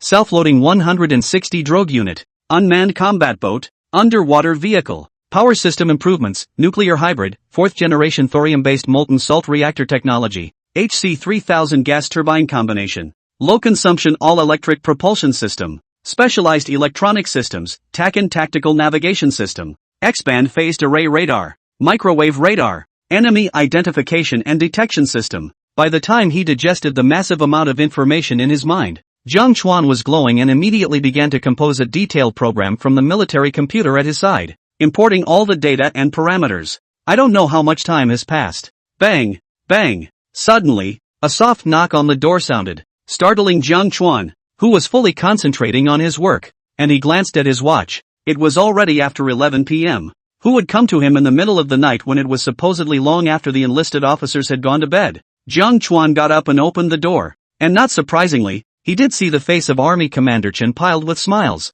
Comrade Jiang, still up this late? Jiang Chuan saw that military commander Chen looked like he wanted to say something. His heart immediately understood undoubtedly, helplessly had to shrug his shoulders and directly spoke. Commander Chen, is it true that you want me to assist in improving your ship program? Judging from the conversations between Commander Chen and Chief of Staff Zhu during the day, they each had several different ship research projects. For example, Army Chief Chen's Nanhai Base Engineering Department is undertaking projects related to the 055 destroyer, and tonight he even purposely set up his room next door, so it's hard for Jiang Chuan not to guess his intentions. When Army Commander Chen heard this, his eyebrows jerked up, then he smiled sarcastically, not expecting Jiang Chuan to be so direct. He then didn't hide his purpose anymore and directly looked at Jiang Chuan with a burning gaze and opened his mouth. Comrade Jiang is indeed a smart man. How about it? Have you considered joining our CSIC team? As long as you nod your head, I can directly order you to be the chief engineer of the 055 destroyer, become a first-class researcher,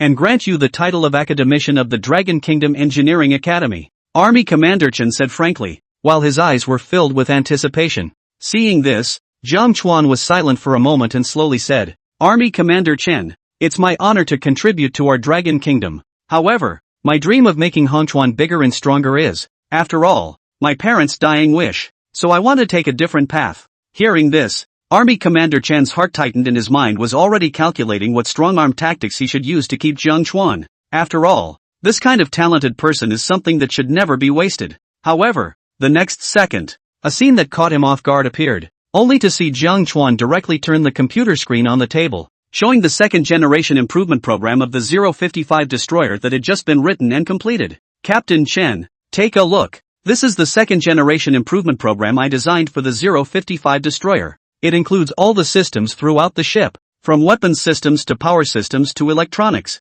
I've made comprehensive upgrades and improvements. So what I'm saying is that although I won't stay here in your military directly, we can take the route of cooperation and work with the military on behalf of Hong Chuan. I'll share all the advanced technology and can also accept orders for all kinds of high-end parts and ships, Jiang Chuan said while sliding the mouse on the screen, pointing to the program on the computer screen and started to explain each improvement point in detail. What? Wait a minute. You just said, you have an improvement program for the 055 destroyer too. Military Commander Chen thought that his ears had misheard him and immediately interrupted Jiang Chuan. He came forward to fix his eyes on it, and instantly his eyes went round as if he had seen something incredible. As he scrutinized every detail of the proposal, the expression on his face grew more and more shocked. Really 055 destroyer improvement program, electromagnetic railgun, laser anti-missile weapons, this is unbelievable. In the face of Army Commander Chen's exclamation of surprise, Jiang Chuan, on the other hand, smiled and replied, the 055 destroyer is our Dragon Kingdom's proud sword-carrying guard,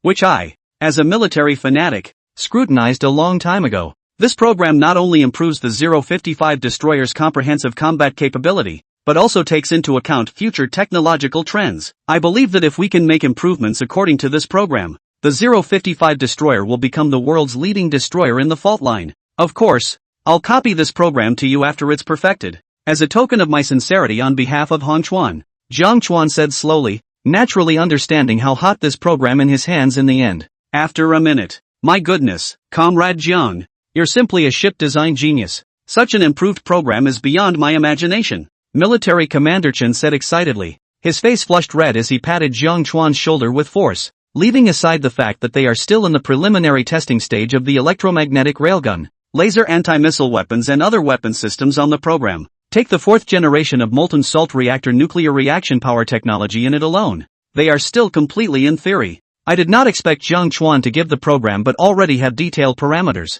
formulas and construction diagrams. Small to palm-sized part size are clearly marked on it. It is important to know that thorium-based molten salt reactors are a fourth-generation advanced nuclear energy technology, which has been called the ultimate energy solution for mankind before the realization of nuclear fusion. Unlike the previous use of water as a heat carrier, molten salt, which has a melting point several times higher, was used as a coolant and fuel carrier, increasing efficiency by more than a fraction of a degree. Existing mainstream reactors have a thermal conversion efficiency of only 33%. While thorium-based molten salt reactors can have a thermal efficiency of over 50%. Moreover, molten salt reactors can be operated at atmospheric pressure without the high-pressure system like pressurized water reactors, which greatly improves safety in the complex environment of ships at sea. And here's the kicker. They don't lack thorium in the Dragon Kingdom. Chapter 31, Invasion of the Eagle Sauce Carrier Fleet. Joint exercises of the Filipino monkeys. Changes were made to the last chapter, so please re-watch it.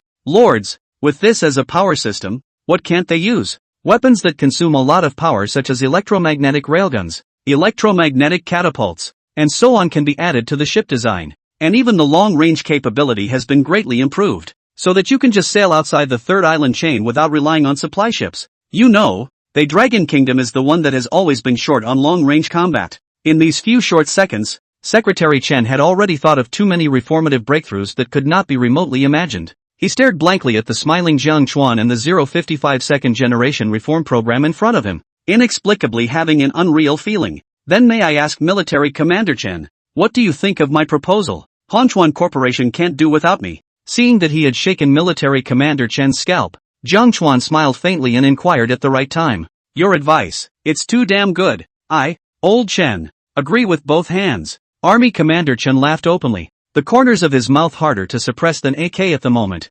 pressing down hard on the corner of the table to stabilize his slightly trembling hands. What is he pulling Jiang Chuan for tonight? It's so that it can join the project team to improve the 055 destroyer. Turns out I didn't expect this guy to go straight to the complete ship-wide ship reform program. This is like him calling people over to plant a few acres of crops in anticipation of a good harvest in the coming year, only to have them give him hundreds of tons of grain backhandedly. So is there still a need to plant? With this drawing and program, our second-generation Type 055B destroyer project can finally get off the ground. Your idea of developing Hongchuan has given me a new direction. Although our China shipbuilding heavy industry group is already at the forefront of the world, and the productivity of the two major shipyards in the north and south is among the highest, we still can't make dumplings fast enough. In recent years we have a lot of ship projects. The production pressure is several times greater. Jiangnan shipyard is day and night rush. The production plan of various types of warships and so on has been shot to the back of the very back. And your Hongchuan company to form a production line is a good idea.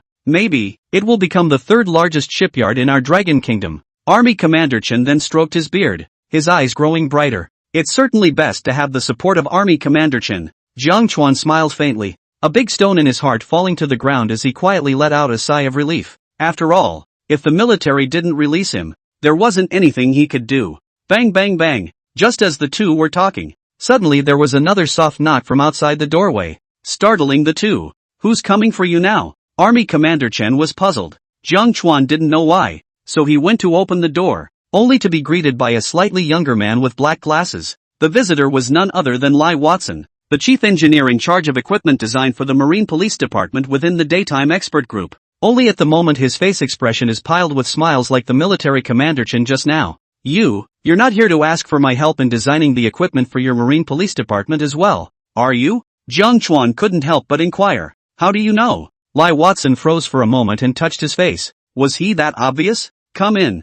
Jiang Chuan sighed and left the door open. A few seconds later, the two of them, Army Commander Chen and Lai Watson, were wide-eyed, with an inexplicable comical look in the light. Why are you kid here? Jiang Chuan is the one I dug up, and you still want to get there first? I didn't want Comrade Jiang to give me some guidance on the design of our marine police ship. He, what a coincidence. Lai Huashing snapped and smiled, his heart secretly slander a ginger or old hata. Humph, you're still too tender. Old Zhu and old Kai didn't come, but you came first. Army Commander Chen was like a cockerel in a fight at the moment, and his words were full of vigor. Before his words fell, however, two more figures appeared at the door. Who said I didn't come? You two are quick. The people who came were none other than Chief of Staff Zhu and Vice Commander Kai, who looked at Army Commander Chen and Lai Huashing in the room and gritted their teeth. Good lord, what a night! Jiang Chuan shook his head helplessly, having a bit of a headache. Early the next morning, Jiang Chuan sat up from the sofa bed somewhat tiredly and began to wash up. Last night not only spent a few hours to help Captain Chen to organize the second-generation 055B destroyer information program, and then helped Chief Engineer Lai to design the hidden naval gun drawings of the Marine Police ship, and finally contributed Hongchuan's carrier-balanced maneuvering design to the Chief of Staff Zhu to be able to send off the crowd. The good news, however, is that everyone is unanimously in favor of Gangkan's plan to set up Hongchuan shipyard. Next, after completing the sea trial, the military will send someone to dock with their Hongchuan company to establish a production line and prepare for financial assistance. With orders and funding from the military, it's finally time to make a splash, Jiang Chuan secretly said. Before improving Hongchuan ship due to financial constraints, many places he did not have time to improve, as well as quite a few such as unmanned boats, submarines and other equipment were not manufactured. Everything is now a non-issue. After all, in his conception, Hongchuan Entertainment Cruise Company can't have only one cruise ship, Miles Marine Entertainment Base, deep-sea diving sightseeing boat, whale sonar 3D tourist ship, totally have to have. Tic-tac-toe. However, just as Jiang Chuan had finished shuffling around, an urgent alarm suddenly sounded in all areas of the supply ship, and red lights came on in the surrounding corridors. Jiang Chuan was astonished beyond measure, and suddenly, a familiar-looking guard came walking towards him, presumably someone beside Army Commander Chen. He was seen looking anxious, and there was an undeniable urgency in his tone. Comrade Jiang, please come with me immediately. Army Commander Chen has an urgent mission that requires your participation. Everyone in the conference room is waiting for you. Jiang Chuan's heart fluttered, immediately realizing that something big might have happened. He quickly straightened his shirt and followed the guardsmen at a brisk pace to the conference room. Along the way, sirens continued to sound and red lights flashed in the corridors, creating a tense and oppressive atmosphere. Walking into the conference room, Jiang Chuan saw that Chief of Staff Zhu, Vice Commander Kai, and a bunch of senior officers were already sitting there, and seriousness and nervousness were written all over everyone's face. Military Commander Chen stood at one end of the conference table, with some temporary battle plans on the big screen, holding a document in his hand with a frown on his face. Jiang Chuan, you're here. Sergeant Shen's voice was low and strong. News has just been received that the Eagle Jam Nation's carrier fleet of the USS Roosevelt has suddenly appeared in the Western Pacific and is approaching our waters in the Nanhai Sea. They also made an announcement by the Maritime Administration that they are going to conduct a shoulder-to-shoulder military exercise with the Filipino Monkey Nation, which will consist of a simulated surface electronic information countermeasure exercise. Jiang Chuan's heart sank as he heard this. It turned out to be the approaching carrier fleet of the Eagle Jam Nation, so it was no wonder that it was suddenly on full level 1 alert. Even though he had never participated in military activities before, he was well aware that such military exercises were often more than simply maneuvers, but rather a kind of test and provocation. Eventually it even turned into conflict. War. Chapter 32 815 Electronic Reconnaissance Vessel Operational Plan. What are the specifics of the fleet? Chief of Staff Zhu asked. The intelligence officer immediately stepped forward and handed the latest intelligence in his hand to Army Commander Chen. Military Commander Chen scanned the intelligence, then said in a deep voice, the fleet consists of the aircraft carrier USS Roosevelt, the cruiser USS Vale, the command ship USS Blue Ridge, and the destroyer USS Higgins. More seriously, the carrier carries multiple EA-18G Growler electronic warfare aircraft. The crowd's faces sank as they heard the words. The EA-18G Growler electronic warfare aircraft is one of the most advanced electronic warfare aircraft in the Eagle Jam Nation, with powerful electronic jamming and suppression capabilities. If such fighters were involved in military exercises, it would pose a great threat to their electronic information systems. What are they trying to do? A blatant provocation? Vice Commander Kai slapped his hands together in anger. I'm afraid it's more than just provocation. Chief of Staff Zhu said after a moment of contemplation. They may be trying to test the speed of our response and the strength of our new equipment. After all, the speed of our recent naval equipment updates has made them uneasy.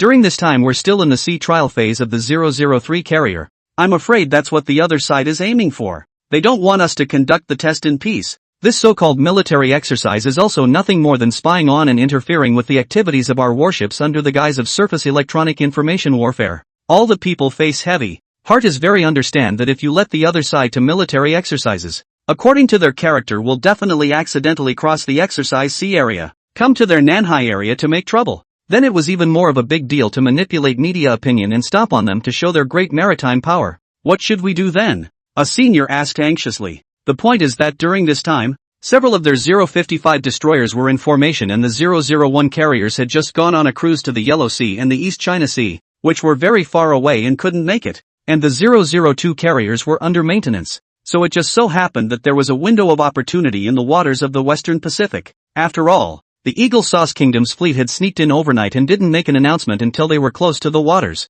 in order to take the Dragon Kingdom by surprise and not give it time to prepare. If they only sent a few frigates and 052 destroyers, it was obviously not enough. After all, the other side was a whole carrier fleet. This group of robbers, they really did come prepared, picking this good time. The Ma committee on one side couldn't help but push up his glasses and cursed angrily. Everyone settle down, but don't forget, if we can't do it the hard way, we can do it the soft way. And there's still the 815 electronic reconnaissance ship. However, Military Commander Chen patted Ma committee in the next moment, signaling him to take it easy, and then asked his men to project the recent maritime military deployment onto the big screen. The nearest formation isn't far from us. There just happens to be an 815 electronic scout ship. Let's just send it straight over there to keep an eye on it, with 2 frigates to escort it. Hey, they're thinking of interfering with our development process, so we're not a soft touch. So let's just take this opportunity to collect their various electromagnetic spectrums. Everyone's eyes lit up at the words,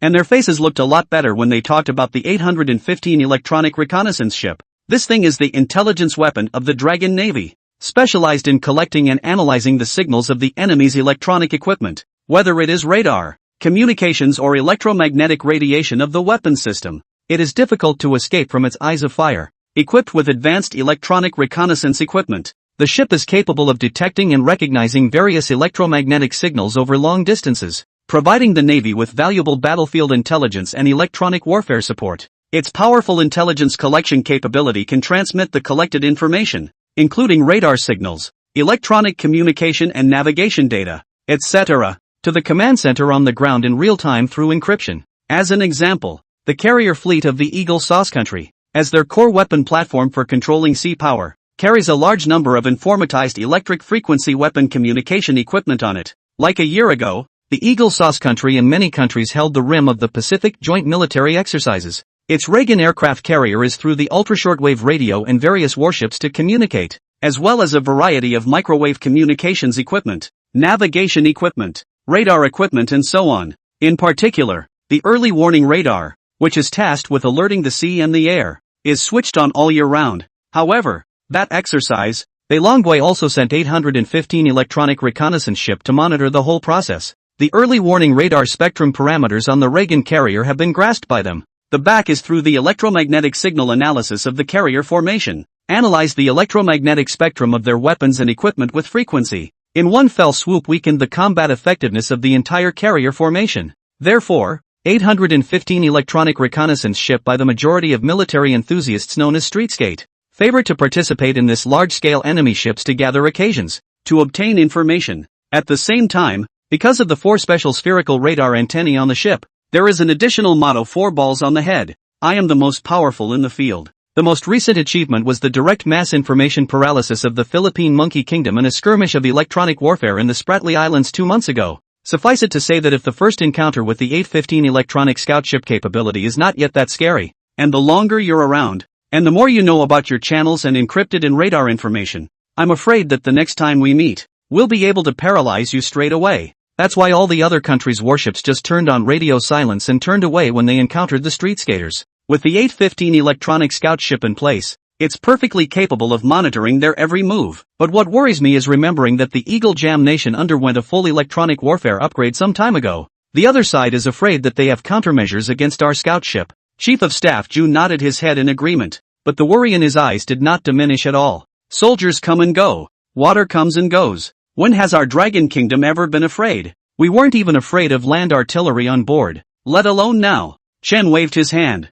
His aura unfolded, his eyes swirled with wariness, and then began a detailed deployment plan. Also, I've contacted nearby submarine forces and amphibious assault ship formations to get them close to the exercise area, so that we can also react quickly should the other side make any overtures. Yes, listening to Army Commander Chen's encouragement and arrangements, the crowd was also filled with confidence and determination in their hearts at this moment. But unfortunately, because of this mess, our sea trial program today regarding the radar system and information system is going to be suspended. After deploying the battle plan, Military Commander Chen's gaze fell on Jiang Chuan and said with some regret, "You're joking, Commander Chen. I think this is the best real-world test, right?" However, in the next second, Jiang Chuan, who hadn't said anything, suddenly smiled slightly and said aloud, "Wait, what do you mean?" Chapter 33, the Hongqian joins the battle plan and sets sail. That's right. Since the other side is conducting a military exercise with surface electronic countermeasures content, doesn't it fit right in with the radar and electronic systems we're testing on the Hongqian?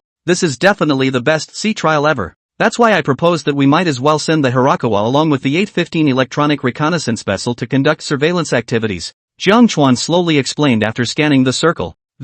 Why didn't I think of this? You kid is a ing genius. The Ma committee on one side slammed the table, looking excited. The crowd's eyes also lit up at the words, never having had such a bold idea. On the Hongqian they had remembered a spherical antenna larger than the 815 electronic scout ship, called the Whale Sonar Collection Room by Egawa, but we can all know in our hearts that, to put it bluntly, it's an oversized radar signal detector. This is a bit presumptuous. After hearing this, Army Commander Chen's eyes were somewhat hesitant while being surprised. After all, as the head of an army, he needed to consider a lot of things. If anything happens to the Hongqian, he can't afford it. After a moment of contemplation, Army Commander Chen finally nodded his head with resolute eyes after weighing the pros and cons, and decided to adopt Jiang Chuan's suggestion. The matter is settled, but only if they are operating at an absolutely safe distance outside the exercise area. At the first sign of trouble, retreat immediately. No frontal conflict. Although the Hongqian sea trial content was not fully completed,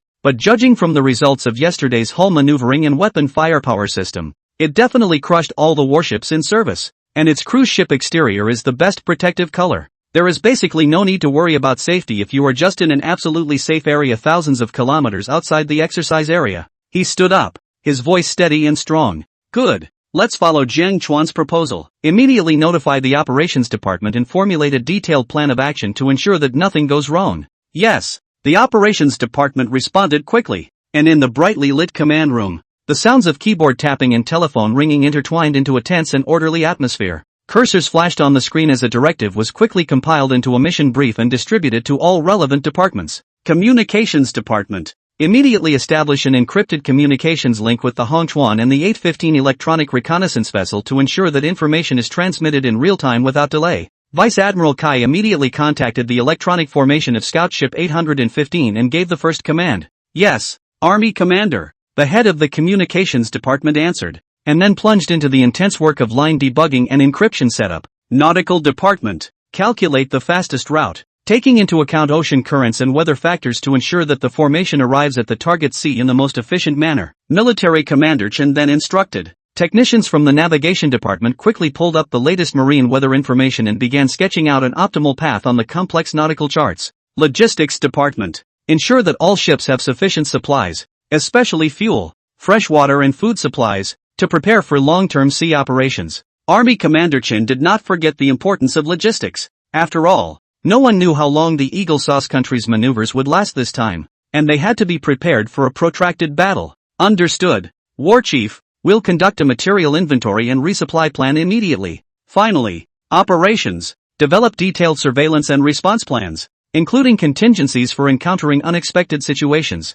to ensure that we remain proactive in all circumstances. The members of the operations department quickly sat down in a circle and began a lively discussion, with every detail being scrutinized over and over again in an effort to make the program flawless. As an order was given and executed, the entire fleet acted swiftly as if driven by an invisible force. The busy figures of the crew members are shuttling in every corner of the ship, from the engine room to the deck, from the radar station to the weapons store. Every place is full of intense and orderly preparation work. An hour later, in the blazing sun on the sea, Chuan slowly sailed away from the sea with 3054 frigates and 2052D destroyers. Boom! Accompanied by the roar of the other escorting ships, the combat formation, like a sheathed sword, cut through the surface of the sea and sped toward the predetermined waters of the western Pacific Ocean. All the officers and men present watched the departure of the combat formation with a sense of mission and urgency in their hearts. Everyone knew in their hearts that this was not only a practical test of the Chuan's radar and electronic system, but also a contest of national dignity and security.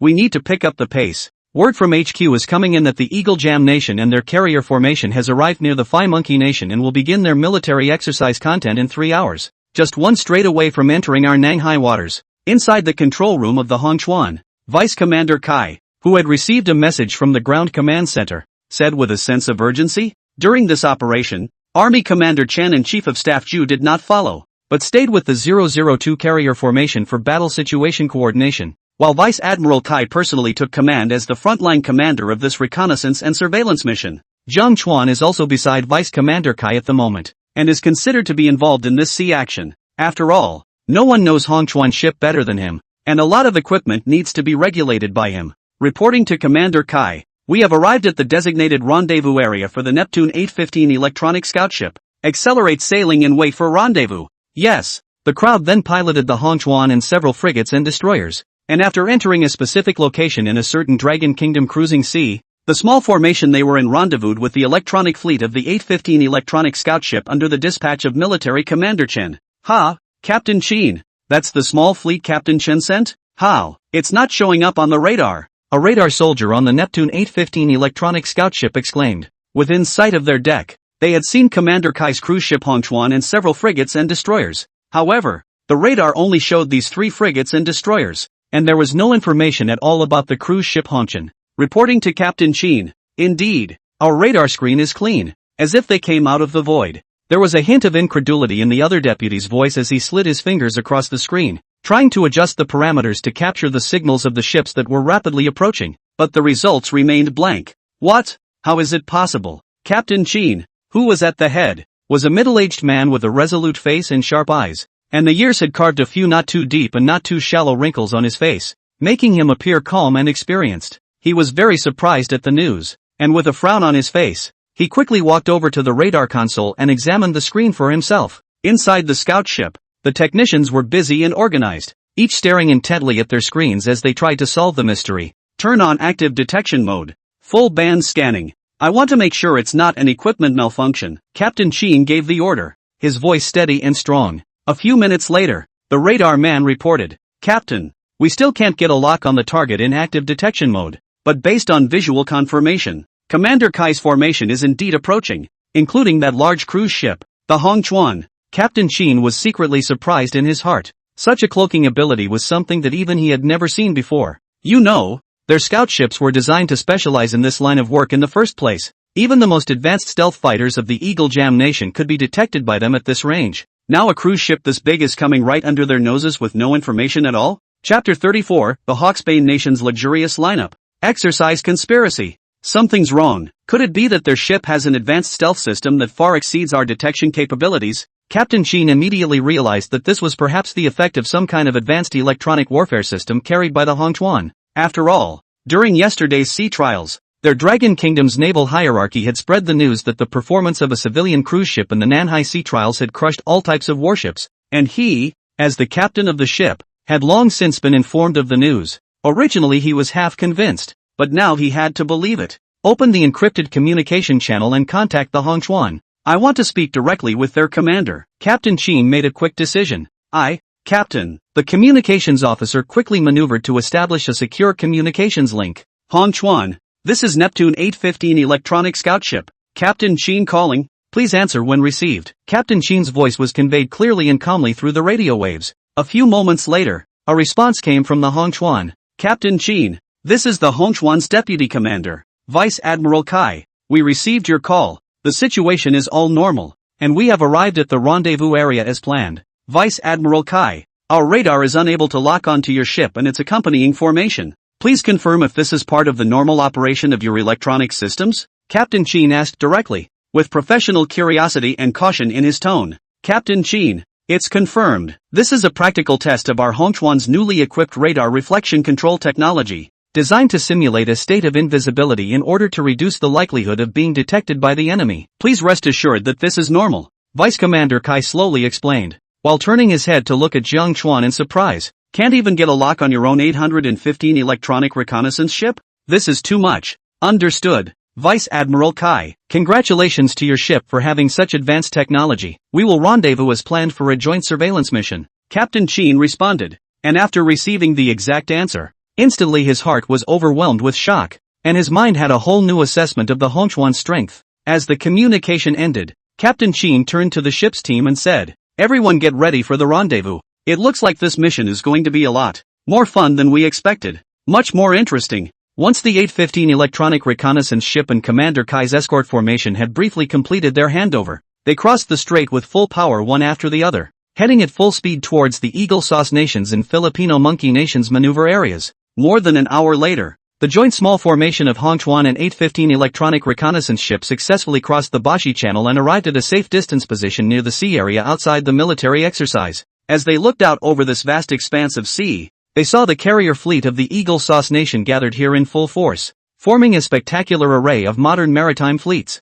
The centerpiece of the fleet was the carrier Roosevelt, which stood as a floating steel castle, its massive frame looming over the sea. Around the carrier, several cruisers surrounded it like loyal guards, their gray hulls shimmering with a cold metallic luster in the sunlight, their guns high and ready to respond to any threat. Blue Ridge Command Ship, as the nerve center of the fleet, is also listed. Its superstructure is staggered. Communication antennae are densely packed, is undoubtedly the command of the Eagle Sauce Country Exercise Action Brain. Not far away, the destroyer Higgins was equally conspicuous, its missile launchers gleaming in the sunlight, emphasizing its extraordinary combat power. Even more striking is the fact that the deck of the carrier Roosevelt also hosts a number of EA-18G Growler electronic warfare aircraft, painted in an understated gray camouflage, with electronic warfare equipment clearly visible under the wings. The entire fleet of carriers slowly marched across the sea, accompanied by the low roar of their engines and the sound of their carrier planes taking off and landing, forming a picture filled with a sense of oppression.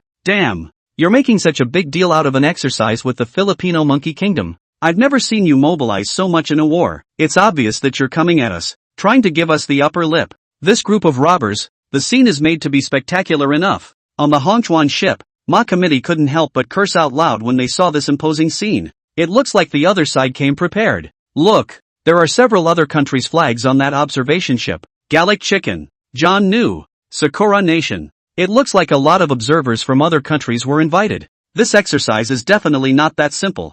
I'm afraid that not only are we going to show off our fine military equipment for the exercise, but afterward we will find an excuse to invade our Nanhai and make trouble, and then spreading their maritime prowess in the media through the published images of observers from various countries. This is an attempt to create momentum by stepping on our Dragon Kingdom's headwinds. Beside him, a deputy who analyzed the intelligence of the war added, breaking down the intentions of the Eagle Jam Nation in a few words. If you want to make a big move, have to get past US first. Vice Commander Kai stood in the center of the command room, looking at the large screen with sharp eyes. All ships on command, stay hidden and keep a close watch. We want to gather every bit of valuable intel. When the crowd heard this, they put away the shock in their hearts and plunged into the intense surveillance work. The Chuan and 815 electronic reconnaissance vessel began to activate their respective advanced electronic reconnaissance equipment, ready to exhaustively record and analyze every move of the Eagle Jam Nation's carrier fleet. Reporting to Commander Williams, equipment commissioning is complete. All ships are ready. The test site has been cleared, and the defending formation and the Filipino Monkey Nation target ship have sailed into their designated locations. Observers report no anomalies on the sea surface, ready for electronic warfare countermaneuvers. At this moment, in the central command room aboard the command ship Blue Ridge, a messenger immediately reported on the many matters of maneuver preparation, and in front of him was a big-bellied, bearded Commander Williams, the commander-in-chief of the carrier formation of the Eagle Jam State Roosevelt, which was in charge of this military exercise. Just then, another intelligence officer trotted over and reporting to Commander Williams, "We've just received the latest information that the Dragon Kingdom's warships are approaching our maneuver area. Their formation includes an 815 electronic reconnaissance ship, 3054 frigates, 2052D destroyers, and a large ship of unknown type, suspected to be a civilian cruise ship from its appearance and silhouette, and most likely a special camouflage ship to destroy the pirate ships of the Philippine Monkey Kingdom. Their course is directed towards our maneuvering waters and they seem to be intent on monitoring our operations. Observers have identified one of them, Electronic Reconnaissance Vessel 815, which may be trying to collect our electronic signals and communications data." As soon as the intelligence officer's words fell, Commander Williams raised his eyebrows and the corners of his mouth curled into a cold smile, as if everything was under control. "At last, we've waited for you, friends from the Dragon Kingdom. It seems they are interested in our maneuvers." There was a bit of mockery in his words, a bit of confidence. "Do they still want to use this old set of reconnaissance means to spy on our strength?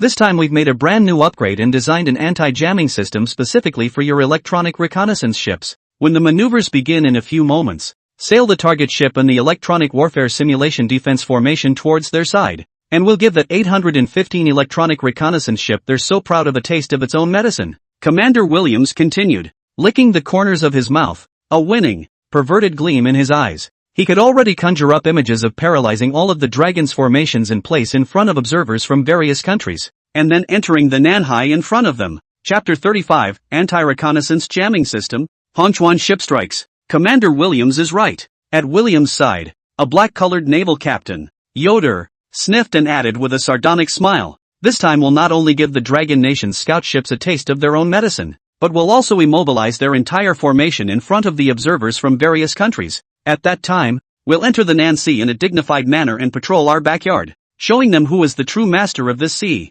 Commander Williams nodded in satisfaction at Yoder's suggestion. He turned to look at the large screen, which showed the real-time position of the Dragon formation, the large ship of unknown type being particularly prominent, and that suspected cruise ship. "Give me special attention too, whatever it is, don't let it interfere with our maneuvers. When we paralyze them in a while, we'll go directly to the ship to search for them, and once we find weapons and equipment that match those in the video of the Filipino Monkey Kingdom, then we can directly charge the Dragon Kingdom with greatly threatening the safety of international waters and exterminate it." "Yes, Commander," Colonel Yoder answered at once, with a warlike gleam in his eye. He turned to the messenger at his side and commanded, "Notify all ships that the maneuver will begin immediately. Deploy the target ships close to the Dragon Kingdom's surveillance fleet according to the plan, and then head out to create a bit of an accident for them." The messenger quickly passed the order down, and the entire atmosphere on the Blue Ridge command ship instantly became tense. Commander Williams and Colonel Yoder stood in front of the big screen, waiting for the maneuvers to begin,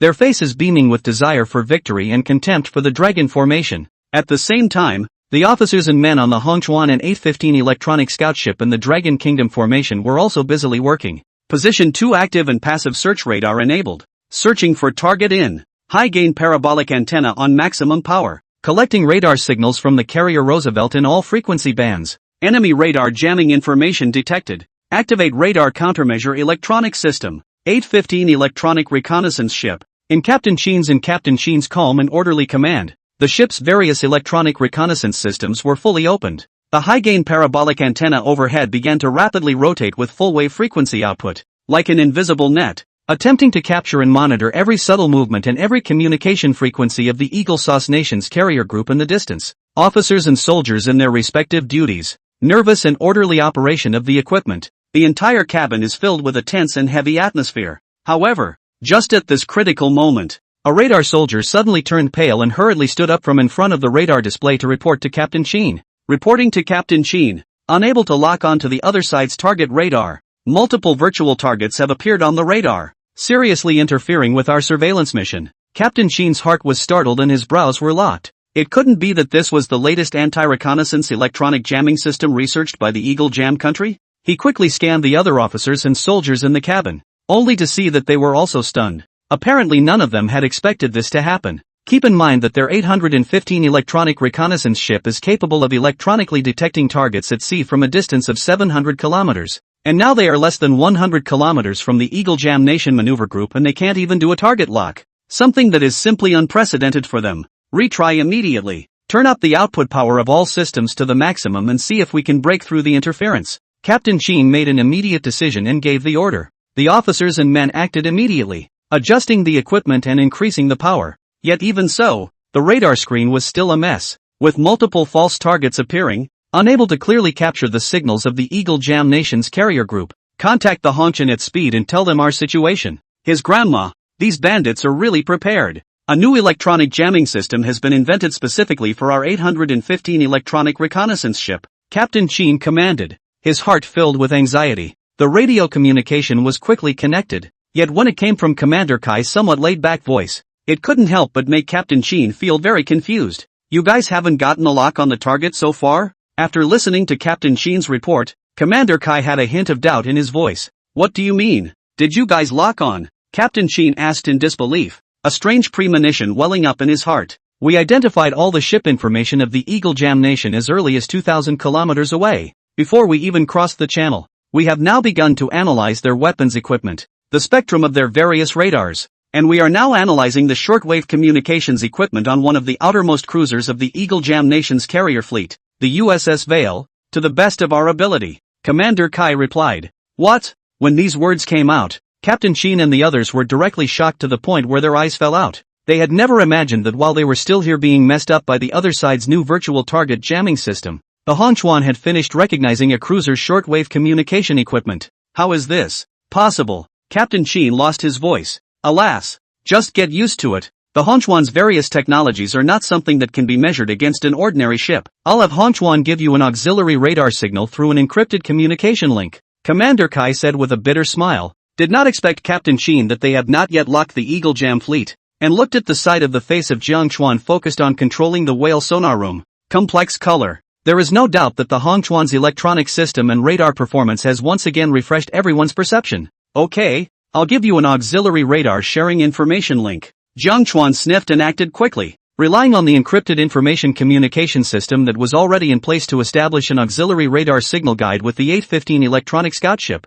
which simply meant sharing the Hongqian's radar information with the 815 electronic scout ship. The soldiers under Captain Chuan stared intently at the radar screen, only to see that the originally chaotic picture gradually became clearer and clearer. The interference of multiple virtual targets was effectively eliminated, and the real position and equipment information of the ships of the Eagle Jam country's carrier group was finally presented in front of their eyes. This is amazing. Captain Chuan's eyes widened in disbelief at what was happening in front of him. Through Jiang Chuan's auxiliary signal, not only was the position of all the ships clearly marked on the radar screen, but even the wave frequencies used by the various equipment were also marked out one by one in an exhaustive manner. Comrade Jiang, your kid is really a genius. This is so much more powerful than our over-the-horizon detection radar, Captain Chuan said excitedly. The anxiety in his heart swept away, replaced by a deep shock at the Hongqian's advanced technology. The officers and men also cast admiring glances, knowing that this time they were able to successfully lock the target thanks to the timely assistance of the Hongqian. With this clear target information, their next electronic reconnaissance and intelligence gathering missions will be much easier. Captain Chuan, don't praise me. Let's just hurry up and finish the mission. The Eagle Jam country is clearly targeting us with this maneuver. We can't let them underestimate our dragon country's naval strength. Jiang Chuan's voice came through the radio with a hint of composure and confidence. That's right. Everyone act immediately and conduct electronic reconnaissance according to the plan. making sure to gather all useful intelligence. Captain Jiang quickly gave the order, and the officers and men were once again put to work in a tense and orderly manner. Reporting to Commander Kai, the Eagle Jam Nation fleet has made a move. Their joint military exercise with the Philippine Monkey Kingdom is about to begin. Just then, one of the guards responsible for monitoring the movements of the sea reported. Chapter 36, Joint Exercise begins with target ships. Electronic warfare aircraft out. Snap. Only on the surveillance screen. With the row of blanks from the Blue Ridge's command ship shooting high into the air and releasing colorful smoke, the Eagle Jam Nation's current joint exercise with the Philippine Monkey Nation was officially launched. Immediately dispatch the electronic target ship out and follow the route designated by the Eagle Sauce Party. Soon after the message was received on the side of the Phi Monkey Kingdom, a large, grayish-white ship immediately sailed at full speed from the standby area and headed towards the periphery. This large gray and white ship was the very target ship used as the target to be attacked in this electronic countermeasures warfare exercise, which was leased by the Eagle Sauce Nation to the Filipino Monkey Nation. A general target ship, also known as a target ship, is an indispensable training equipment for naval training, military exercises and other activities, and generally consists of decommissioned warships and large military vessels, among others. The predecessor of this target ship is the Pueblo electronic reconnaissance ship built decades ago by the Eagle Sauce Country, which is equipped with a target and a complete set of electronic radar system, which is capable of performing the electronic countermeasures test. This military exercise, to put it nicely, is a joint exercise between the Eagle and the Filipino Monkey States, but in reality, all of the equipment and ships are provided by the Eagle State. The Filipino Monkey Kingdom, on the other hand, sent only one Rizal-class cruiser, which was the only one that was marginally up to snuff, and a few small ships of less than 1,000 tons displacement, which were left out to play the role of toolmen. Even if it was an order from Big Brother to make them targets, they didn't dare to resist or slack off in the slightest. All they had to do was navigate the target ship along a prescribed course with the soldiers from the Eagle's Landing, in conjunction with the electronic countermeasure test. With the departure of the target ship of the Philippine Monkey Kingdom, after about 10 minutes, the Blue Ridge command ship, Commander Williams, the target is locked on. The Pueblo electronic scout ship is traveling on its intended course. All is ready. The communications officer's voice rang out clearly in the command room. Very well. Execute the next step of the plan immediately. Commander Williams gave the order, with a determined look in his eyes. Inform the flight squadron that the 3 EA-18G electronic warfare aircraft will take off immediately, targeting the Filipino Monkey Defense target ship, the Pueblo, for a medium and short-range airborne electronic suppression mission. Yes, Commander. The communications officer quickly relayed the order. Colonel Wayne, your team is responsible for coordinating the linkage of the electronic fighters to the target ship's encrypted communications. Keep in mind, our true target is the Dragon Kingdom surveillance fleet 80 kilometers outside the exercise circle. When the target ship and electronic warfare aircraft are approaching the Dragon surveillance fleet, then through encrypted communications, have the EA-18G electronic warfare aircraft and the target ship simultaneously activate the high-power jamming radar and the new electromagnetic suppression system to electronically suppress the Dragon fleet. At the same time, the ships of our carrier formation will then launch a long-range electromagnetic attack from multiple directions to conduct a multi-dimensional strike against the Dragon Kingdom fleet. I want to show the Dragon Kingdom that even if their 815 electronic reconnaissance ships are as advanced as they are, it will be difficult for them to withstand our carefully planned electronic storm. Commander Williams commanded with a sneer. According to his plan, even if he paralyzes the ships of the Dragon Kingdom, and the Dragon Kingdom pursues the matter, they can still claim that it is the Dragon Kingdom that mistakenly intruded into their exercise area, and they will bear the consequences. Hey, our electronic warplanes are equipped with new tactical electronic jamming pods, which greatly centralize jamming capabilities. Don't worry, my good man, this time we're not only going to test the surface carrier's electronic suppression capabilities, but we're also going to teach the Dragons a lesson they won't forget. My formation of EA-18G Growler electronic fighters will be like ghosts, silently covering their electronic domains and completely paralyzing their systems. The dark-skinned colonel known as Wayne responded confidently, a supremely self-assured sardonic smile curling the corners of his mouth. He commanded the EA-18 electronic warfare aircraft is known as today's most powerful electronic jamming aircraft. This time it is upgraded with a new tactical receiver and the new ALQ-99 tactical electronic jamming pod. 99 tactical electronic jamming pod. Not only can it efficiently perform airborne electronic suppression missions, but it also has an advanced counter-canceling system that eliminates enemy electromagnetic interference to keep its own data chain and other signals connected. The most crucial point is that once the enemy target is located, this kind of warplane can carry out hard killing on the highly sensitive enemy electronic system through high-energy microwave and even forcefully pour virus into the enemy's command, communication and air defense system.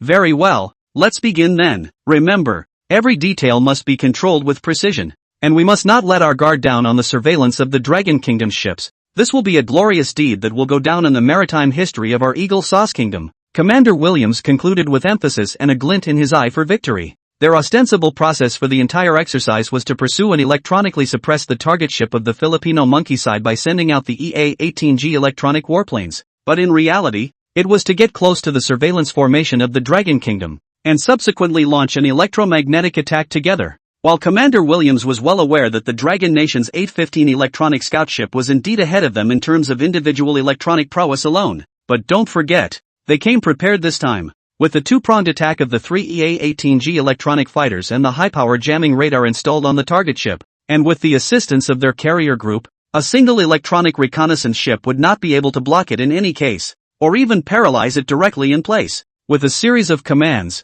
the Eagle Jam Nation's three electronic warplanes whirred into the air aboard the carrier Roosevelt, and a shadowy joint maneuver officially kicked off. Here to explain, electronic warfare is complicated to say, but the principle is very simple. The basic principle is to spell power, release interference too. Sparring power is generally referred to as a hard kill, and is relatively straightforward and simple. I have more power than you, so I can suppress you by releasing strong interference. The release of interference, on the other hand, is a means of interfering with the other party to receive signals, generally known as soft kill. It's pretty much the equivalent of the square, where young people with loudspeakers are blasting away at the square dance players of the older women. This stuff is just like electronics. The new generation forms a crushing advantage over the old, and iterating new products has a huge advantage. Currently, power spamming, supplemented by the release of jamming, is one of the most effective means of electronic warfare in general at the present time. Report Captain Chuan, the target ship of the Philippine monkey side has been dispatched. After analysis, the target ship is 52.2 meters long, 9.75 meters wide, with a displacement close to 1,000 tons. And it is the retired electronic reconnaissance ship Pueblo of the Eagle Sauce Country. The joint exercise sea area has now been expanded to extend from the southeastern sea to the front, with an east-west distance of up to about 100 nautical miles, while the north-south connecting line is about 50 nautical miles long, and the entire exercise water area is about 20,000 square kilometers. Initial judgment of the target ship's sailing route is exactly our formation bearing, distance 60 kilometers. On the 815 scout ship, the messenger was conveying intelligence messages in real time towards Captain Chuan and the others, while Vice Admiral Kai, Jiang Chuan and the others who were also on the communication channel also received the messages. The exercise area has been expanded and the target ship is the electronic reconnaissance vessel Pueblo, and the course of travel still overlaps with ours? On the other side, Vice Admiral Kai on the Hongchuan instantly tightened his brows, vaguely sensing that the Eagle Sauce Country was coming from a bad place, and that there was something categorically fishy going on. Jiang Chuan, what do you think? Isn't it too much of a coincidence that the sailing route of this target ship overlaps with ours? Vice Commander Kai's gaze was sharp as he turned to Jiang Chuan, a hint of urgency in his tone. Jiang Chuan pondered for a moment, his eyes wandering between the flickering screen and the complex charts, finally settling on Vice Commander Kai's face. Vice Commander Kai, I don't think this is just a coincidence. There's no way that the Eagle Jam Country would suddenly let our surveillance be delayed. They must have something up their sleeve. I'm afraid the content of this maneuver is an opportunity for them to attack us. Vice Commander Kai's frown tightened as he nodded in agreement with Jiang Chuan. Their latest catch is that this target ship has new high-powered radar information on board, and it's likely that it's being used against them. Just then, the intelligence officer hurried into the command room again, a hint of anxiety on his face. Reporting to Vice Commander Kai, latest intelligence. 3 Growler EA-18G electronic warplanes have taken off from the carrier Roosevelt and will be tracking the target ship while also approaching on our bearing, and are expected to cross a safe distance in 15 minutes. The hearts of the crowd sank. This was indeed a ploy by the Eagle Jam Nation. As far as their surveillance was concerned, they noticed that the target ship of the joint exercise appeared to be avoiding the search of the fighters, but in fact it was getting closer and closer to the sea where they were, while the 3 EA-18G electronic fighter jets were slowly following behind them. They were using the pretext of maneuvers, but they were actually trying to get close enough to them to launch an electronic attack on the Dragon's surveillance fleet. Chapter 37, Eagle Landslide of Hand. Electromagnetic Storm Battle at Sea. Vice Commander Kai, do I need to back off the necessary safety distance? Over the radio came Captain Chin's conservative, inquiring comments. Retreat? What retreat? A few fighters and target ships make me. Lao Kai. Retreat? Dream on. Our predecessors even dared to ram fishing boats into other people's destroyers, so what do we have to fear? Vice Commander Kai's eyes became sharp and his attitude was incomparably tough as he looked at the crowd and said, "Immediately activate our electronic defense system and fully monitor the movements of those 3 electronic fighters and target ships. At the same time, notify all ships in the fleet to prepare for electronic attacks." Jiang Chuan quickly nodded his head, his fingers flying on the keyboard as a command was quickly conveyed.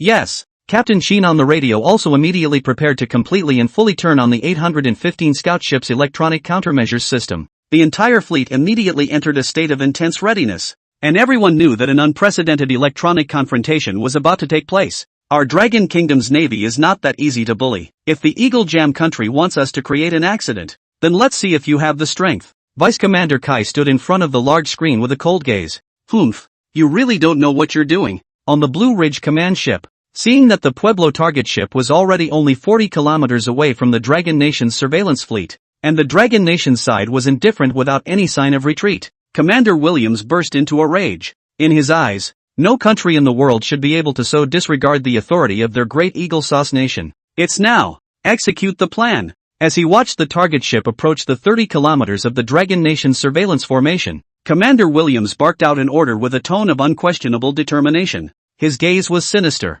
staring at the Dragon surveillance fleet on the screen as if he wanted to crush them in one fell swoop. On my mark, target ship Pueblo. Activate large jamming radar at maximum power output immediately. He sent commands through the communicator to the crew of the Filipino Monkey Nation on the target ship. The crew of the Philippine Monkey Kingdom was nervous but did not dare to be slow and quickly followed the instructions. In an instant, the radar on the target ship began to rotate, powered by sufficient electricity, emitting strong jamming electromagnetic waves, pointing directly in the direction of the Dragon fleet. Meanwhile, black-skinned Colonel Wayne had received orders from Williams. The corners of his mouth hooked into a cold smile, and a confident glint shone in his eyes. EA-18G formation. Turn on electromagnetic suppression. Microwave attack ready. He radioed an order to the pilots of the 3 electronic fighters, who quickly responded by adjusting the fighters' attitudes, locking onto their targets, and preparing to launch an attack, with all the top brass of Eagle Sauce Nation watching. In the distance, the large jamming radar on the target ship of the Pueblo was in full operation, emitting powerful electromagnetic wave interference, while the 3 EA-18G electronic fighters swooped down to a low altitude, and their onboard electronic jamming equipment began to work, releasing strong electromagnetic suppression waves. At this moment, the entire nearby sea seemed to be enveloped by electromagnetic waves, and an unprecedentedly high-intensity electronic confrontation war was officially launched. Reporting to Captain Sheen, our units are under high-power electromagnetic attack. The other side's 3 fighters and the target ship are electronically suppressing us at the same time. The electromagnetic power has instantly doubled 12 times, and a variety of equipment is affected. The crewman aboard 815 Electronic Scout exclaimed, with a distinct urgency in his voice. Captain Sheen's face instantly changed drastically as he quickly scanned the data on the screen to confirm the shocking news. The radar screens of several other models on one side of the room went straight to blur, obviously under attack and unable to function properly. Originally, the other party's electromagnetic intensity had been within their monitoring and control range, but they hadn't expected that it would suddenly be able to turn up to such a high multiple, which was clearly beyond their expectations. Reporting to the captain, the ship is under microwave attack from an opposing electronic fighter, an undocumented model that cannot be defended against. Another soldier also reported hurriedly, a hint of panic in his voice. These bandits are too cunning. Captain Sheen clenched his fists and couldn't help but curse in his heart. He immediately realized that the other side was definitely carrying new types of elite electronic equipment and large amounts of electrical energy as renewal reserves on the target ships and fighters. Before, it was just turning on the low power to create an illusion for them to relax their vigilance. And only now that it was close did it burst out with such a powerful electromagnetic attack, hitting them by surprise. Even their electronic reconnaissance ships with strong electronic countermeasures could not fight one against many. Immediately notify all ships to activate emergency electronic defense procedures to minimize equipment damage. Captain Sheen quickly gave the order, his voice calm and firm as he tried to stabilize the situation. However, within seconds, they received more reports one after another. Several of their own frigates were directly paralyzed by this sudden and powerful electromagnetic attack because of their relatively outdated electronic systems, and were unable to mount an effective counterattack or defense. Captain, our communication system has also been severely affected. Some of the channels have been interrupted. The communications officer reported anxiously, with a hint of trembling in his voice. Captain Sheen's heart sank. He knew that this was an unprecedented electronic confrontation and they were facing a huge challenge. He had to make a quick decision or the entire fleet could be in crisis. However, just as he was fretting, he suddenly saw the huge spherical antenna chamber on the Hongchuan in front of him suddenly light up. Buzz. In an instant, a shocking scene took place. Chapter 38, Cracking Counterattacks Against Canceling Fields. Reporting to Vice Admiral Kai, our fleet is suffering from a large-scale, high-intensity electromagnetic attack. 3 frigates, destroyers, and part of the 815 scout ship systems are paralyzed and have lost communications. Initial judgment is that the intensity of this electronic attack received has exceeded our record high for a maritime confrontation by a factor of 2. On the Hongchuan, at the same time that it faced an electromagnetic attack from the Eagle Kingdom's target ship and fighters, the communications soldier immediately fed back. What? Even the communications of the 815 electronic scout ship are down. Or is that twice the electronic countermeasures record in history? But Vice Commander Kai stared wide-eyed at the Hongchuan ship in front of him, all normal various systems. Frozen could not see the so-called high-intensity electromagnetic interference in the endware. It wasn't until he saw the emergency warning signals from the 815 scout ship around him before it disconnected communications that he realized it as an afterthought. Reporting to Vice Commander Kai, it's because our Hongchuan ship has just completed an urgent analysis. On one side, Jiang Chuan's voice rang out, slowly getting up with a calm expression on his face. We happen to have resolved the frequency pattern of the large jamming radar hidden on the other target ship and are currently conducting counter-jamming operations. That's why the Hongchuan systems have remained normal so far. You parsed out the other side's new jamming radar. Vice Commander Kai's eyes snapped open, staring at Jiang Chuan in disbelief, his mouth slightly open as if even his breathing had been suspended for a moment. In such a short period of time, you actually cracked the new jamming radar of the Eagle Jam country? This is impossible. No wonder Vice Commander Kai was so shocked to know that they had spent hours before even the 815 electronic scout ship deciphering the other side's relatively easy early warning radar. And now they had even cracked the hidden new jamming radar without a word. How far ahead of the curve are the electronics on this Hongchuan ship to have this effect? It could be a coincidence. Our system had prior experience analyzing similar spectra, and with a few improvised tweaks, it allowed us to find a quick way to crack it. Jiang Chuan replied with a slight smile. What he didn't tell the crowd is that his search radar covers the full frequency of 0.01 to 50 GHz. Not to mention this new type of jamming radar, or even 2 generations more advanced, are resolved in minutes. Gollum. Vice Commander Kai swallowed a mouthful of saliva hard and looked deeply at Jiang Chuan, then immediately turned around and slammed the table, commanding towards the crowd. Immediately, pass this cracked spectrum data to the rest of the fleet so they too can get out of this damn electromagnetic bind. Yes. The communicators under his command responded quickly, while Jiang Chuan came to the main console and explained while operating it. I will embed the cracked spectrum information into the broadcast signal through our signalated radar, while expanding the counteracting magnetic field to ensure that the information is safely and accurately communicated to the other ships in our formation. As he did so, a grand mechanical beep soon sounded over the Hongchuan's radio. Tick-tock. Whale sonar collector power activated at 60%. Environmental jamming equipment activated. Biological wave frequency analysis progressing at 80%. The beeps on the console kept ringing out, and each change in sound sent the crowd into a frenzy. What did they hear? Whale sonar collector. Environmental jamming equipment. Biological wave frequency analysis. These devices, which were enough to be ahead of all electronic reconnaissance ships, were used by Jiang Chuan to collect sonar from marine life. This immediately gave the crowd a sense of the absurdity of killing a chicken with a still sword. But no one uttered a word of disturbance at such a grim moment. It was understood that at this moment, the fate of the entire fleet could be in his hands. After inputting a long list of complicated programs, Jiang Chuan took a deep breath and stabilized himself, then violently pressed the last button. Whale sonar collector power on, electronic wave frequency analysis complete, anti-jamming mode enabled, all-round counter-canceling commenced. Jiang Chuan's voice was firm and strong, and his eyes shone with confidence. As he did so, the spherical antenna sonar room on the Hongchuan suddenly emitted a brilliant bright light that was blindingly bright, as if it were a ballroom. Immediately afterward, an invisible fluctuation rippled out from the sonar room and spread rapidly, forming a huge protective shield that enveloped the entire fleet. All the electromagnetic interference from the Pueblo's target ship and the electronic warplanes was all counteracted at this moment, as if swallowed up by an invisible force, disappearing without a trace. Report Captain Sheen. Electromagnetic interference is gone. Communications restored. At the same time, Captain Sheen's men inside Scout Ship 815 and the frigate were suddenly surprised to find that all electromagnetic interference had disappeared and all equipment was back to normal. They all cried out in shock, unable to believe the facts in front of them. Captain Chuan was also startled. He stood up violently, staring wide-eyed at the data changes on the screen, an unspeakable shock and surprise welling up in his heart.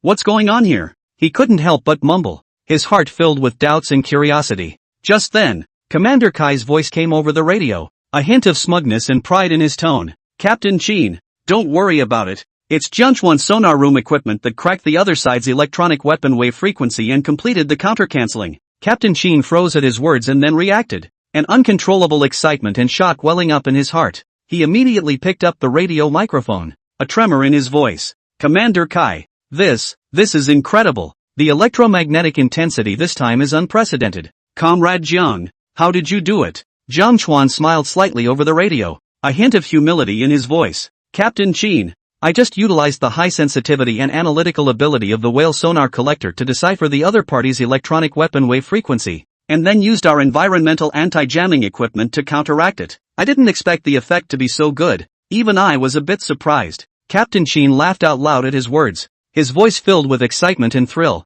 Good. Jiang Chuan, you've really made a great achievement. The entire fleet has turned around because of you. He then turned his words around and suggested worriedly, now that the Eagle Sauce Kingdom is prepared, why don't we retreat out to a safe distance before they have any more backhanders? Retreat? No. This is a provocation from them. We can't let them run away so easily. Before Commander Kai could reply, Jiang Chuan but directly interjected, saying with a serious face, now that the Hanshan has parsed the equipment on their EA-18G electronic fighter and the Pueblo target ship to death, wouldn't it be too much of a shame not to do something about it? Wait, what do you mean? Commander Kai on one side vaguely realized what was going on and stretched his voice to give a sideways glance. That would certainly help them get the maneuvers over with sooner. Jiang Chuan sneered, and in the next second, violently pushed the full power lever on his side. Tic-tac-toe. Microwave system to repel marine life activated. Transmit power 1000 kilowatts. Omnidirectional emissivity 123 dBW. Antenna gain 120 dB. After parsing the spectrum of the Eagle Sauce country's electronic warplanes and target ships, Jiang Chuan directly regulated the parameters and without hesitation had to start a full-power targeted electromagnetic strike. Microwave emitters, originally used to repel sharks and other ferocious sea creatures, have become swords stabbed at military drill units in the Eagle Jam country. Buzz. A strong electromagnetic field centered on the Chuan, impacting at an unspeakable speed towards the three Growler electronic fighters and the Pueblo target ship 30 kilometers away. Chapter 39, Shooting Down an Electronic Fighter. The dead pilot requests to go to war. Oh my man. Look, the Dragon's surveillance fleet is probably all paralyzed in place, right? At this moment, on one of the EA-18G Growler electronic warplanes in the lead, Wilson, the pilot with a full beard, laughed wildly. He was none other than the young elite airman aboard the Roosevelt, whose piloting skills were second to none in the formation, and who had been deliberately dispatched on this electronic suppression mission to assume temporary captaincy of the three-man aviation team. Hey, that's not true. I'm afraid our electronic microwave weapons have been smoking their radar. Layden, the pilot of the left E-fighter, chimed in, his words full of disdain. To think that even this much strength wants to monitor our great carrier group's military exercises is simply out of their depth. Let's go hover over their heads a few times and let them feel what it means to step on their heads but not be able to resist. To his right was a freckled Hansen, and suddenly a bold idea came to mind. Oh my god, this is a brilliant idea. Hansen's words immediately made the eyes of the other two Eagle Land pilots light up, as if their eyes could see the constipated look on the Dragon's Navy's faces as they watched them on their heads but couldn't do anything about it. Go! Maybe, if our performance this time is impressive enough, we might be able to be awarded the title of ace pilot. Wilson, who was at the head of the group, excitedly said, immediately accelerating the fighters and rushing in the direction of the Dragon formation. When the ace pilot was mentioned, the expressions of the other two pilots were also very excited. After all, this was a supreme honor that all pilots could only dream of, and they are all the best in the formation and have a good chance if they do well this time. As a result, the three of them immediately pulled full fuselage power, scrambling and whirling towards the direction of the Dragon Kingdom, even matching the difficult maneuvers of air rotation, wanting to put on a good show in front of the observers from various countries. They started with a neat line of three electronic fighters head to tail, wanting to show the world their amazing distance control in the air. However, at that very moment, a change occurred. Wilson, who was in the lead, suddenly felt a blur before his eyes, and the display, which was originally clear and unparalleled, suddenly became as colorful and confusing as if it had been scribbled on. Tic-tac-toe. Various warning signals flashed yet went out in the blink of an eye, as if an invisible hand had cut their throats. My hair! Wilson was horrified and a sense of foreboding welled up in his heart. His hands quickly flew over the control panel in an attempt to regain even an ounce of control, but all that responded to him was silence and deadness. What's going on? Layden, Hansen, what's the situation on your end? Wilson cried out anxiously, but the communications system was similarly hard hit and could only emit an intermittent murmur. In an instant he realized that this was not a simple system failure, but an electromagnetic attack from the enemy. Wilson's mind tightened. They were flying in high formation, and if anyone lost control, the safety of the entire formation would be in jeopardy. He jerked the stick in an attempt to perform an emergency evasive maneuver, but the plane was as slow as an old man and wouldn't listen. The lights on the dashboard began to flicker wildly and a pungent burning odor filled the air, a sign that the circuits were overloaded. This directly killed his last bit of hope. Let the world get a good look at our strength. Behind him, Layden is still unaware of Wilson's situation. Everything happened in a flash of lightning, and at the moment he is still immersed in a beautiful dream, shouting at the top of his voice. The next second, however, by the time he opened his eyes, he saw a large fuselage but blooming in front of his cockpit glass. It was his boss Wilson's fighter. Fark! His pupils shook as he tried to pull the lever, but to his horror he realized that everything was out of control. Completely out of control. The same desperate scene happened with Hansen behind him. No! In the next second, a deafening metallic tearing sound cut through the serenity of the sky, and the desperate cries of the three were simultaneously drowned out by the loud roar of the warplanes colliding. The violent vibration made them lose consciousness directly, and everything in the cockpit became fragmented in an instant. Debris flew in every direction, and the seatbelt strapped tightly around his body, but it couldn't stop the overwhelming force of the impact. Fire and smoke intertwined in a blur of sky and earth, and in his ears was the continuous sound of twisting metal and the roar of explosions. His consciousness wavered between fuzzy and lucid, and his last thought was, this can't be. How are we going to be? We're going to be the greatest dead card pilots. Reporting to Commander Williams, the plan was successful. Multiple frigates and 815 scout ships from the Dragon Kingdom have been severely disrupted by our offensive. At this very moment, aboard the command ship Blue Collar, Blackskin Colonel Wayne and Commander Williams were standing in front of a large screen nervously watching the action.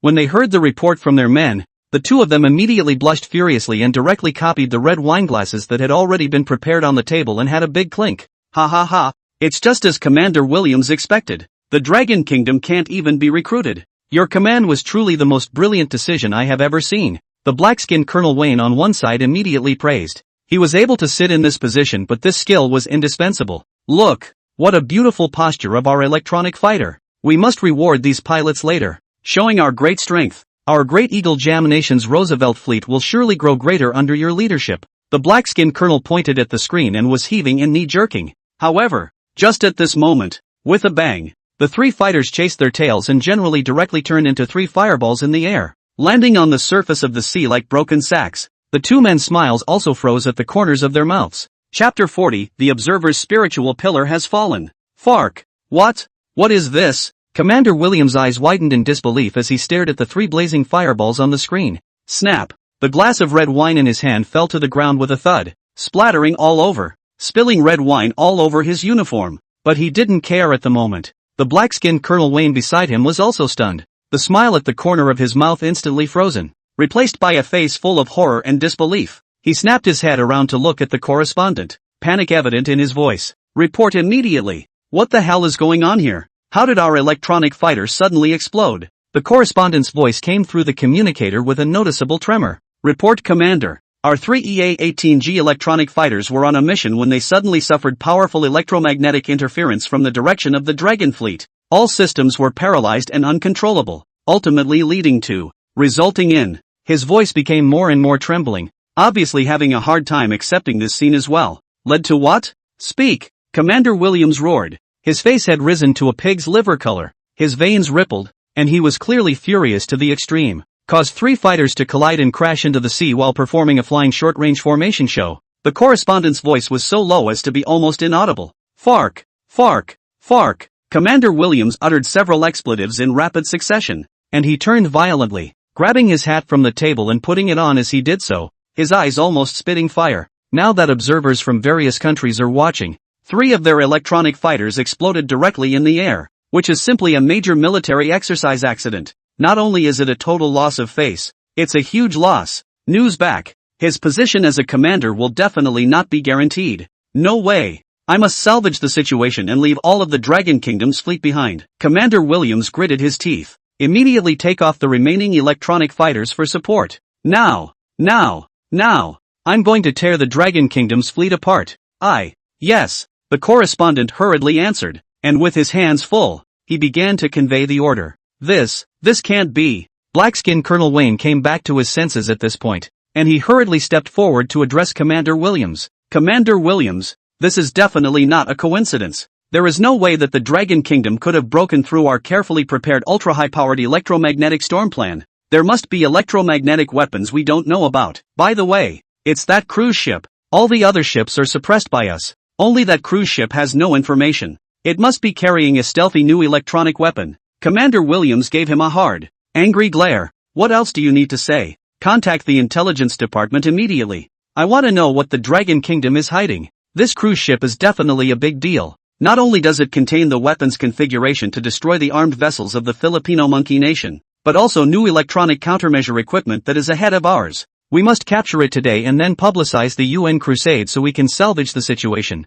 The two of them glanced at each other. Their eyes coincidentally flashed a cold and stern look. After all, once this kind of accident was rumored, the two of them would surely be punished as dereliction of duty. Now, in my capacity as Supreme Frontline Commander, I order all battleships in the carrier formation to enter a state of first-degree alert, ready to respond to any situation that may occur. Long-range strikes with missile weapons are permitted when necessary. I'll do it right away. Colonel Wayne, the black-skinned colonel, hurriedly answered, turned and hurriedly left, immediately carrying out the emergency shipboard aircraft force to lift off in support of the Pueblo's target ship. Commander Williams looked at the three still-burning fireballs on the screen, his heart erupting like a volcano with anger and resentment. He clenched his fists and swore in his heart that he would make the Dragon Kingdom pay today. My God! Jiang Chuan, what have you done? On board the Hong Chuan, the crowd witnessed the shocking scene in the sky not far away, as the three Eagle Jam countries' electronic fighters collided and exploded tragically like out-of-control meteors. The intense firelight reflected in everyone's eyes, full of shock and disbelief. On one side, Ma Committee was so excited that he almost jumped up. His voice was filled with disbelief as he tightly wrapped his arms around Jiang Chuan's shoulders. Great job! How did this happen? The corners of Jiang Chuan's mouth hooked up into a faint smile as he gazed deep into the distant carrier fleet of the Eagle Jam Nation. This is just the beginning. The real show hasn't even started yet. Saying that, he turned towards the console, his fingers skillfully sliding on the screen, adjusting the parameters of those seemingly ordinary but actually hidden mysteries of the equipment. Beep, beep, beep, the console beeped, indicating that the marine life repellent sonic device had been put on standby. Jiang Chuan took a deep breath and slowly turned the power adjustment knob to the maximum position. Buzz. As the power increased, an invisible force seemed to build up that could be felt throughout the cabin, and the air was filled with a tense and excited atmosphere. Call up the power system and fully power the radar sonar equipment. Jiang Chuan's steady voice echoed within the cabin, every word revealing unquestionable determination. Yes, the crew answered in unison and took their positions. Immediately after that, the screen on the console suddenly flickered, and lines of data scrolled rapidly, showing that the Hongchuan's electromagnetic waves were surging towards the Eagle Jam Nation's fleet 100 kilometers away at an astonishing speed. The scene shifted to a multinational flagged observation ship on the side of the Hawksbane fleet, the upper decks of which were assembled with observers from various countries who had been invited by the Hawksbane military, complete with all kinds of sophisticated filming equipment. The Eagle Jam Nation's air force is really powerful. You see, their Growler E-fighters are simply unbeatable. This superior maneuverability, this powerful airborne electronic suppression, even the Pueblo scout ship can't withstand it. One of the observers, a short, octogenarian bearded Sakura Nation observer, Guman Matsu *****A, faced the camera with exaggerated admiration and fawning written all over his face. After all, the Cherry Blossom country this year is looking forward to get a new batch of orders for stealth fighters from Eagle Sauce Daddy. Naturally, they should not leave any stone unturned to tout. As he spoke, he also waved his arms exaggeratedly, as if he wanted to convey his praise to everyone. However, before his words fell, in the next second, the three electronic fighters in the air directly performed fire out of thin air. Nanny! His smile instantly froze on his face when those three electronic fighters collided tragically in the air and exploded. His mouth was open as if he could fit an egg in it, and his eyes were round. What's this? What's this? The atmosphere on the observation ship instantly froze. and the originally relaxed conversations of the observers from various countries were interrupted by the sudden turn of events, and replaced by a stunned and noisy atmosphere. They flocked to the side of the ship, staring wide-eyed in disbelief at the three blazing, descending balls of fire in the sky. How is this possible? How could the Eagle Chicken Country's electronic fighter suddenly explode? An observer from the Gallic Chicken Country exclaimed, his hands gripping the railing tightly as if he was afraid he would fall. Yeah, isn't this a drill? How could this happen? Janu's observer was also bewildered as he kept rubbing his eyes, trying to confirm if he had misread the situation. Numerous observers immediately realized that this was a huge maneuvering accident, and at this moment, the face of the eight-bearded Sakura Nation observer was even more brilliant and at a loss for words, because at the moment he is on a filming mission. These images and videos are to be used in the country for military media broadcasting. Now the fighter actually blew up right in front of the camera. How the hell is he supposed to blow it? Chapter 41, Taking Off and Falling into the Water. Dumpling Specialist. He stammered, trying to say something but realizing that he had lost the power of speech. Embarrassment and silliness were written all over his face, as if he were a clown in the middle of a performance who had suddenly lost the stage. Oh my god. It must have been a sneak attack by the Dragonfawn fleet. They were only 30 kilometers away. They're so despicable. The prestigious Growler fighters of the Eagle Jam Nation would surely not make such a cheap mistake. Look, there's a new batch of EA-18GS taking off from the Eagle Sauce Nation's carrier,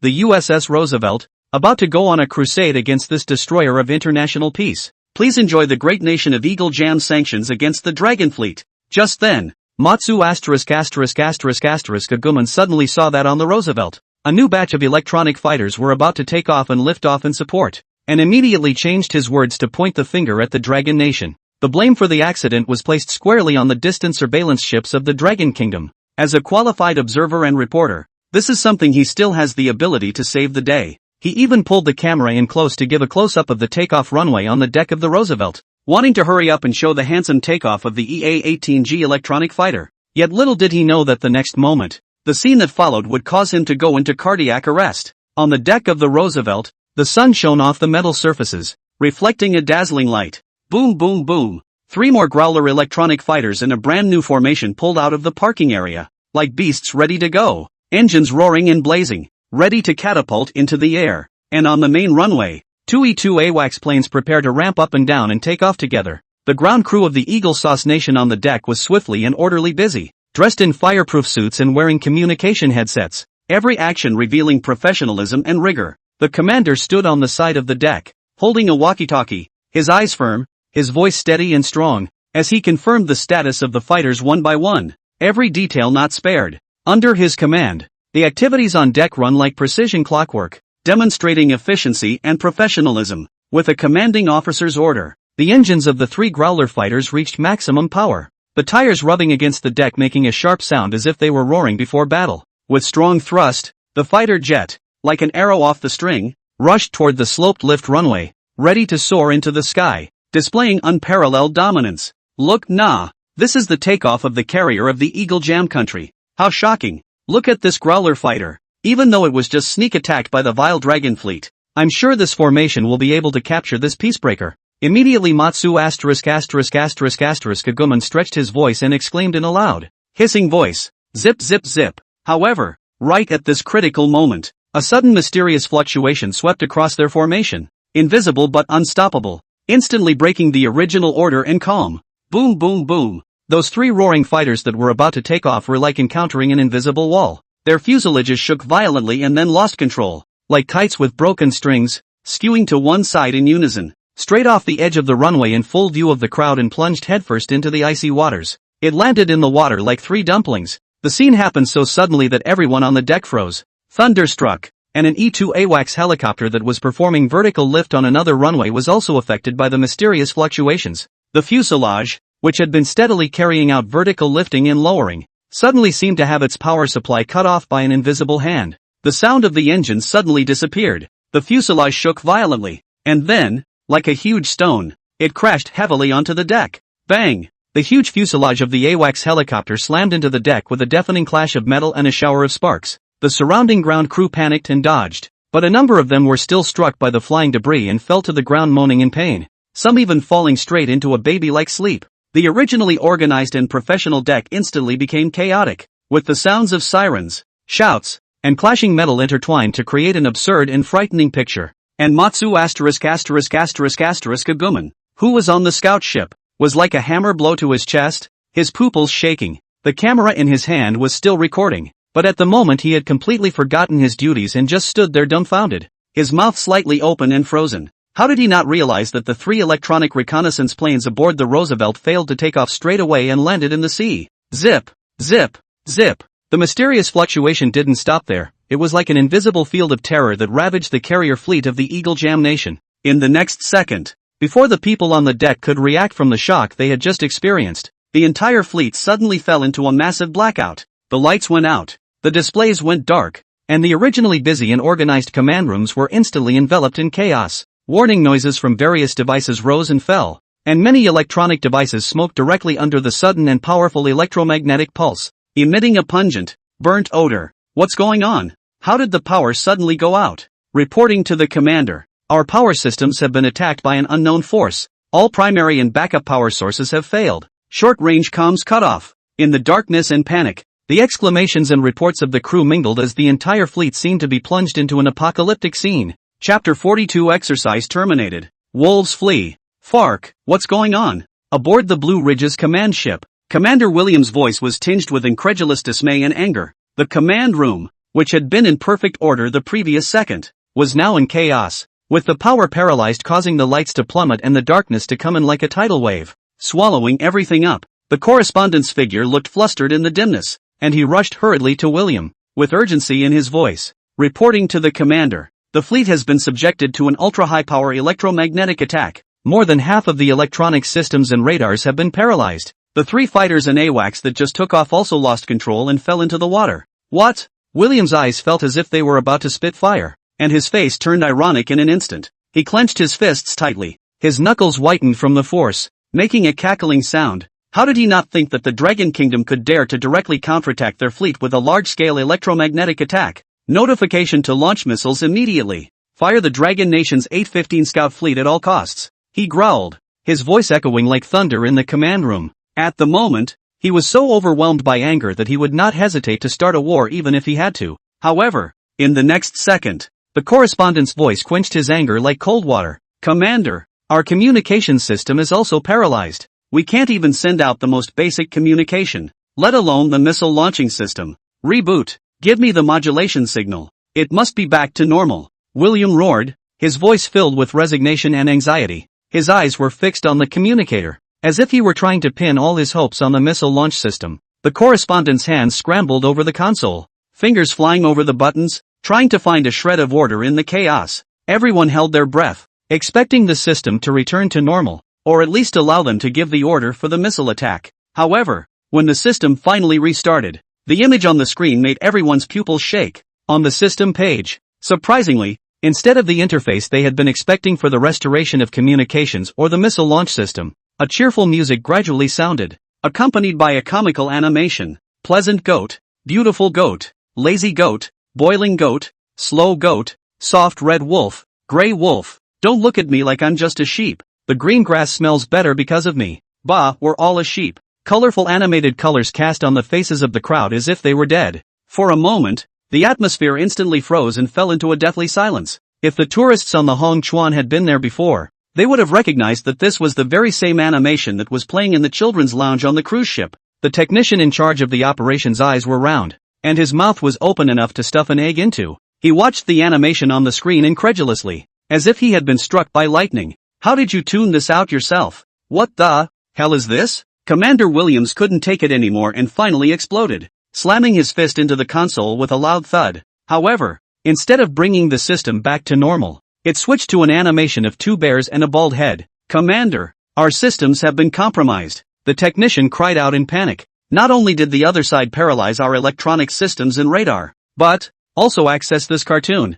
FARC, FARC, FARC. William cursed angrily in rapid succession. He couldn't believe his ears and eyes. Their titular command ship, the Blue Ridge, had been hacked into by the other side's systems and accessed this hilarious cartoon? At this moment, his heart seemed to be hit by a heavy hammer, and his blood pressure rushed straight to his head. He covered his chest and his face was as pale as paper. In the next second, his eyes went black and he directly fainted headlong. His body fell helplessly onto the chair. making a loud clang sound. Commander Williams, something big is going on. The commander has fainted. Quick, emergency medical personnel, begin resuscitation. The crowd gasped in shock and immediately surrounded them. For a while, the dynamic music of the cartoon, the shouts of the people, and the thumping sound of the tables and chairs were intertwined, making the whole scene incredibly chaotic. Exercise terminated. Turn on radio silence immediately and evacuate the waters of the pair of yards channel immediately. The black colonel on one side, Wayne, immediately took over the intercom,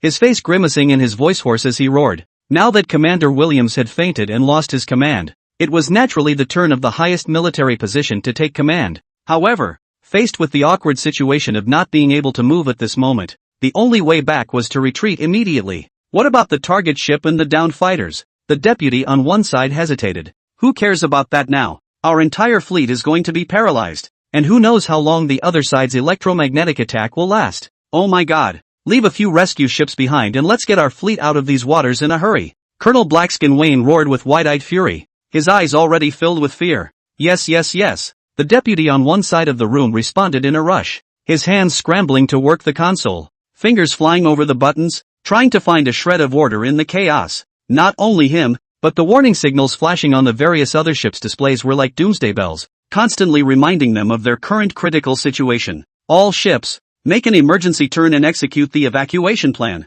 The deputy's voice carried over every ship through the only remaining intact internal communication system with an undeniable sense of urgency. One by one, the ships in the fleet began to slowly turn their direction, their huge hulls drawing an awkward arc on the surface of the sea, like a group of lost beasts eager to find a safe haven. The lights were still dim, with only the emergency lighting emitting an eerie blue light that reflected the anxiety on everyone's face. Radio silence. All hands remain silent. Colonel Blackskin Wayne's voice rang out again, knowing that at this critical moment, any radio signals emitted could be the target of enemy tracking, and that they had to get away without a trace. Who knows if the Dragon Kingdom's surveillance fleet will catch up. With the order, all communication equipment was forced to shut down, and the entire fleet seemed to have the mute button pressed, leaving only the sound of waves lapping against the hull and the low roar of machinery running, like an old dog with its tail between its legs. This unusual silence gave a chill to a group of soldiers, as if even the air had frozen. Several rescue ships were hastily designated to be left behind,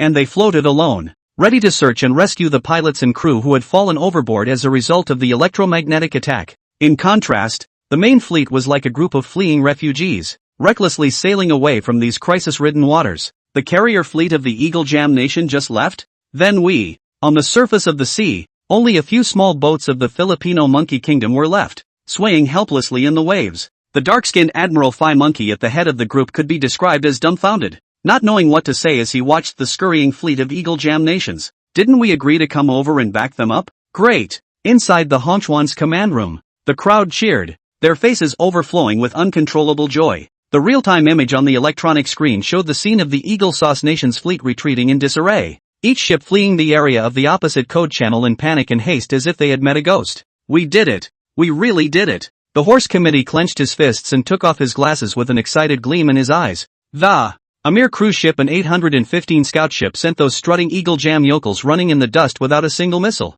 It reminds him of those days when land guns on board ships were mocked by the Eagle Jam Nation. Commander Kai also put down his walkie-talkie at this moment and smiled brightly. He patted Jiang Chuan's shoulder and said approvingly, "Yes, these bandits are really despicable. It's still thanks to Comrade Jiang's powerful electronic radar system. Otherwise, the consequences would really be unimaginable." At the same time, a sudden radio congratulations from Captain Chin on board Scout Ship 815 came from a communications officer on the sidelines. "Lao Kai, you guys are really gods. This handful of electromagnetic attacks caught them off guard. People's fighters plunged headlong into the sea before they could take off. Our brothers on the reconnaissance ship are boiling over. Proud of you." Vice Commander Kai responded with a smile. "I say, old Chin, I have long said that our comrade Zhang's Honchuan ship is not comparable to ordinary ships. Now you have to believe it, right?" I believe it too much. Show me the electronic radar system up there in a minute. It's been a while since our 815 scout ship has been updated." "Stop. Speaking of which," Commander Kai perked up his ears in direct alertness and almost hung up his radio outright. "They haven't even started work on the 003 carrier update yet, so they can't be tapped by Captain Chin." "Ha ha, just kidding. By the way, Lao Kai," Captain Chin's voice came through the radio, the words turning with a touch of teasing, Didn't we capture the footage of the Eagle Sauce country's warplanes falling into the water? Why don't we take this opportunity to help them publicize it properly, so that the whole world can see what a mess they are in? Ha ha, good idea. Commander Kai laughed out loud. Let's help them do a free image publicity for them, so that the whole world will know who the real king is in these waters. The crowd erupted in laughter, and then began to discuss follow-up actions. It was decided to leave behind Scout Ship 815 and a frigate to continue to monitor the situation in the sea and record potentially useful information, while the Honshin led the other 2 frigate and destroyer ships back to the Nanhai. As the order was given, the Honchuan slowly reversed its course and headed in the direction of the Nanhai base. Chapter 43, Great Victory. First Class Title. In the evening, when the Honchuan led the victorious fleet slowly into the Nanhai base, the entire base was abuzz. Officers and soldiers flocked to the pier, cheering and applauding to welcome the return of the heroes. Even Jiang Chuan can see a lot of familiar faces. Before the sea trial together Wang Academician, Jiang Chief Engineer, Lai Huasheng. We're back. Standing on the bridge, the Horse Commissioner announced in a loud voice. His voice carried through the loudspeakers and throughout the base harbor. Welcome home. On the harbor, the head military commander, Chen, was the first to applaud, his voice thick. In all the days that he had become the chief military commander of Nanhai base, he had never had such a battle record, beating the entire carrier fleet of the Eagle Sauce Nation without any losses with just a single surveillance squad. At the moment his tiger eyes were filled with respect. The group then went to the base's conference room and began a detailed summary of the operation and a discussion on follow-up planning. During this period, Jiang Chuan was also unanimously elected as the well-deserved merit to get up and speak, detailing the configuration and practical application effect of the electromagnetic attack system of this process, which triggered a lively discussion and high evaluation from all present. While the meeting was over, the cooking class hosted a great celebration for the returning heroes, which was lively. The following day, an update announcement and video from the Dragon military network caused a furor, attracting countless netizens. On XXX 2024, the Eagle Sauce Nation and the Philippine Monkey Nation held a joint exercise in the Straits of the Pair of Yards, covering surface electronic air suppression tactics. Our country attaches great importance to this and continues to monitor and maintain the security of the waters. Here, we solemnly remind all countries that any attempt to undermine regional peace and stability will be met with our close attention and resolute response when necessary. At the same time, we also call on all countries to work together to maintain order in the oceans and promote regional peace and development. And most prominently below the announcement, a small video was attached with the hilarious footage of none other than the 3 EA-18G growlers aboard the carrier USS Roosevelt diving headfirst into the sea.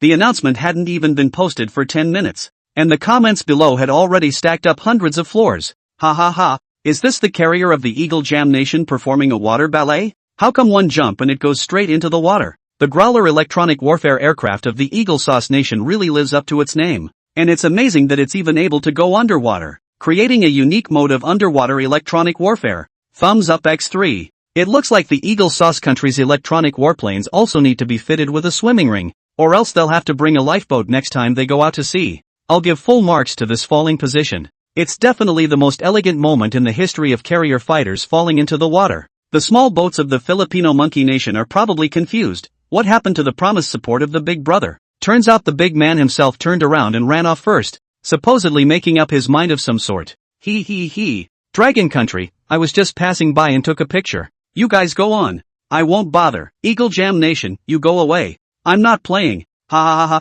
What a success this maneuver by the Eagle Jam Nation, successfully disgracing itself. And on the same day, a shocking news leaked out of nowhere from the Eagle Jam's home ministry that a frontline commander in the Western Pacific, as well as a number of top brass, had been removed from their posts. Once this news came out, it once again pushed the event of this joint military exercise in the Western Pacific to the climax of the heat, and for a while there were many more terse pictures on the military media field. 3 days later, Han Chuan had completed the remaining sea trial program, and after Jiang Chuan's provided a complete parameter program, he left the Nanhai base with Ma Committee and returned to Yunchuan Pier in Chuanhai City. When approaching the repair shop dock he was familiar with, Jiang Chuan realized that it had changed drastically. The original familiar dilapidated scene had been refreshed. The dockyard had obviously expanded considerably in size, and several huge excavators were working intensely, making rumbling noises, their huge arms waving as they continuously dug and leveled the land. And on the road outside the field, several large camouflage trucks loaded with sand and dirt were lined up,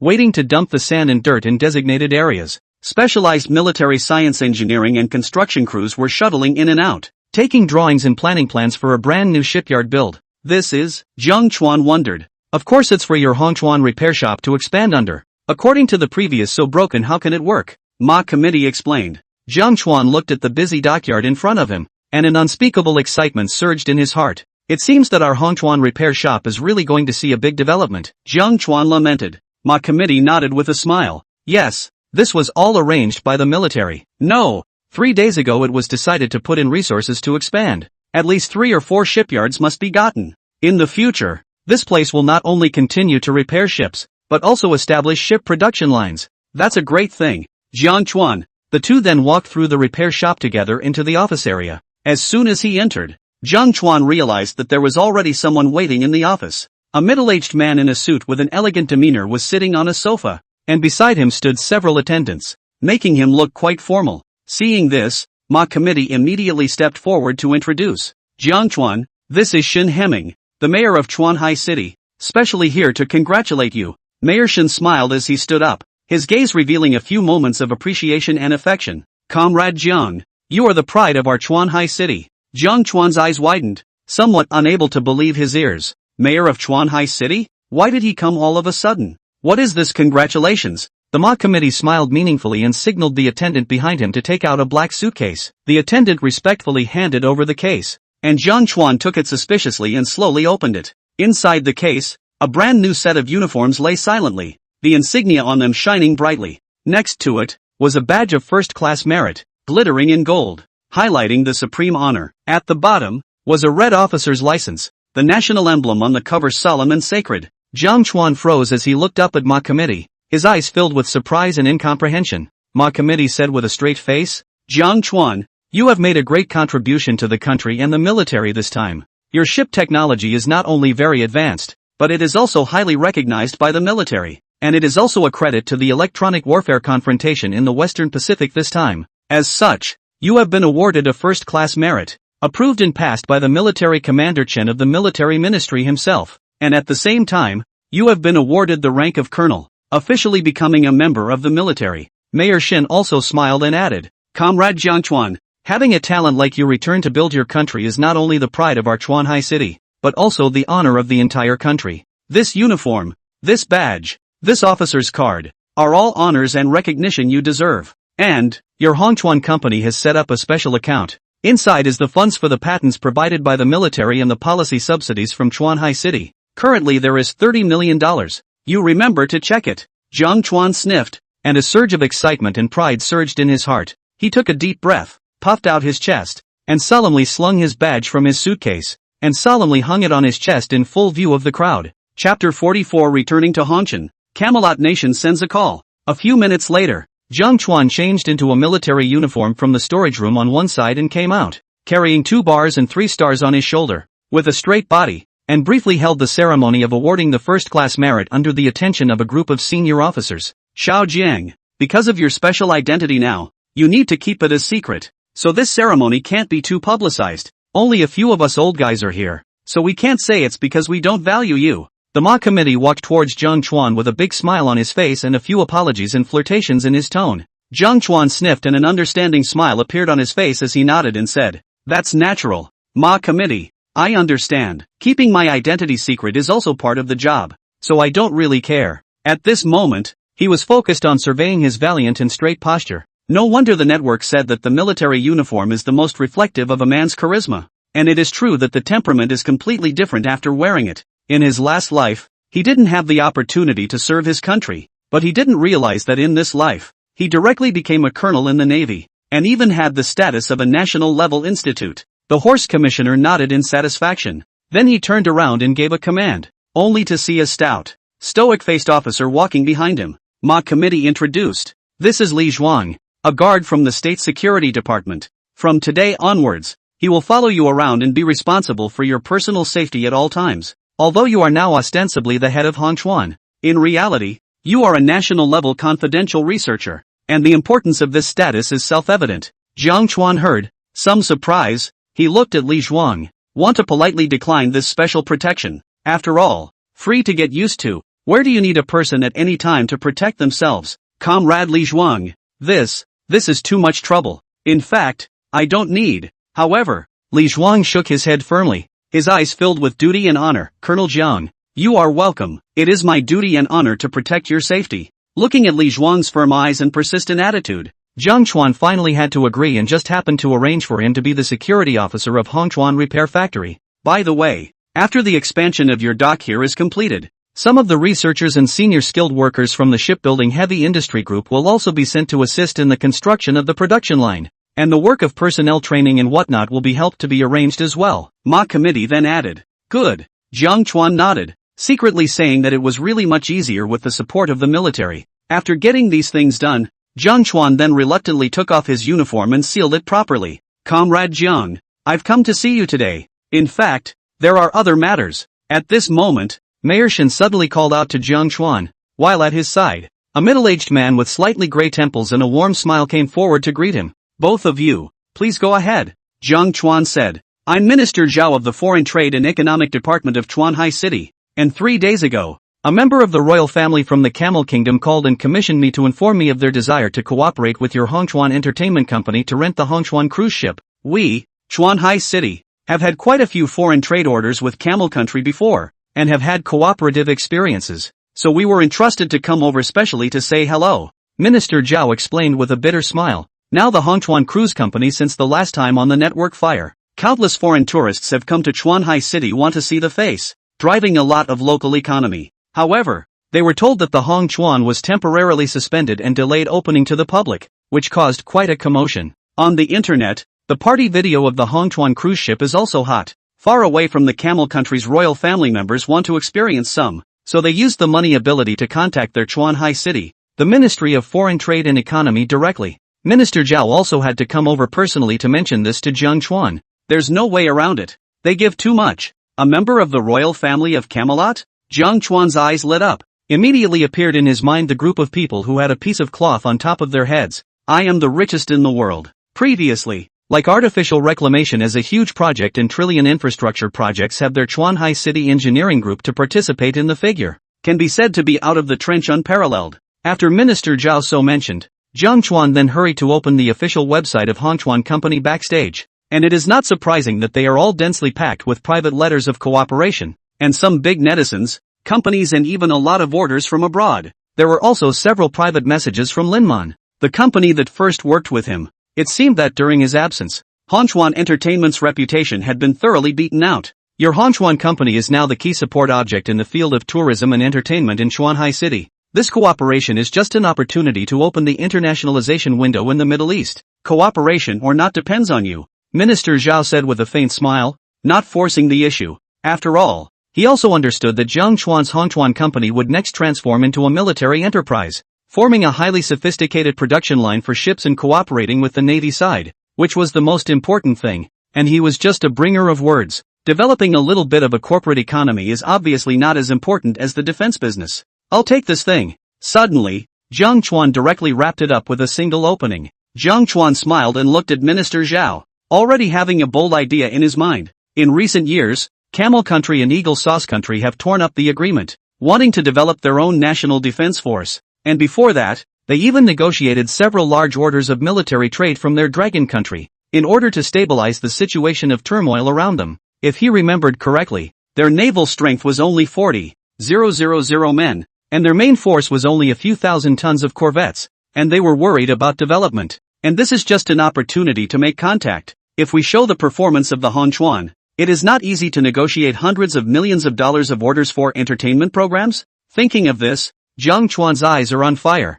Minister Zhao, thank you for personally coming to inform me of this news. Hongchuan Entertainment Company, as a part of Chuanhai City, is naturally willing to contribute to the promotion of local economic development and international exchanges. We are very interested in the offer of cooperation from the royal family members of the Camel Kingdom. Oh, interest is best. A pleased smile appeared on Minister Zhao's face as he patted Jiang Chuan's shoulder and said approvingly, for the specific details of the cooperation, we'll arrange for someone to dock with you to make sure everything goes smoothly. You guys think about these things, and you can ask me to step in and help with anything. Okay. After sending the crowd away, Jiang Chuan then came inside the staff dormitory and met the original factory's technical staff, Master Chen, Electrician Lao Li, and Secretary Lao Zhang, all of whom were here. Since the Jianchuan and the Hongchuan were taken away, The company had no one to preside over them, so they had to stay here in the repair shop first as well. Boss Jiang, finally I see you. Seeing the familiar face after a long time, the secretary Lao Lin directly came up with a bear hug and tears in his eyes.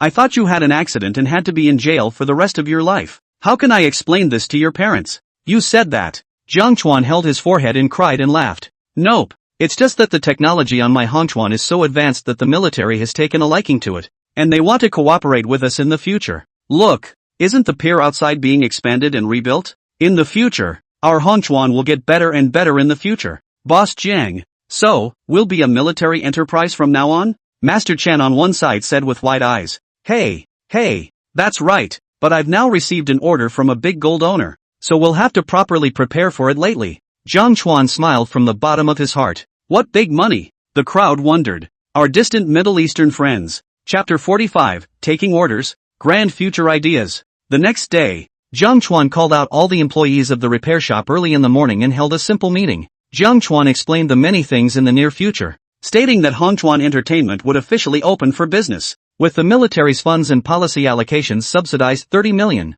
The Hongchuan company can be said to have some capital that can be taken. Not only will the previous bank borrowing 10 million holes plugged, there are 20 million as the company's operating working capital. At the meeting, Jiang Chuan said Hongchuan's future goal is not only to increase in entertainment cooperation projects, to become the leader of the maritime entertainment industry in Shanghai City and even the whole of East Asia. What's more, we have to transform into a military enterprise in terms of ship productivity, and form close ship technology cooperation as well as parts orders with the military. And the first big order that business will now welcome is from the royalty of the Camelot Kingdom. Although the entire repair shop and Yunchuan dock were being expanded and rebuilt, the original old dock could still be modified and produce ship parts, enough for Jiang Chuan to build a batch of new gadgets with smaller production requirements. For example, light and small missile drone boats. He had studied this choice carefully. Because of the narrowness of the waters on the Red Sea and the Persian Gulf near Camelot, strikes can generally be made by land-based launch missiles from the shore. There is no advantage to using large ships in such places where even artillery can penetrate.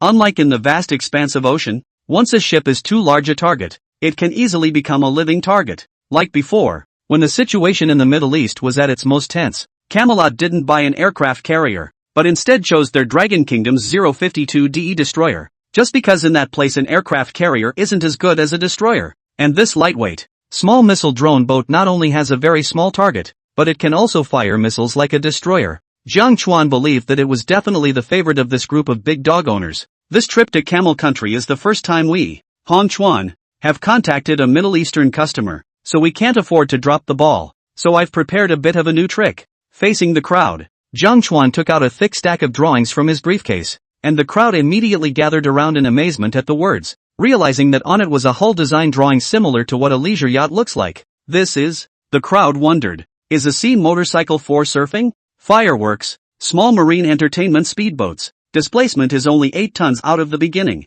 the length of 8 meters, 3 meters wide, just enough to be placed in the bilge of our Hongchuan ship. Our plan is to produce a few of these speedboats in a short period of time, sir, just in time to take them to Camelot and see if we can get them, Jiang Chuan slowly explained. Wait, Boss Jiang, it's not like there's any military technology here, is it? Don't wait for our repair shop to be surrounded again. The old Lin secretary on one side seemed to remember something and took a step back to ask alertly. For in the design drawings, he noticed that the speedboat above looked very different from the normal one, with a few extra suspicious metal shells at the bow and a tapered fairing that was quite a bit thicker at the bottom. Take a closer look. There are even 2 big holes in the tail, as if they were purposely left to hold something. Recalling the previous experience of the repair shop being surrounded by air, land and sea and the entire staff being escorted, Lao Lin couldn't help but shiver. He and the crowd did not yet know that Jiang Chuan had been taken in by the military. Old Lin, you're overthinking it. We're just in the maritime entertainment business. What military technology can a small speedboat have?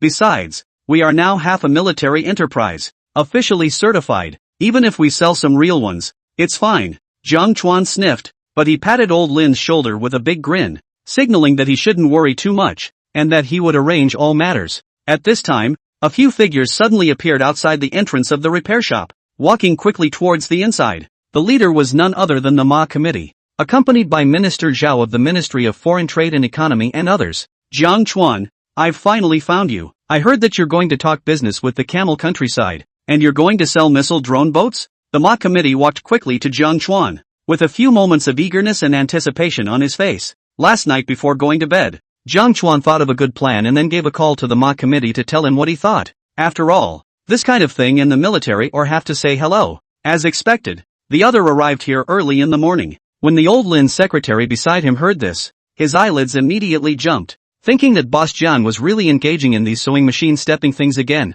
he took a few decisive steps back, as if to clear himself of him, for fear of being escorted up again. Then Ma committee and the others in Jiang Chuan came inside a small office without letting the employees hear the conversation. After walking into the office, Jiang Chuan smiled and nodded his head, signaling the Ma committee to be at ease, and then said, "Ma committee, don't be in a hurry. Listen to me. This is just the right opportunity for our Dragon Kingdom. It's not like you don't know that Camel Country is now late in renewing its security agreement with Eagle Sauce Country, and is still on the sidelines because it thinks that Eagle Sauce Country, its former big brother, is unreliable, and wants to find someone else to cover him. It's not. A while ago they bought another batch of missiles from us to increase their security, and their defense minister wanted to come over and ask us to station our troops there. Although we can't directly intervene as a neutral country, we can take the first step through such business cooperation. Imagine what a perfect situation it would be if they opened a marine amusement park in the Red Sea with a few cruise ships and speedboats." Jiang Chuan slowly explained. "Wait, what do you mean?" When the Ma committee heard this, a light slowly lit up in their eyes, as if they had discovered a new continent, clearly shocked by this vision. The situation in the Middle East is really getting more and more volatile now, and the oil and geographic location that the Camel Country is sitting on is of great strategic importance to their Dragon Country throughout Asia. However, the Dragon Kingdom upholds the principle of neutrality all the time, and coupled with the restrictions of the Eagle Sauce Kingdom's agreement on the Camel Kingdom, the Dragon Kingdom is not even good enough to sell them heavy weapons directly and openly, let alone send troops down directly. For example, some time ago the Minister of Missiles of the Camel Country came over and wanted to purchase the Dongfeng series of missiles from them, which included the Dongfeng 41, which startled the military brass. This thing is an ICBM, not to mention selling it, or even releasing it for free to the Middle East. It will cause an international diplomatic crisis. Yet in Jiang Chuan's words, he heard another way to bring down the Dragon Kingdom. According to the real warpower of the ships built by Jiang Chuan, what sea amusement parks, cruise ships, speedboats, but aren't they exactly their Dragon Kingdom's overseas garrison bases? 46. Unmanned missile boat Hongxi. Departure for the Middle East. Wonderful. It's fantastic. Jiang Chuan, you kid is a ING talent. This speedboat, you said it's a design similar to the Lookout 2 unmanned missile boat, so it must have notable performance. The Camelot Kingdom's top brass will definitely be interested in this novelty. If we build an amusement park in the future, it may become the first overseas military base of the Dragon Kingdom in the Red Sea. The more the Horse Committee talked, the more excited they became. Their eyes were like torches, and it would not be an exaggeration to say that they were full of praise. Minister Zhao listened on the sidelines, and although he didn't know much about the military details, he gradually understood Jiang Chuan's intentions, and was immediately shocked. He just wanted to help Hongchuan develop the foreign trade economy. But listening to Jiang Chuan's words, this is to plan the rhythm of arms exports. Jiang Chuan, your idea is indeed very creative, but will such a cooperation attract the attention of other countries? After all, our Dragon Kingdom has always been cautious about exporting military technology. Jiang Chuan smiled confidently and explained, Minister Zhao, don't worry, we are first entering as an entertainment industry, and although this speedboat is technologically advanced, we can completely package it as a civilian entertainment product. My Hirakawa is the perfect example. Moreover, we are now an officially certified military enterprise. Even if we sell some real ones, it's still within the scope of legal compliance, so there's no need to worry about the military side. More importantly, this is an opportunity to promote friendly relations between the two countries, which is beneficial to both sides. Ma committee nodded in agreement. Yes, Minister Zhao, Jiang Chuan has a point. We are using commercial means to realize the purpose of diplomacy, which can make Camel Country feel our sincerity and also open up new markets for our Dragon Country. It's a good thing that kills many birds with one stone. When Minister Zhao heard this, his expression gradually eased,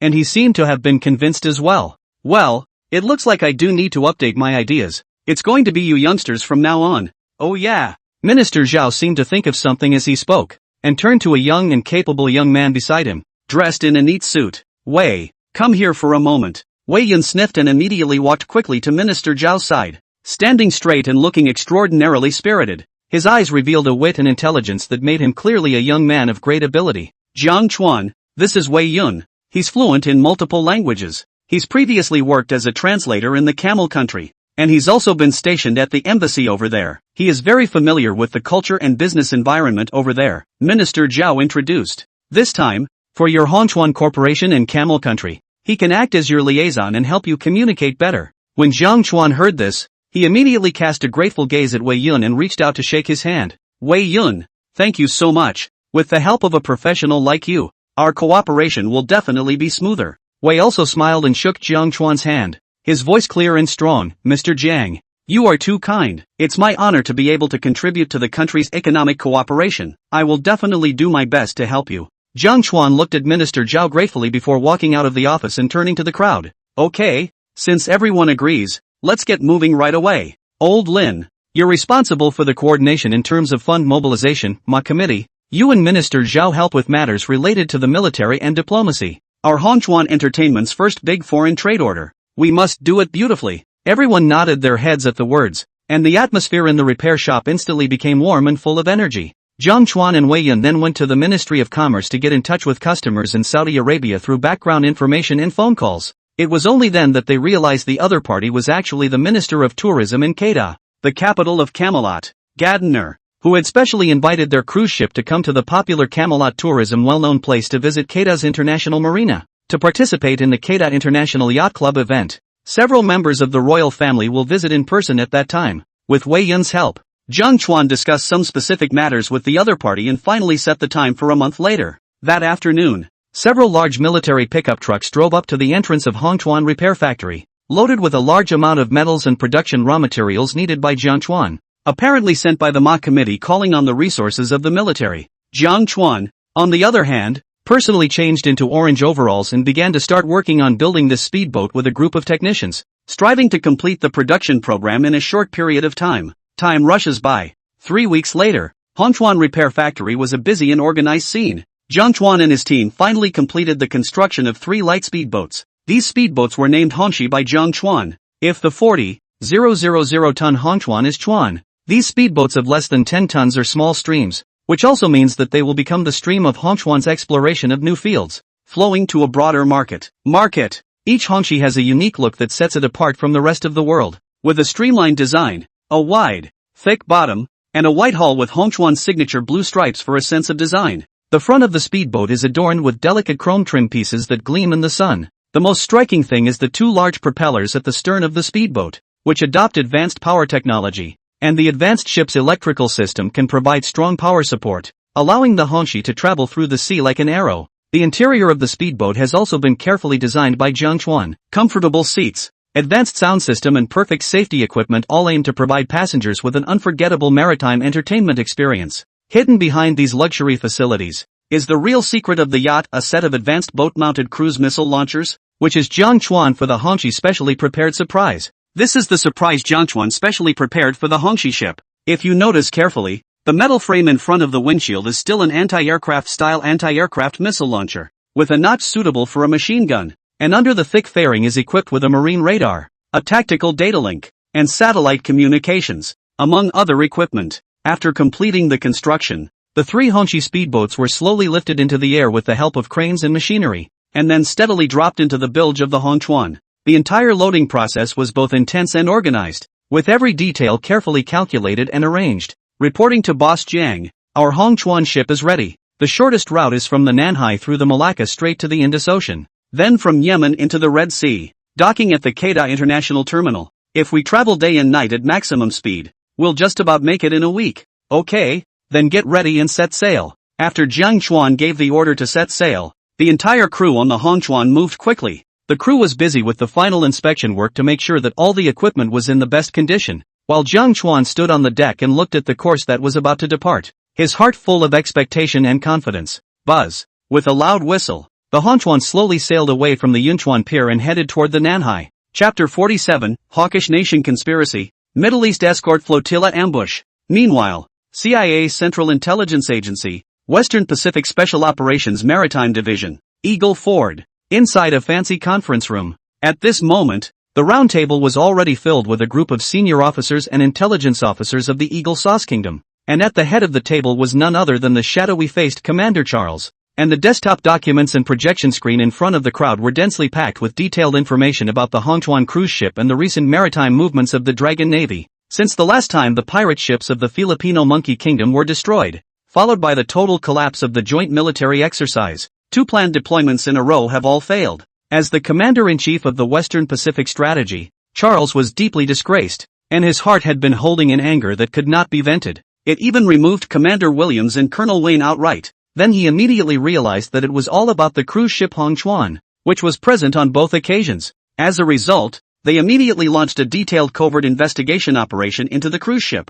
It was important to know that their CIA, as one of the Eagle Sauce Nation's premier intelligence agencies, which had agents all over the globe, and a dense chain of intelligence covering the economic, military, and scientific and technological aspects of countless foreign governments, corporations, and individuals, was quick to unearth all sorts of information. Last night, they even sifted through space satellites to find images of the sea trial area captured in the Dragon Kingdom some time ago, on which was captured a blurred image of a large ship conducting sea trials alongside the 003 carrier. After a professional team of experts compared and analyzed the ship overnight, it was found that it was this very same Chuan cruise ship. Moreover, the area around Chuan's repair shop was completely blocked some time ago, and only the military of the Dragon State has this means. Charles had confirmed that the cruise ship was actually a large warship with advanced weapons and radar systems, definitely a secret ship weapon of the Dragon Kingdom. In other words, Chuan Entertainment Cruise Company is actually a military-industrial enterprise. Report, sir? Latest intel found. According to the agent's reliable information, the cruise ship Chuan has departed and is expected to follow the shortest route in West Asia to enter the Dragon Kingdom Red Sea route and eventually dock at the port of Kedah in the Camel Kingdom. At that moment, an intelligence officer hurriedly stepped into the high-level conference room, clutching an encrypted document in his hand, his eyes revealing nervousness and urgency. He walked straight to the round table and gave a standard military salute to Officer Charles at the head of the table, then quickly reported, "I can't believe it's really connected to Camelot. Is it hard to believe that the Dragon Kingdom is also going to intervene in the Middle East? These despicable guys are really the destroyers of world peace." Officer Charles's face looked even more somber upon hearing this report, as if it were the sky before a storm. He clenched his fists tightly, his knuckles making a small sound from the force, his eyes burning with rage. How could he not have thought that after so many years of hard targeting, the Dragon Kingdom would have such a powerful secret ship weapon without saying a word, while they had been kept in the dark? What was even more intolerable to him was that he had recently discovered that Camelot Nation and Chuan had close cooperation intentions, especially now that the security treaty between Camelot and their Eagle Sauce Nation was slow to be renewed, clearly trying to get out from under their thumb. I'm afraid that this contact with the Dragon Kingdom, under the guise of a cruise ship, is going to be a private deal for military sales orders and even subsequent long-lasting cooperation. For the Camel Country, a big fat field, they absolutely did not allow the exodus. They must stop the Dragon Country's action, the ING guys, but luckily we found it in time. Charles couldn't help but curse in a low voice, but then his eyes flashed with a hint of coldness, as if he had made up his mind. By the way, how's our war in the Middle East going? Reporting to Sir Charles, our carrier escort formation of the USS Eisenhower has entered the Gulf of Aden, 800 kilometers away from the Yellows, and will be on an ocean escort mission in the near future to provide security for Allied merchant ships on the Red Sea route. A round of missile attacks has been conducted recently against the Houthi organization's proximity positions, and if terrorist organizations such as the Houthis still dare to block the route and attack our formations, our escort fleet will conduct medium and long-range saturated sea strikes. Once it's been thoroughly cleaned, we'll be safe to enter the Red Sea. A commander at his side immediately replied, "Good. Now that the Middle East is a powder keg and the Red Sea route is vital to us, it's the right time for us, the Eagle Jam Nation, to show our strength on the world stage." A cold glint crossed Charles's eyes. It is important to know that the Red Sea is known as the world's important oil transportation corridor, connecting Asia, Africa and Europe, the 3 continents of the main sea traffic, their own global trade, as well as that of their allies, the old Jews, and so on, is centered here, and the Suez Canal to the Mediterranean is the throat of the world's economy. However, the Yemenis, who are adjacent to the Gulf of Aden and the Red Sea, are filled with anti-government Houthi organizations, as well as Somali terrorist organizations on the other side of the border, which daily carry out missile and drone strikes against passing merchant ships with high-tech weapons picked up from nowhere. This has led to a major headache for them and is clearly provoking their global strategic position. It was now a sensitive stage in the renewal of the security treaty with Camelot, so they had organized a new Eisenhower carrier convoy a month before, just so they could protect the merchant ships of their allies in this troubled land and establish the prestige of Big Brother. Show Camelot Nation that only Eagle Jam Nation is capable of protecting them. And, speaking of which, a cold smile suddenly lifted at the corner of Charles's mouth. If the Dragon Kingdom's Chuan really dares to enter the Gulf of Aden, then we can get our hands dirty. When the time comes, just have the convoys saturate them with missiles and sink them. Just shrug it off to the Houthis, Somalia and these terrorist organizations when the time comes. When these words came out, many of the higher-ups nodded their heads in agreement, a cold and cruel light flashing in their eyes. They knew that this was the perfect opportunity to use it to strike at the dragon's secret ships and stop his dealings with the Camel Kingdom, while at the same time demonstrating their military might in the Middle East. It's a double whammy, so to speak. After all, in the sensitive area from the Gulf of Aden to the Red Sea, incidents of bombing of merchant vessels and cargo ships by the Houthi organization are staged every day, and no one would be able to find out if they are intent on concealing and shirking the charges. Immediately notify the Task Force Operations Department and develop a detailed battle plan. The crowd then made detailed plans for deployment, and a new covert military action program was quickly drafted and sent to the frontline convoys. There's a way to heaven if you don't go, and there's no door to hell if you break in. In a few days, it will be your death. When the meeting ended, Charles looked grimly at the battle plan on the screen and grunted. 5 days later, Chuan had entered the Gulf of Aden from the Indus Ocean into the Arapaho Sea, and if it followed the normal speed, it could pass through the Strait of Mandeb and enter the Red Sea that night. Boss Jiang, do we need to notify our escort formation to escort us together? It's not peaceful here lately. Chapter 48. Entering the Straits of Mandeb. 1,000 missiles are fired. On the deck, Wei Yun, who was traveling together, looked at the vast ocean ahead with some concern. As they drove along, they could see some large warships every now and then, which were clearly the armed ships of other countries. On top of this turbulent sea,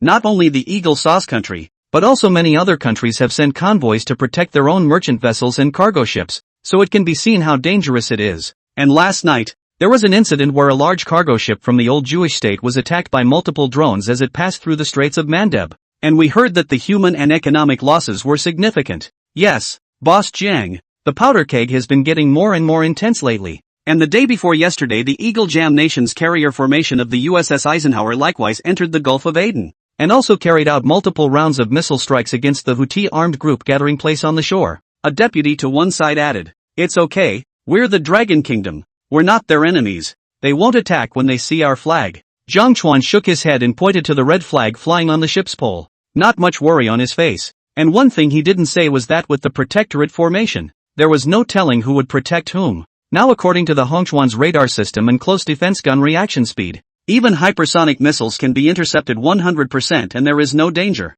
In the previous 3 weeks, although their main goal was to build the unmanned missile boat Hongxi, they did not fall behind in upgrading the Hongchuan's equipment when they had the money. Let's just get going. If we're delayed, I'm afraid we won't make it to Kedah Harbor in 2 days. The cards we have now in the Dragon Kingdom, whether it's the Hussite organization or the Middle East countries, they all have to give face. There will be no danger. The horse committee on one side added with a big grin. Other people don't know how powerful the Hongchuan is, but he who has seen the sea trials and actual combat with his own eyes knows exactly. This time, he didn't directly take a special airplane, but chose to board the Hongchuan with Jiang Chuan to represent the military. After all, in the end, after picking a fight with the people of the Camel Country, it was still necessary to have a military figure with enough say to negotiate, and the one who stayed by Jiang Chuan's side was naturally the best person to do so. Alright, then, keep moving at maximum speed and cross the Straits of Mandeb into the Red Sea tonight. At 2 o'clock at night, the mouth of the Straits of Mandeb was immersed in a deep darkness,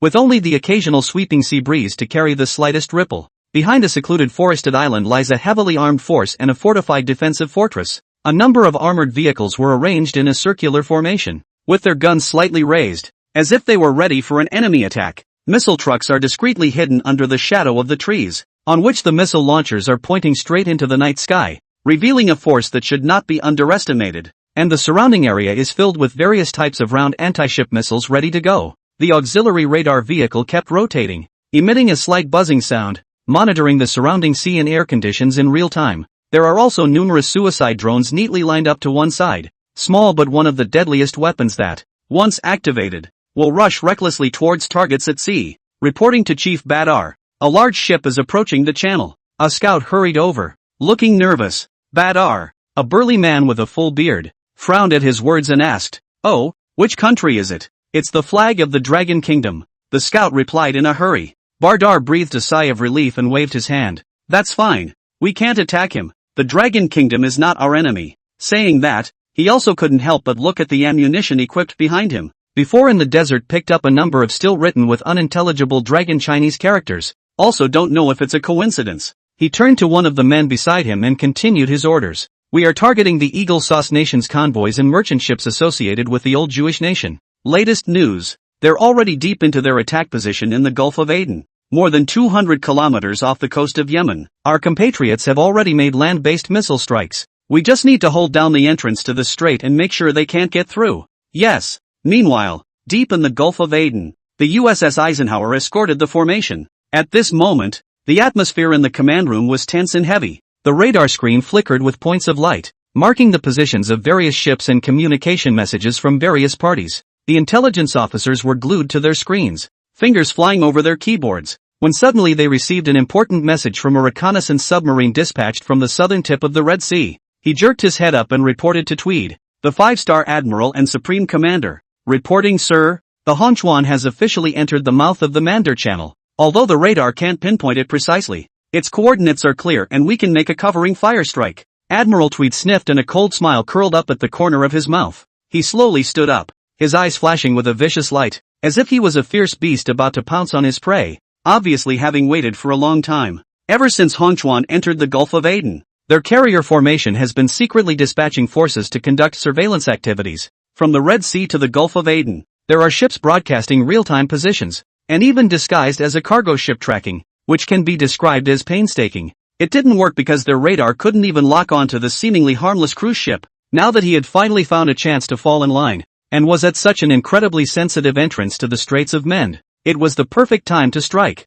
It's now, he bellowed in a deep voice. I order as Supreme Commander to launch the missiles in an indiscriminate attack. As Tweed's orders were given, the captains of the 6 large Arleigh Burke-class destroyers in the convoy received their orders. Without any hesitation, they immediately started the missile launch according to the predefined procedure. Inside the control room, soldiers were busy and orderly operating various equipment, making final preparations for the missile launch. Hundreds of dangling units are ready, as if they were rows of arrows waiting to be fired. Boom boom boom. With the captain's command, a single missile whistled out, cutting through the night sky and raging toward the coordinates around the Chuan and the Mandarin Straits to the northwest. The missile's trailing flame made a bright trajectory in the night sky, like the scythe of the god of death, swooping down on the target with destructive force. Chapter 49 Air Defense System fires up and shocks the interception. Boss Jiang, it's really scary. Just now I don't know whether it's the Somali organization or the Houthi organization and the Eagle Jam country's convoys have started bombing each other again. On the bridge, Wei Yun was a little alarmed. All the way from the Gulf of Aden into the Straits of Mandeb, they had seen at least 7 or 8 long-range missiles of different types cross their heads. Today at noon, watching the international news, the aircraft carrier formation of the Eisenhower of the Eagles Nation is about to approach the waters off the Gulf of Aden, presumably to carry out long-range fire suppression from the sea surface to clear the suspected Houthi organization basepoints on the shore. But the good thing is that so far they have not been attacked by the Houthis in any way. Only in the evening did a Somali speedboat meet them remotely, see their red flag and leave. Don't worry, the Somali and Houthi organizations are only looking for trouble with their old Jewish allies. Not enough to mess with us. We are friends from the Far East, and we will not be embarrassed. Jiang Chuan didn't have much to worry about and patted Wei Yun on the shoulder to comfort him. What he didn't say explicitly is that in the control room, the long-range alert radar, anti-aircraft missile system, anti-aircraft close-in gun interception program, but they are on standby and on full power all day long. The Houthi strongholds hidden behind the forested islands on both sides of the Straits of Mandeb are now clearly shown. As soon as the missile that had locked onto their haunching showed its head, the anti-aircraft missile-type smoke grenades would be fired straight away, intercepting it remotely at ultra-long range, not to mention shooting them with a long-range missile. Even placing an anti-ship missile with an end speed of Mach 5 on top of the Hanchan's head would be instantly intercepted by the dense curtain of bullets formed by the close-in defense guns. If all fear comes from a lack of firepower, but the Hanchan has plenty of it, so Jiang Chuan didn't have any fear. Let's hope, as long as we cross the Bab el-Mandeb tonight without incident, it will be a lot safer to enter the Red Sea. After hearing this, Wei Yun's expression eased a bit and prayed silently in his heart. Yet the next moment, tic-tac-toe, inside the control room of the Chuan, a piercing alarm sounded suddenly, accompanied by an electronic beep. Warning, detecting 365 incoming targeted anti-ship missiles. Pre-landing point will be located at the mouth of the Straits of Mandeb. Preliminary estimate is that 107 missiles will detonate in the waters around the Hanchan causing damage. Air defense programs will be automatically activated in 3 seconds. Inside the corridor, red warning lights began to flash, coloring the entire interior of the ship with an air of urgency. Jiang Chuan's face changed as he quickly stepped back into the control room. Upon seeing the specific information, a flash of anger flashed through his eyes. What's going on? What is happening? Is the Huti organization attacking us? Outside the control room, the horse commissioner broke in hurriedly, not even dressed, apparently awakened from his rest. No! Jiang Chuan shook his head, his eyes growing cold. It's the Eisenhower carrier escort formation from the Eagle Jam Nation. With over 300 missiles fired from 6 Arleigh Burke-class destroyers in a saturation coverage strike toward our area. Models include Tomahawk cruise missiles, Harpoon, Hiram, more than 300 missiles. How about that? Can it be intercepted? The Ma committee's face changed drastically after hearing this and hurriedly inquired. Knowing the narrow terrain at the mouth of the strait where they were at the moment, once the sea range was determined for indiscriminate bombing, even if they couldn't lock on to their precise coordinates,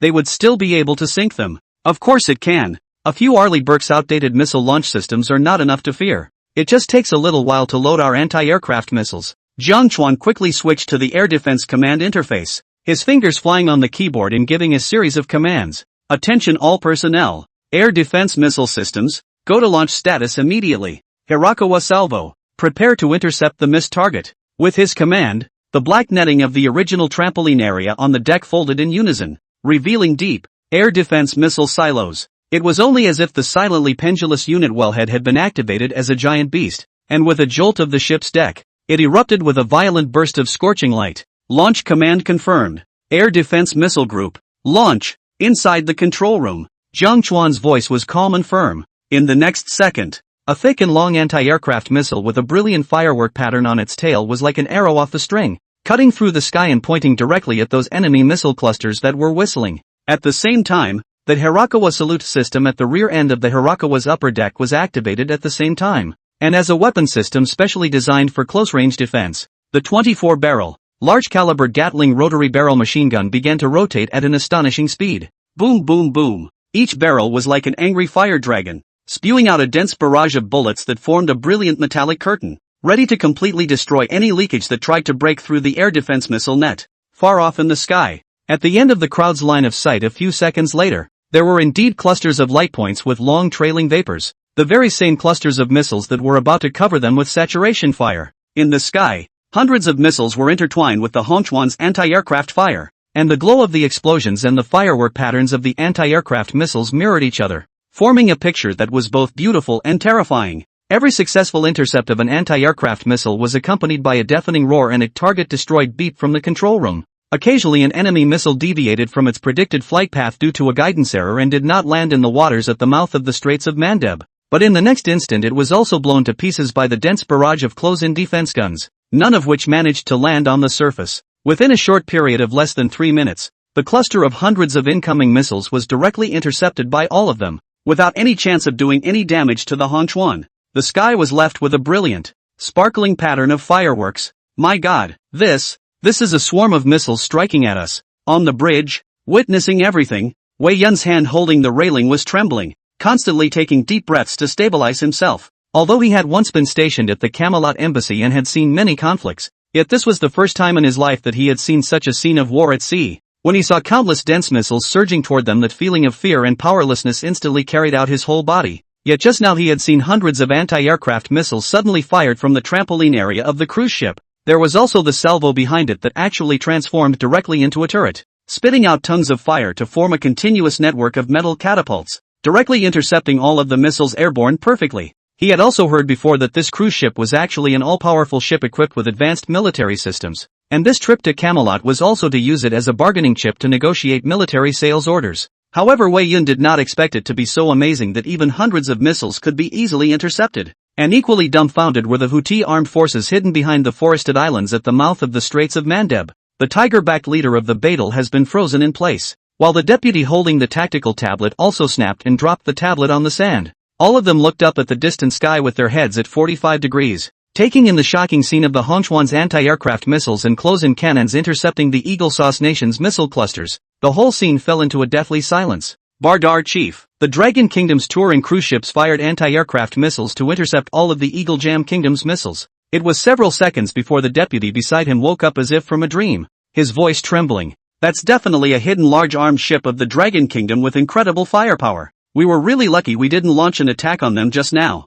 or we might have been leveled by now. And, why would they help us intercept the missiles? The Badar leader swallowed equally hard, his eyes glittering with disbelief while a flash of doubt crossed them. At the moment, they thought that their ambushed armed forces and fortresses had been discovered by the Eagle Jam Nation. So they sent out a large missile cluster strike, and this mysterious ship from the Dragon Nation actually helped them out to intercept it. Without their help, one might have been all but wiped out by now. In their earliest radar detections, the approximate bearing of the missile swarm's strike target was precisely the mouth of their stretch of the Straits of Mandar. I don't know. Maybe they're afraid they'll be affected by the missile's power as well. The deputy beside him replied uncertainly. They did help us anyway. Never mind that for now. Then Badar's words changed, and his gaze looked into the distance, a hint of anger flashing in his eyes. I didn't expect the Eagle Sauce Country to have discovered our ambush here. Since we've been discovered, we won't hide anymore. Humph, we'll have to settle this score today. With that, he turned violently and shouted orders to his deputies and men behind him.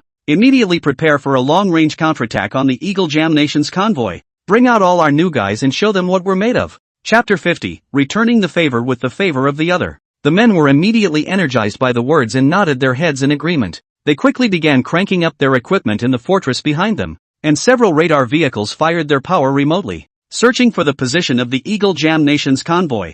Rows of missile trucks also began intense loading work, with soldiers operating in a busy and orderly manner, loading one Monday series of anti-ship missiles and broken 3 ballistic missiles into the launchers. There is even a state-of-the-art HATM-2 hypersonic missile. These missiles are all long-range and powerful enough to inflict heavy damage on the Eagle Sauce Country's convoys from here to offshore in the Gulf of Aden as well. These good guys can be picked up from the almighty desert, and they must be put to good use to utilize them. Badar leader, the missiles are loaded and ready to launch. But there is a problem. One of his men came running over to report, his face a little rushed. What's the problem? Badar's heart skipped a beat. It's that the Eagle Jam Nation's convoy is so far away and their electronic defenses are so advanced that we can't remotely lock onto them at the moment. Badar frowned, clearly displeased with the news. But it was also clear that, while they could pick up powerful weapons from the almighty desert, they lacked in the area of electronic information systems. He mused for a moment, then waved his hand helplessly. Keep trying to lock on. We must find a way to break through their electronic defense system.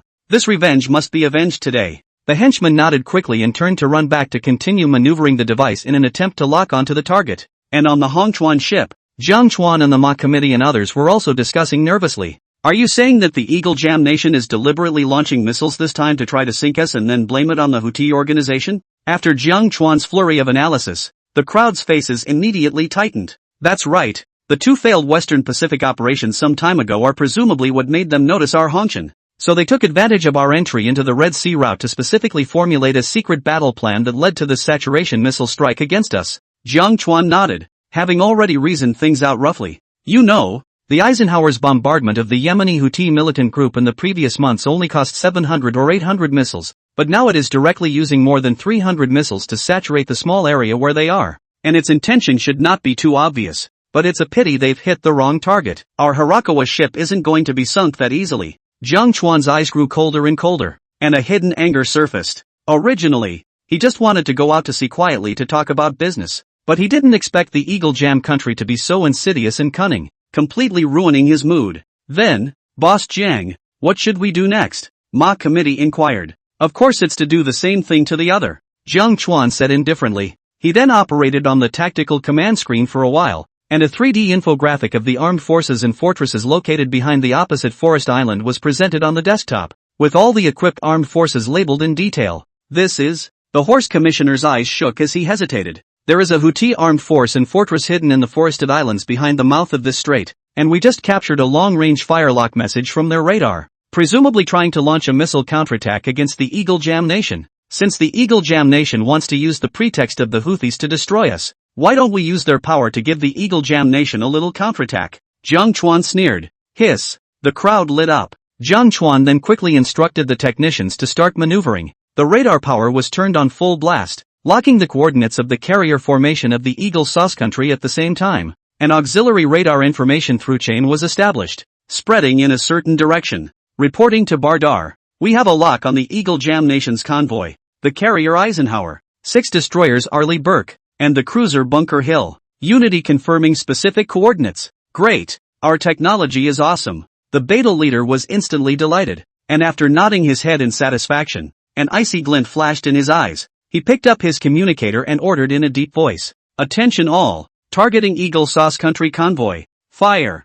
With his command, a missile car behind itself rose into the air like a fiery dragon, cutting through the sky with a raging wake and heading straight for the Eagle Jam Nation's convoy. On the Chuan ship, Chuan nodded with satisfaction after seeing a fire dragon rising up in the air on the forest island, revealing a look of a teachable child. But after thinking about it, he still felt not relieved, so immediately mobilized the missile launching system. A few minutes on the deck of the drogue unit immediately whistled out 3 fireworks bombs mixed with the sky in the group of missiles. After doing all this, Chuan then drove the Chuan ship in a comfortable mood and accelerated away from the Mandarin Channel, deeply hiding his achievements and fame. Guess there's major international news to watch early tomorrow morning. Chapter 51, Global Shock as the Eisenhower fleet takes a crushing blow. Oh my man. I'm afraid that so-called Hirakawa ship has blown us to smithereens, hasn't it? Meanwhile, offshore in the Gulf of Aden, inside the command room of the carrier USS Eisenhower of the Eagle Jam Nation convoy, Admiral Tweed had a sinister grin on his face as he watched the coordinates of the 300 or so missiles whizzing toward the mouth of the Mandarin Channel on the screen. A camouflage ship that doesn't make it to the top wants to go against our Eagle Jam Nation? What an insouciant thing. What Charles couldn't accomplish was just a round of missile strikes to me. I'm afraid those camel country people must have a wonderful expression if they know that the thigh they want to cooperate with died directly in the middle of the road. Admiral Tweed's eyes narrowed slightly as he savored the champagne in his mouth, already fantasizing about the rosy picture of his operation that had both pacified the Red Sea Route terrorist group in one fell swoop and extinguished the Dragon Kingdom's secret ship program, ultimately returning in triumph. Before he could savor it, however, the operations deputy at hand suddenly exclaimed, reporting to Admiral Tweed, our launched missiles were all intercepted and detonated in the air outside the mouth of the Straits of Mandeb. None of them managed to fall into the designated range. What? Admiral Tweed's pupils snapped open, unable to believe his ears. Their missile launch system had just been upgraded. How could a saturation missile attack of over 300 missiles have all been intercepted? At the same time, another henchman stood up in panic, his fingers trembling as he pointed to the data on the screen.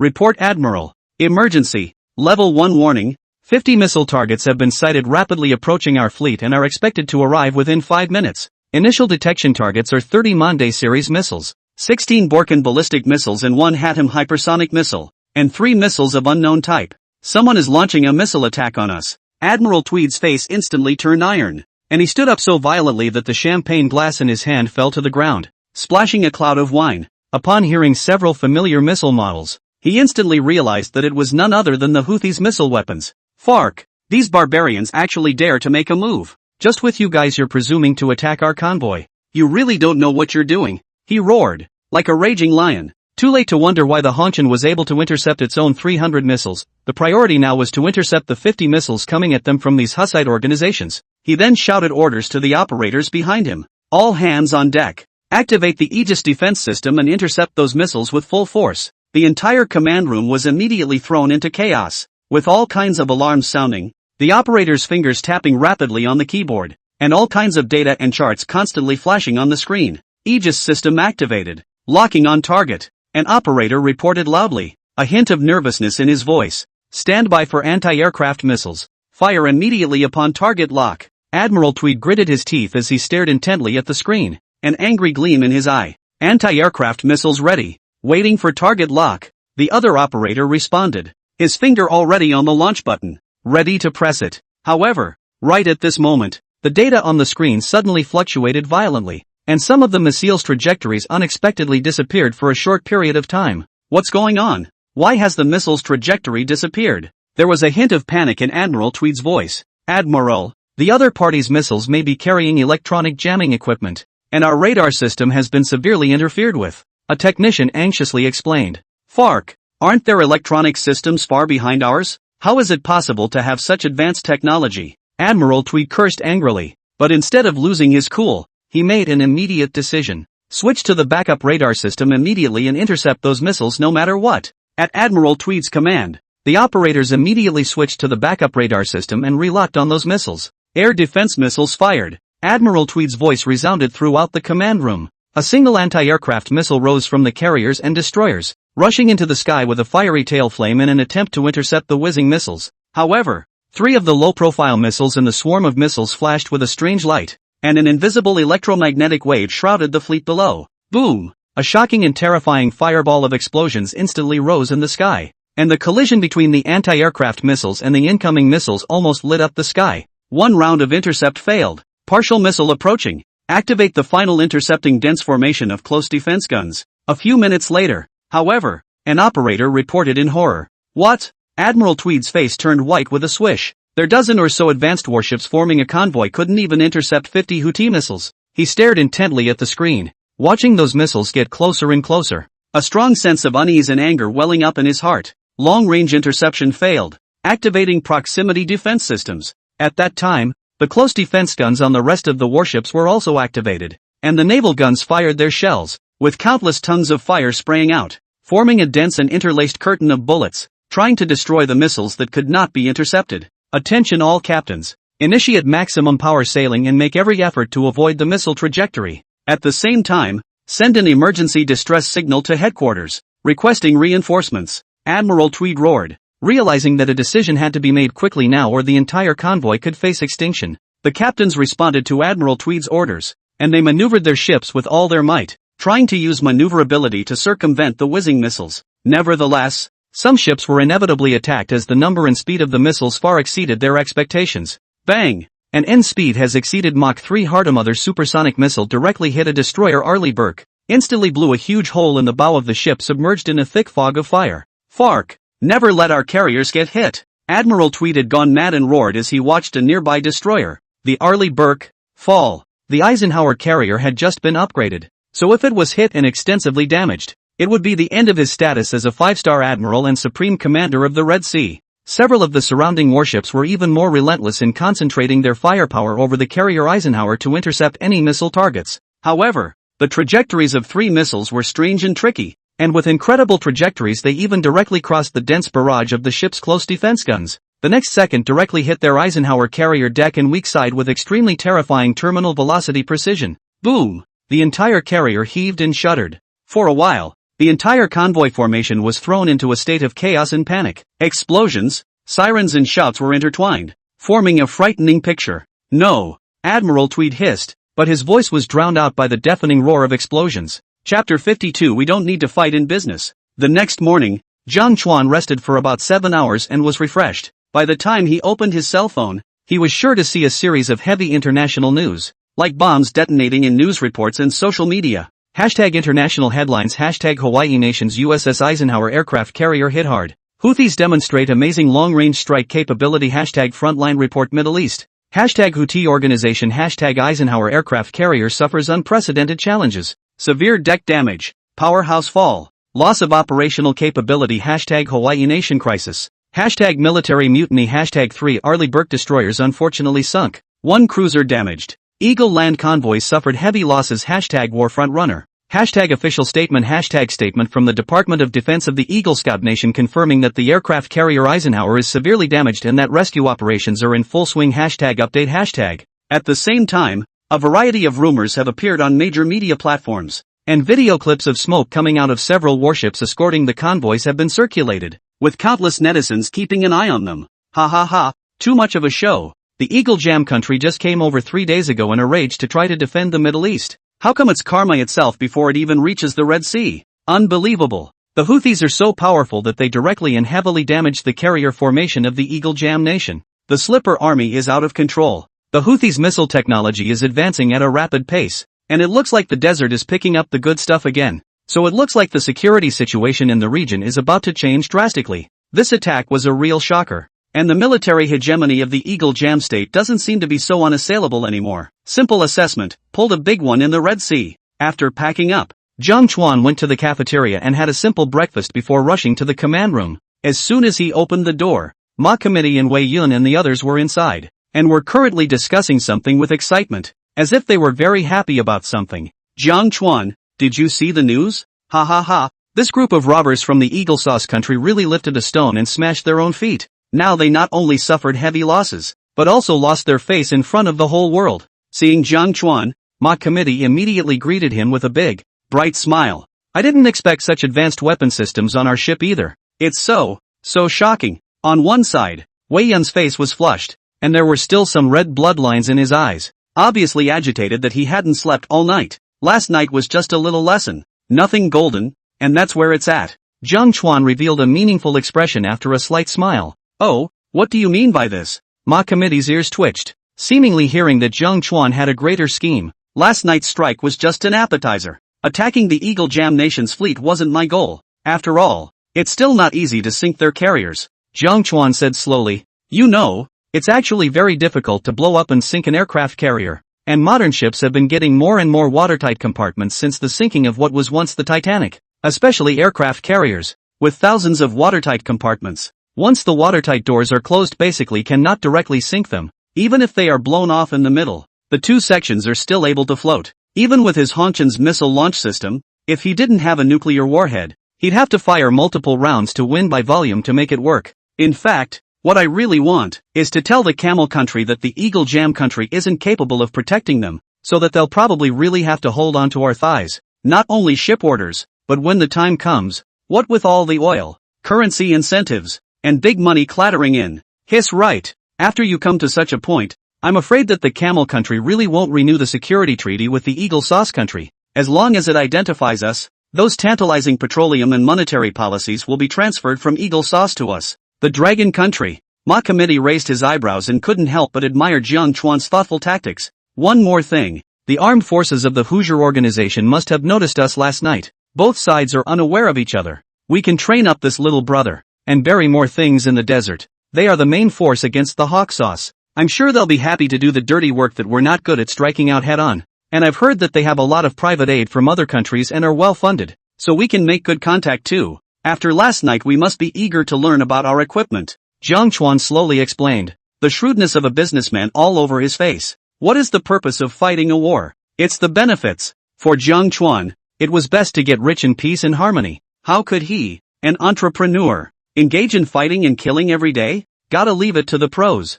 Hey, that makes too much sense. The Ma Committee beside him couldn't help but give Jiang Chuan a thumbs up. He had a premonition that this trip to the Middle East could really bring the Dragon Kingdom down and completely change the landscape here. Right. Where are we at in our current location and how long until we reach our destination? Jiang Chuan inquired. It's now in the middle of the Red Sea. Not far from the port of Kedah, probably in the afternoon. Wei Yun on one side added. He was listening to the two conversations on the side of the heart is frightening. Not good to come over to talk about the cruise ship business. How to feel to completely detonate the Middle East powder keg.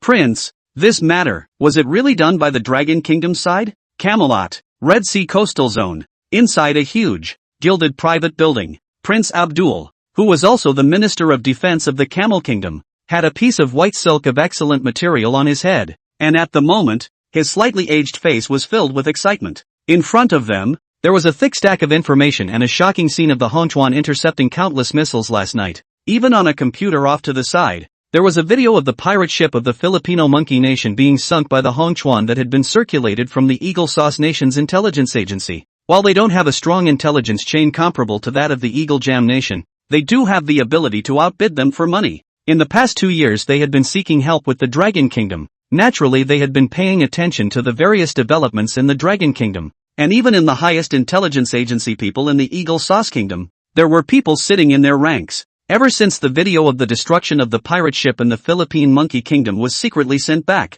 they discovered Hongchuan and realized that it was definitely a great opportunity for cooperation, but it also understood that the Dragon Kingdom wasn't able to sell these large weapons of theirs openly. That's why this immediately contacted the Minister of Economy of Chuanhai City to discuss cooperation. What with renting cruise ships being a sham and arms sales cooperation to develop their sea power being the real deal, business must be negotiated, and any amount of money must be taken. Chapter 53, Camelot Country's Maritime Military Exclusion Zone, personally greeted by the Minister of Defense. At 2 o'clock in the afternoon, the bright sunlight shone on the deck of Hongchuan, and the passing Red Sea merchant ships as well as cargo ships could already be seen around. Boss Jiang, we've entered the nearshore area of the Red Sea in the Camel Country, and we expect to arrive at the Kedah harbor in 2 hours. But the Camel Nation side just sent us a specific new route and stopping point in their latest contact with us, which is from the port of Kedah along an inland canal to another location. I just checked. It seems that over there is a military maritime exclusion zone set up by the Camel Kingdom in the Red Sea.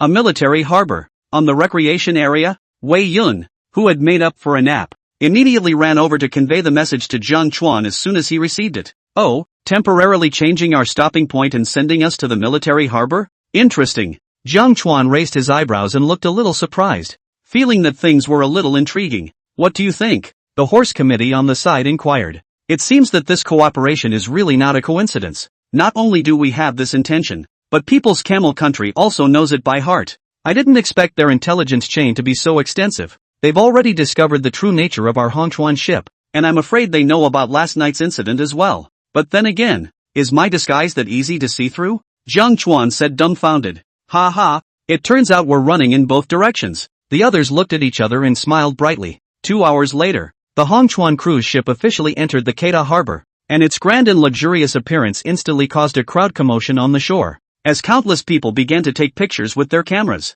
Jiang Chuan, on the other hand, was proud to hang the national flag in the huge banner of the Hongchuan on the side hull, not letting go of the opportunity to hit the signboard. Instead of letting the cruise ship linger too long, though, he followed the course provided by the camel countryside through the docks and headed inland along a canal away from the hustle and bustle amidst a crowd of awestruck voices. The barriers on the canal also opened automatically, apparently having been greeted from above. After half an hour of sailing, the Hongchuan entered a closed section of the river, where all the commercial buildings around it had long since disappeared, and the shore defense base and armed vehicles could still be faintly seen. It wasn't long before the estuary ahead opened up and a huge military harbor appeared, with a full range of military facilities and 2 Riyadh-class frigates docked around it. At the moment even these 2 frigates with a displacement of more than 4,000 tons looked very petite and cute in front of the Hongchuan. Buzz. With a bright siren, the Hongchuan successfully docked at the military port under the dispatch of the professionals, and Jiang Chuan headed the mock committee and the others disembarked and walked onto the pier.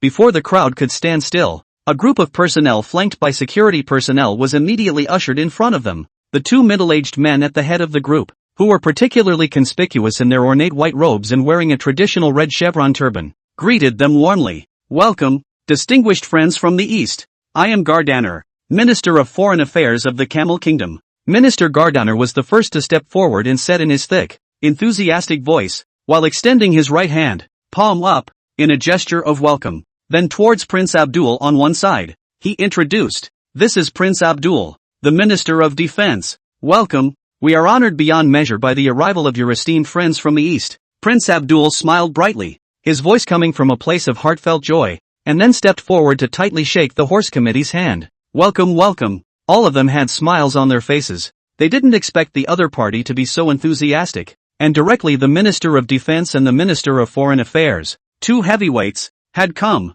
What surprised them even more was that both of them could speak Dragon Mandarin, a little unsmooth, but enough to communicate normally, obviously having learned it on purpose. Steady. Ma Committee and Jiang Chuan glanced at each other with smiles on their faces, immediately reading the meaning in each other's eyes. On the other side of the room, Prince Abdul and Minister Katana exchanged excited glances, which seemed to mean the same thing, steady. For the horse committee at the head of the group, Prince Abdul was impressed. When he had gone to the southern war zone of the Dragon Kingdom a few months ago to negotiate the purchase plan for the Winter Wind 41 ICBM, he had seen the Ma Committee at the negotiation table. This man is definitely a high-ranking member of the Dragon Army. Isn't appearing here at this moment representing the Dragon Kingdom's military to negotiate arms sales orders with them? After some pleasantries, the few people present suddenly didn't know what to say. Their eyes darted around, and the atmosphere was a bit ambiguous for a while. The crowd laughed dryly as they waited for the Camelot side to speak first, and the 2 Camelot leaders looked at the magnificent cruise ship behind them, and then at the crowd, dry rubbing their hands together in a manner that made them look like they wanted to say something. By the way, Prince Abdul, this is Jiang Chuan, the head of the Hongchuan company and the chief designer of this Hongchuan ship. Perhaps you can ask him if you have any interest. At this point, the Ma Committee broke the deadlock and took a step sideways, introducing Jiang Chuan behind him to the 2. The 2 Camelot country leading figures froze, looking at Jiang Chuan's early 20s some disbelief, but quickly remembered that the legal person of Hongchuan company and the collected intelligence was a young man, yet they thought it was just an unrelated character, not realizing that it was the chief designer of the Hongchuan. Just when the 2 were in a daze, Jiang Chuan took the first step to reach out and shake hands. This action accidentally skimmed the corner of the coat, revealing the inside of the 2-bar 3-star shoulder straps. Oh, so you're the head of Hongchuan. That's awesome. The cruise ship you built is so grand. I'm glad to work with you. The 2 men dawned on each other and shook hands warmly. I heard that you wanted to view our luxury cruise ship. This time, We've come with sincerity and have specially designed a new maritime entertainment ship. He then turned and instructed a crew member beside him, who immediately understood and ran to contact the operator on the Chuan. Baird. With a sound of mechanical spooling. On the side bilges of the Chuan, 3 light speedboats, 8 meters long and 3 meters wide, were slowly lowered down and similarly placed on the harbor's pier. This is, the 2 leaders wondered. Macro Creek light speedboat, are designed for small recreational boats at sea. Jiang Chuan replied, and then brought a manual information and tablet from his entourage around him, handing it to the 2 leaders, which also thoughtfully included notes in the language of the camel country. There are specific data descriptions and video demonstrations on it that you can watch. Displacement 8 tons, length 8 meters, width 3 meters, maximum speed 47 knots, standard range 1,000 nautical miles, with multiple driving modes such as fully autonomous, semi-autonomous, remote manual telecontrol, and manual driving. The bow carries a quadruple missile launcher adapted to Winterwind 15B short-range ballistic missiles, Winterwind 16 medium and short-range missiles, maximum range 300 kilometers, Type 354C search radar, HN 900 tactical data link, satellite communication equipment. Wait, this is an unmanned missile boat. Looking at the alarming data and descriptions on the lines above,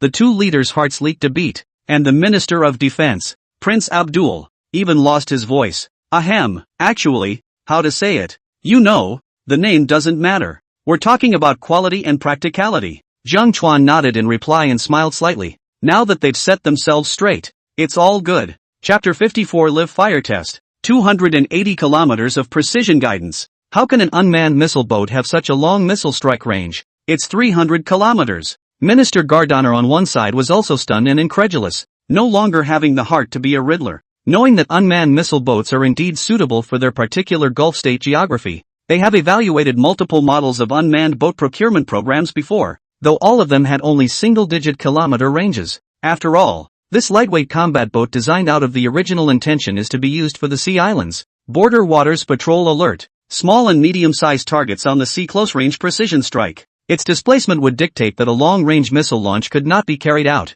Instead, they now saw the terrifying figure of a full 300 kilometers, literally dozens of times more than any other unmanned boat. That's a distance of 300 kilometers. Knowing that the straight-line distance from their port in Kedah to the Gulf of Aden is just over 300 kilometers, doesn't this mean that maneuvering this unmanned boat a little along the southern end of the Red Sea would enable it to cover the entire Yemen and Gulf of Aden? 300 kilometers isn't that far. I think it's okay, Jiang Chuan commented pertinently. He then took out his tablet and said, these are some showcase videos you guys can browse through. When he finished, he clicked the play button. As a result, the next second, there was a huge white ship spitting tongues of fire to illuminate the night sky to shoot the 3 pirate ships into a sieve. The very first view record of the Chuan ship sinking the 3 pirate ships in the first place. The 2 leaders' pupils trembled. Oh, sorry, misplaced. Jiang Chuan flashed an awkward and impolite smile and slowly switched to the next video. The result was another image of that white ship. A dragon of fire roaring out of the deck units to intercept the dense swarm of missiles in the sky.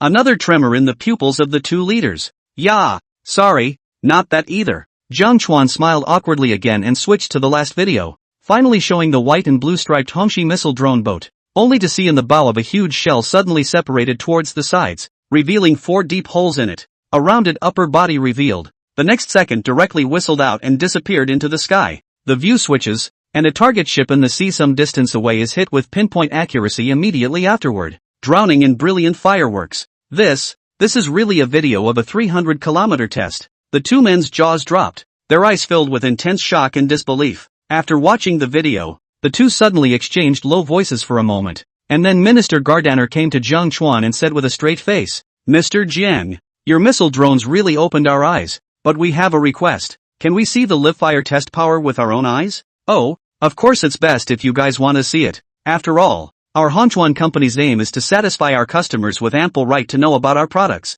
But if you want to see it, I'm afraid you'll need to provide a venue.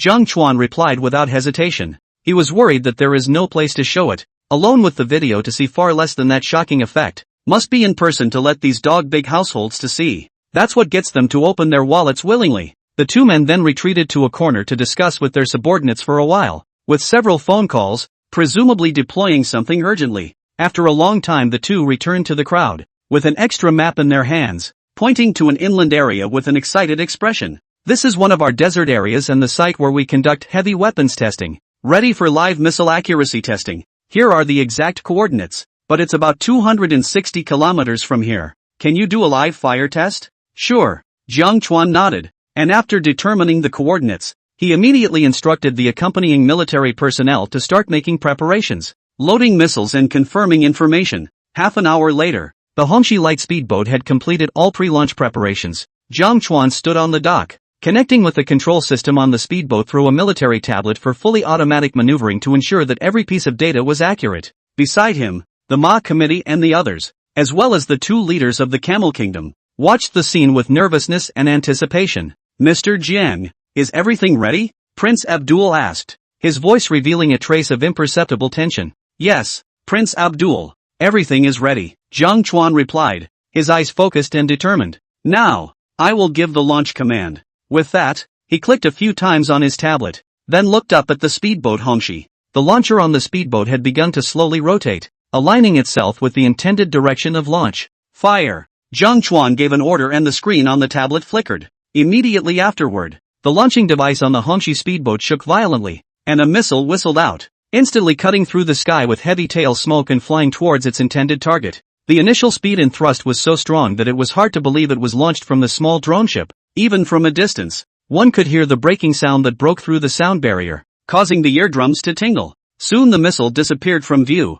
heading inland toward its intended coordinates. Reporting to His Royal Highness, the missile successfully hit the target on the range. The test was successful. There is no deviation. Chapter 55, you can't go back on a contract you've signed. Less than 10 minutes later, the walkie-talkie in Prince Abdul's hand suddenly picked up the surprised voice of the test site commander. It worked! Upon hearing this news, Prince Abdul and Minister Gardaner were instantly overjoyed, and their faces showed expressions of shock and surprise. All doubts are dissipated at this moment. At a distance of 260 kilometers, a missile launched by a lightweight unmanned boat was actually able to hit accurately and precisely. If they were to have a few on the near coast of the Red Sea and in the Gulf of Bas, wouldn't they be able to cover the two major sea outlets and keep their merchant ships safe for travel? And not only the missile launching distance, but also its maximum speed of 47 knots and endurance of 1,000 kilometers are equally terrifying. Far beyond their imagination, the fully automatic remote control is even more convenient. And the most crucial point,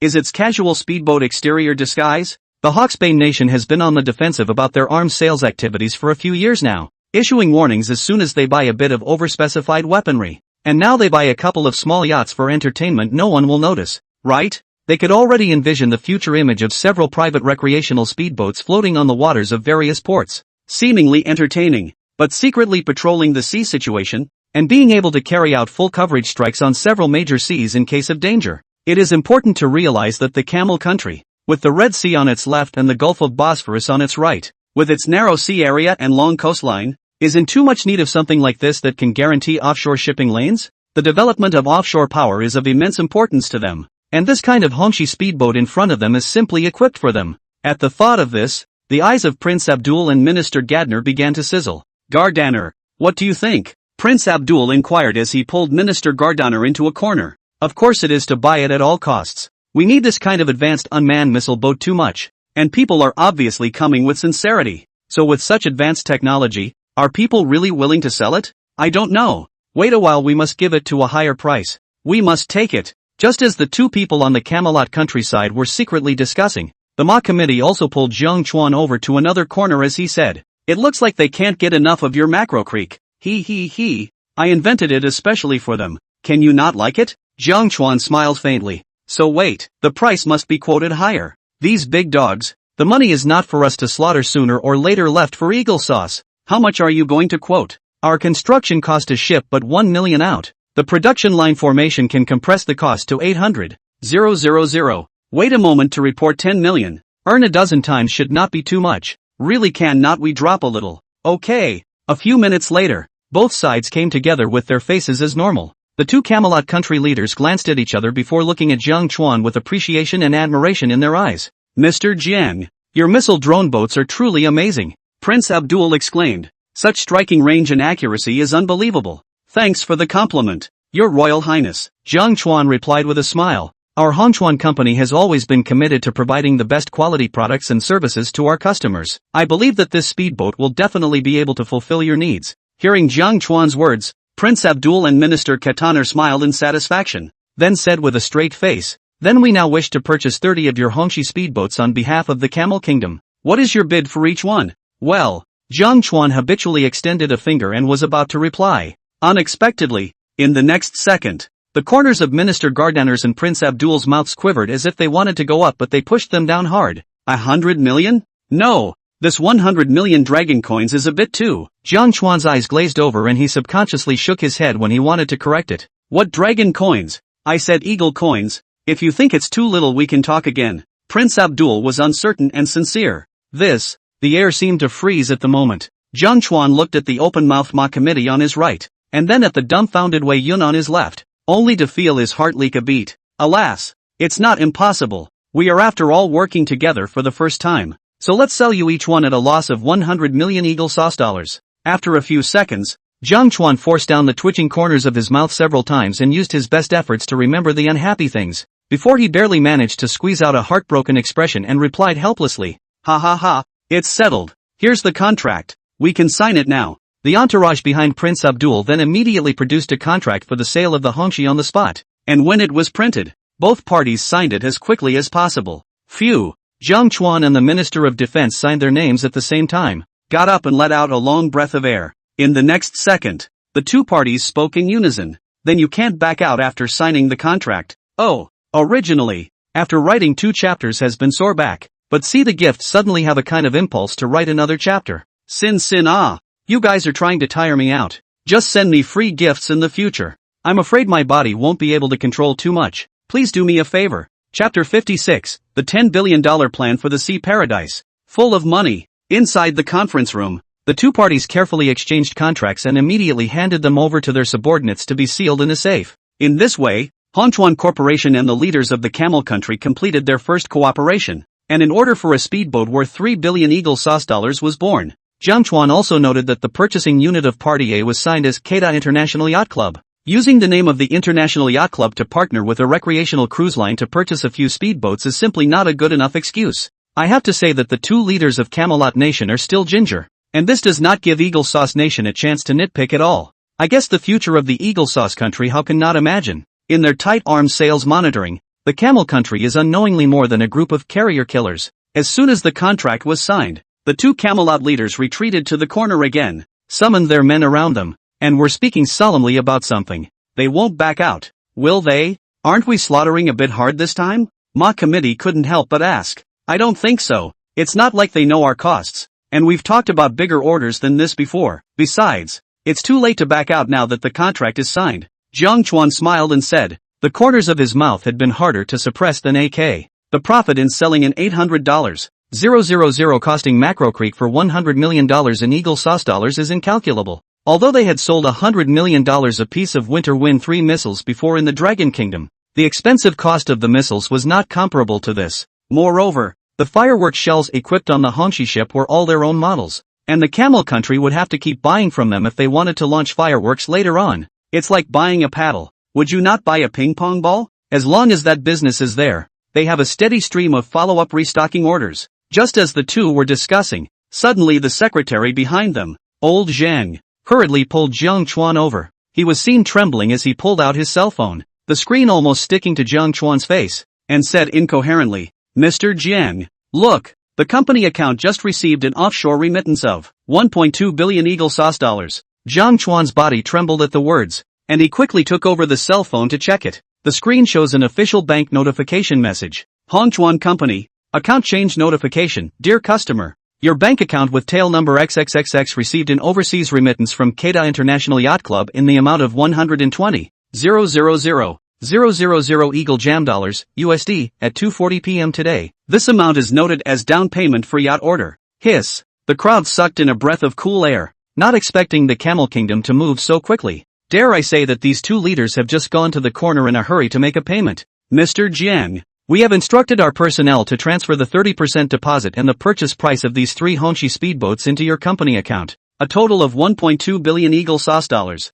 Please check. Minister Gardaner and Prince Abdul slowly came forward and said, Thank you for your confidence. We have received it. Both sides shook hands warmly again. Right, Mr. Jiang. Does your side have any other intention of selling ships? At that moment, Prince Abdul rubbed his hands together and stared with burning eyes at the Chuan cruise ship on the military harbor, the meaning of which could not be more obvious. I'm afraid this Chuan ship won't work. Our shipyard is still in the process of upgrading and remodeling, and we have no plans to produce a second large cruise ship for sale in the short term for the time being. But we have a long-term large-scale recreational engineering project. I don't know if you're interested. At the end of his words, Chuan deliberately stretched his voice, directly causing the two camel country leaders in front of him to perk up their ears and be fished into a warped mouth. Please elaborate. Minister Gardiner said hastily. No, this is a copy of our engineering plans and presentation drawings for the construction of a large marine amusement park, so take a look at them. Seeing that the two men took the bait, Chuan signaled his secretary behind him,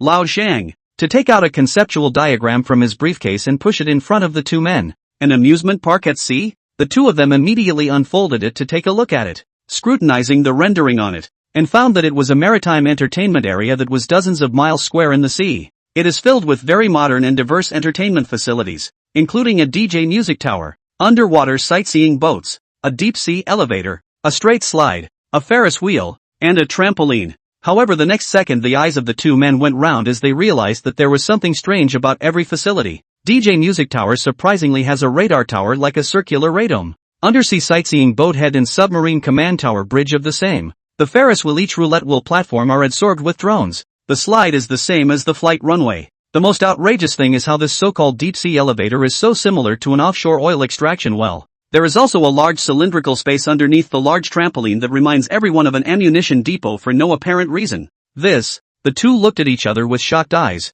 where they still do not understand that this is clearly a maritime military base. Above is the resultant map of our entertainment amusement park. All the technology and infrastructure facilities we, Chuan, can provide for construction, and we expect to be able to complete it within 2 years. Although we don't have any plans for the sale of large cruise ships for the time being, the Chuan cruise ship can open up a Red Sea tourist route and cooperate with your club to travel to and from the surrounding waters on a regular basis. Chuan slowly explained, just about getting the point across. Hiss. It was the turn of the two leaders to take a breath of cold air. They had been looking forward to the Dragon Kingdom being stationed in their country to defend the peace in the chaotic Middle East situation, but they did not expect it to be realized in an alternative way today. As long as this amusement park was built, it would be equivalent to the Dragon Navy being stationed in their area. There are submarines, drones, unmanned missile boats, and carriers patrolling regularly. It simply gives them a great sense of security. This plan, great. What do you think the total investment will be approximately?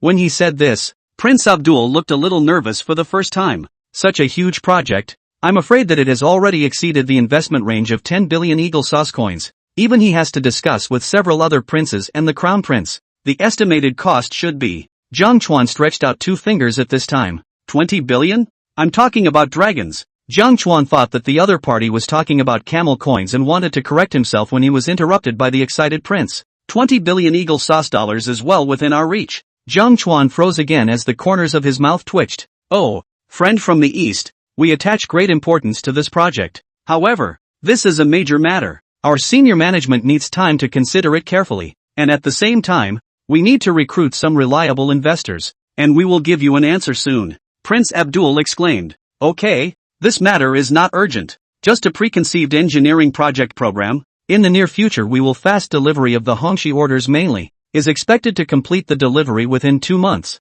Other specific matters we Chuan backstage at any time you can contact. Chuan nodded, also understanding that this was no longer an ordinary military sales order, but an overseas military base construction, which naturally involved more, and needed to give Camelot Nation time to consider. As for preferential oil and monetary policies, they will naturally materialize when the dust settles and the two parties are firmly tied together. When the business was done, the two leaders wanted to continue the hospitality, but the crowd then said they were leaving. After all, there were still more things to be done within the Nanhai of the Dragon Kingdom, and the people had no desire to delay. Returning to the Chuan after exchanging pleasantries once more, and sailing away from the military harbor under the earnest gaze of the two leaders of the Camel Kingdom. By midnight that day, the Chuan had left the Red Sea, passed through the mouth of the Strait of Mandeb again, and entered the Gulf of Aden. Interestingly, the crowd also encountered a number of Eagle Jam rescue and supply ships on the international route in the Gulf of Aden. presumably in support of the Eisenhower's convoy,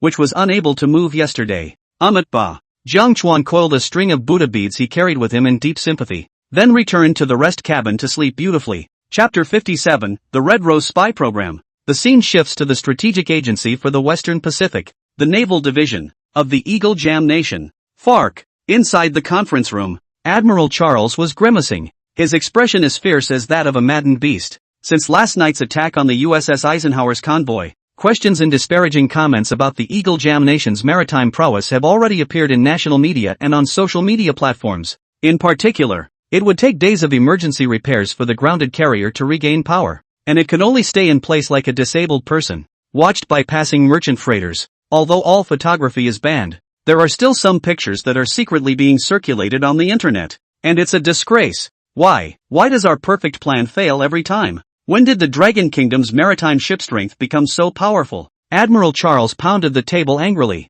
and when his emotions had managed to stabilize, he finally opened a sealed file on his desktop and slapped it down. Among them were the avatars of several dragons, the very pawns they had spent countless efforts to plant within the dragon's country over the years, under today's seemingly peaceful society. In fact, there have long been undercurrents of unseen forces quietly invading the country in various fields. This is a particularly powerful tactic in their Eagle Sauce country, since 3 military operations have now failed and we have no new plans to target them in the near future. We can only awaken them, Charles said with an icy voice. Admiral, are you sure? This is a pawn that we have managed to place with great difficulty. Would it be a little too early to use it now? The intelligence analyst beside him said with some concern. Warning? This time, I'm afraid that Camel Country has already negotiated some kind of order with Dragon Country that we don't know about. And if we go back and form a mature supply chain as well as a cooperation system, we'll further lose our grip on the Middle East. And are we going to stand by and watch the Dragon Kingdom develop rapidly again? Now we still have a chance, is to strangle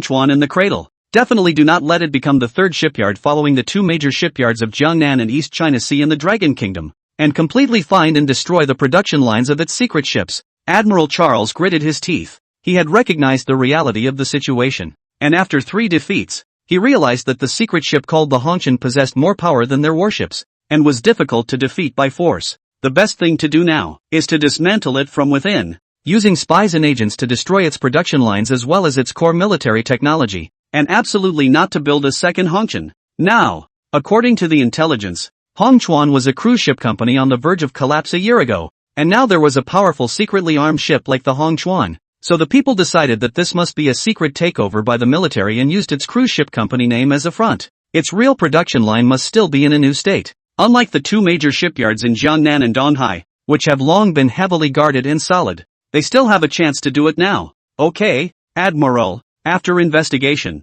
this spy is the most appropriate one to use this time, and can start with him soon. 2 avatars appeared on the big screen. One was the agent who was going to use the code name Red Rose, while the other was Jiang Chuan's avatar. After investigation, the legal entity of Hongchuan Cruise Company is this Dragon Nation man, age 22, height 183, weight 75 kilograms, graduated from our Nuru University. The intelligence officer on the side printed out Jiang Chuan's personal information along with incomparable details, confirming that he had no military background, pushing out a man in his early 20s as a blindfold. The Dragon Kingdom's methods are too easy to recognize, but it's just as well. He's still graduated from our school, and has been imbued with the excellent culture of our Eagle Sauce Kingdom, so we'll definitely be able to turn him. This loophole must not have occurred to the Dragon Kingdom's military. When the time comes to make good contact with him, as a corporation you should be able to get information about the real production line. Also, make contact with the other Asian countries during this period of time,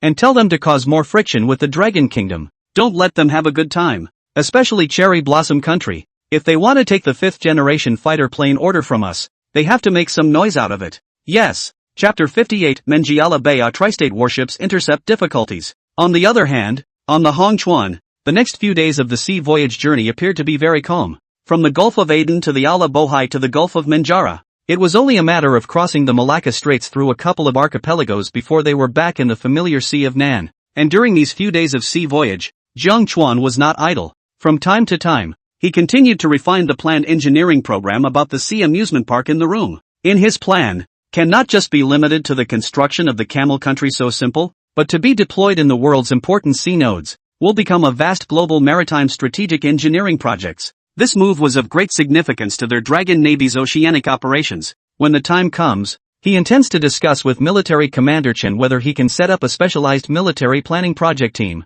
and he often has to remotely contact the expert group of the 708 Research Institute of Shipbuilding Industry to discuss the design of the 055B second-generation destroyer and help them answer questions. Long before he came, the second-generation 055 destroyer production program over there had already begun, and with his complete design drawing information and remote command, the first batch could be launched in less than 3 months. And after completing this order for the Hongxi from the Camel Kingdom, his Black Technology achievement system would be able to gain a large number of achievement points again, enough to open the level 2 Black Technology Mall and unlock more powerful Black Technology weapons. Everything is future-proof. At noon on the 4th day of the sea voyage, suddenly the speed of the Hongchuan suddenly slowed down. On Mangala Bay, in the waters of the Andaman Islands, the crowd could also see far ahead a freighter being blocked by a medium-sized warship, with 3 helicopters flying in the air. What's going on?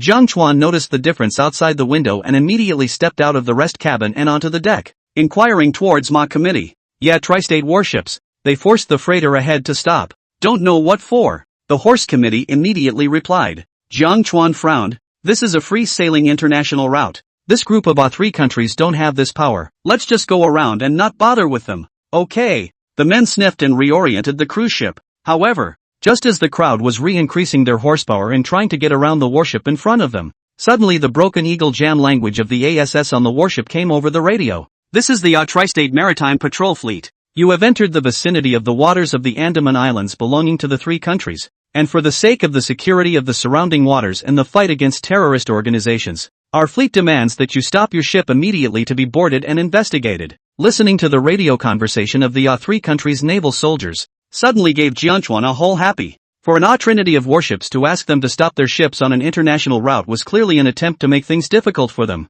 The corner of Jiang mouth hooked into a cold smile as he picked up the radio intercom and responded in fluent Eagle Jam. This is the Hong Chuan cruise ship. We are on a normal voyage on an international route and have the legal right to navigate. You do not have the right to ask us to stop the ship for investigation. Please give way immediately or we will consider this a violation of the freedom of international navigation and reserve the right to take further measures. The Assamese commander aboard the Triad warship, who apparently did not expect to encounter such a forceful response, froze for a moment, and then his tone hardened. I don't care what kind of cruise ship you are. You must be inspected when you enter our waters. This is for your safety and to protect the surrounding waters. I repeat, stop the ship immediately or we will consider this a hostile act. Jiang eyes turned ice cold as he sniffed. It was clear to him that this was nothing more than A3 kingdoms trying to find an excuse to make things difficult for them, or trying to reap some benefits. On international routes, such behavior is undoubtedly piracy. It seems that this country, which has failed several times in succession to apply for P5 membership,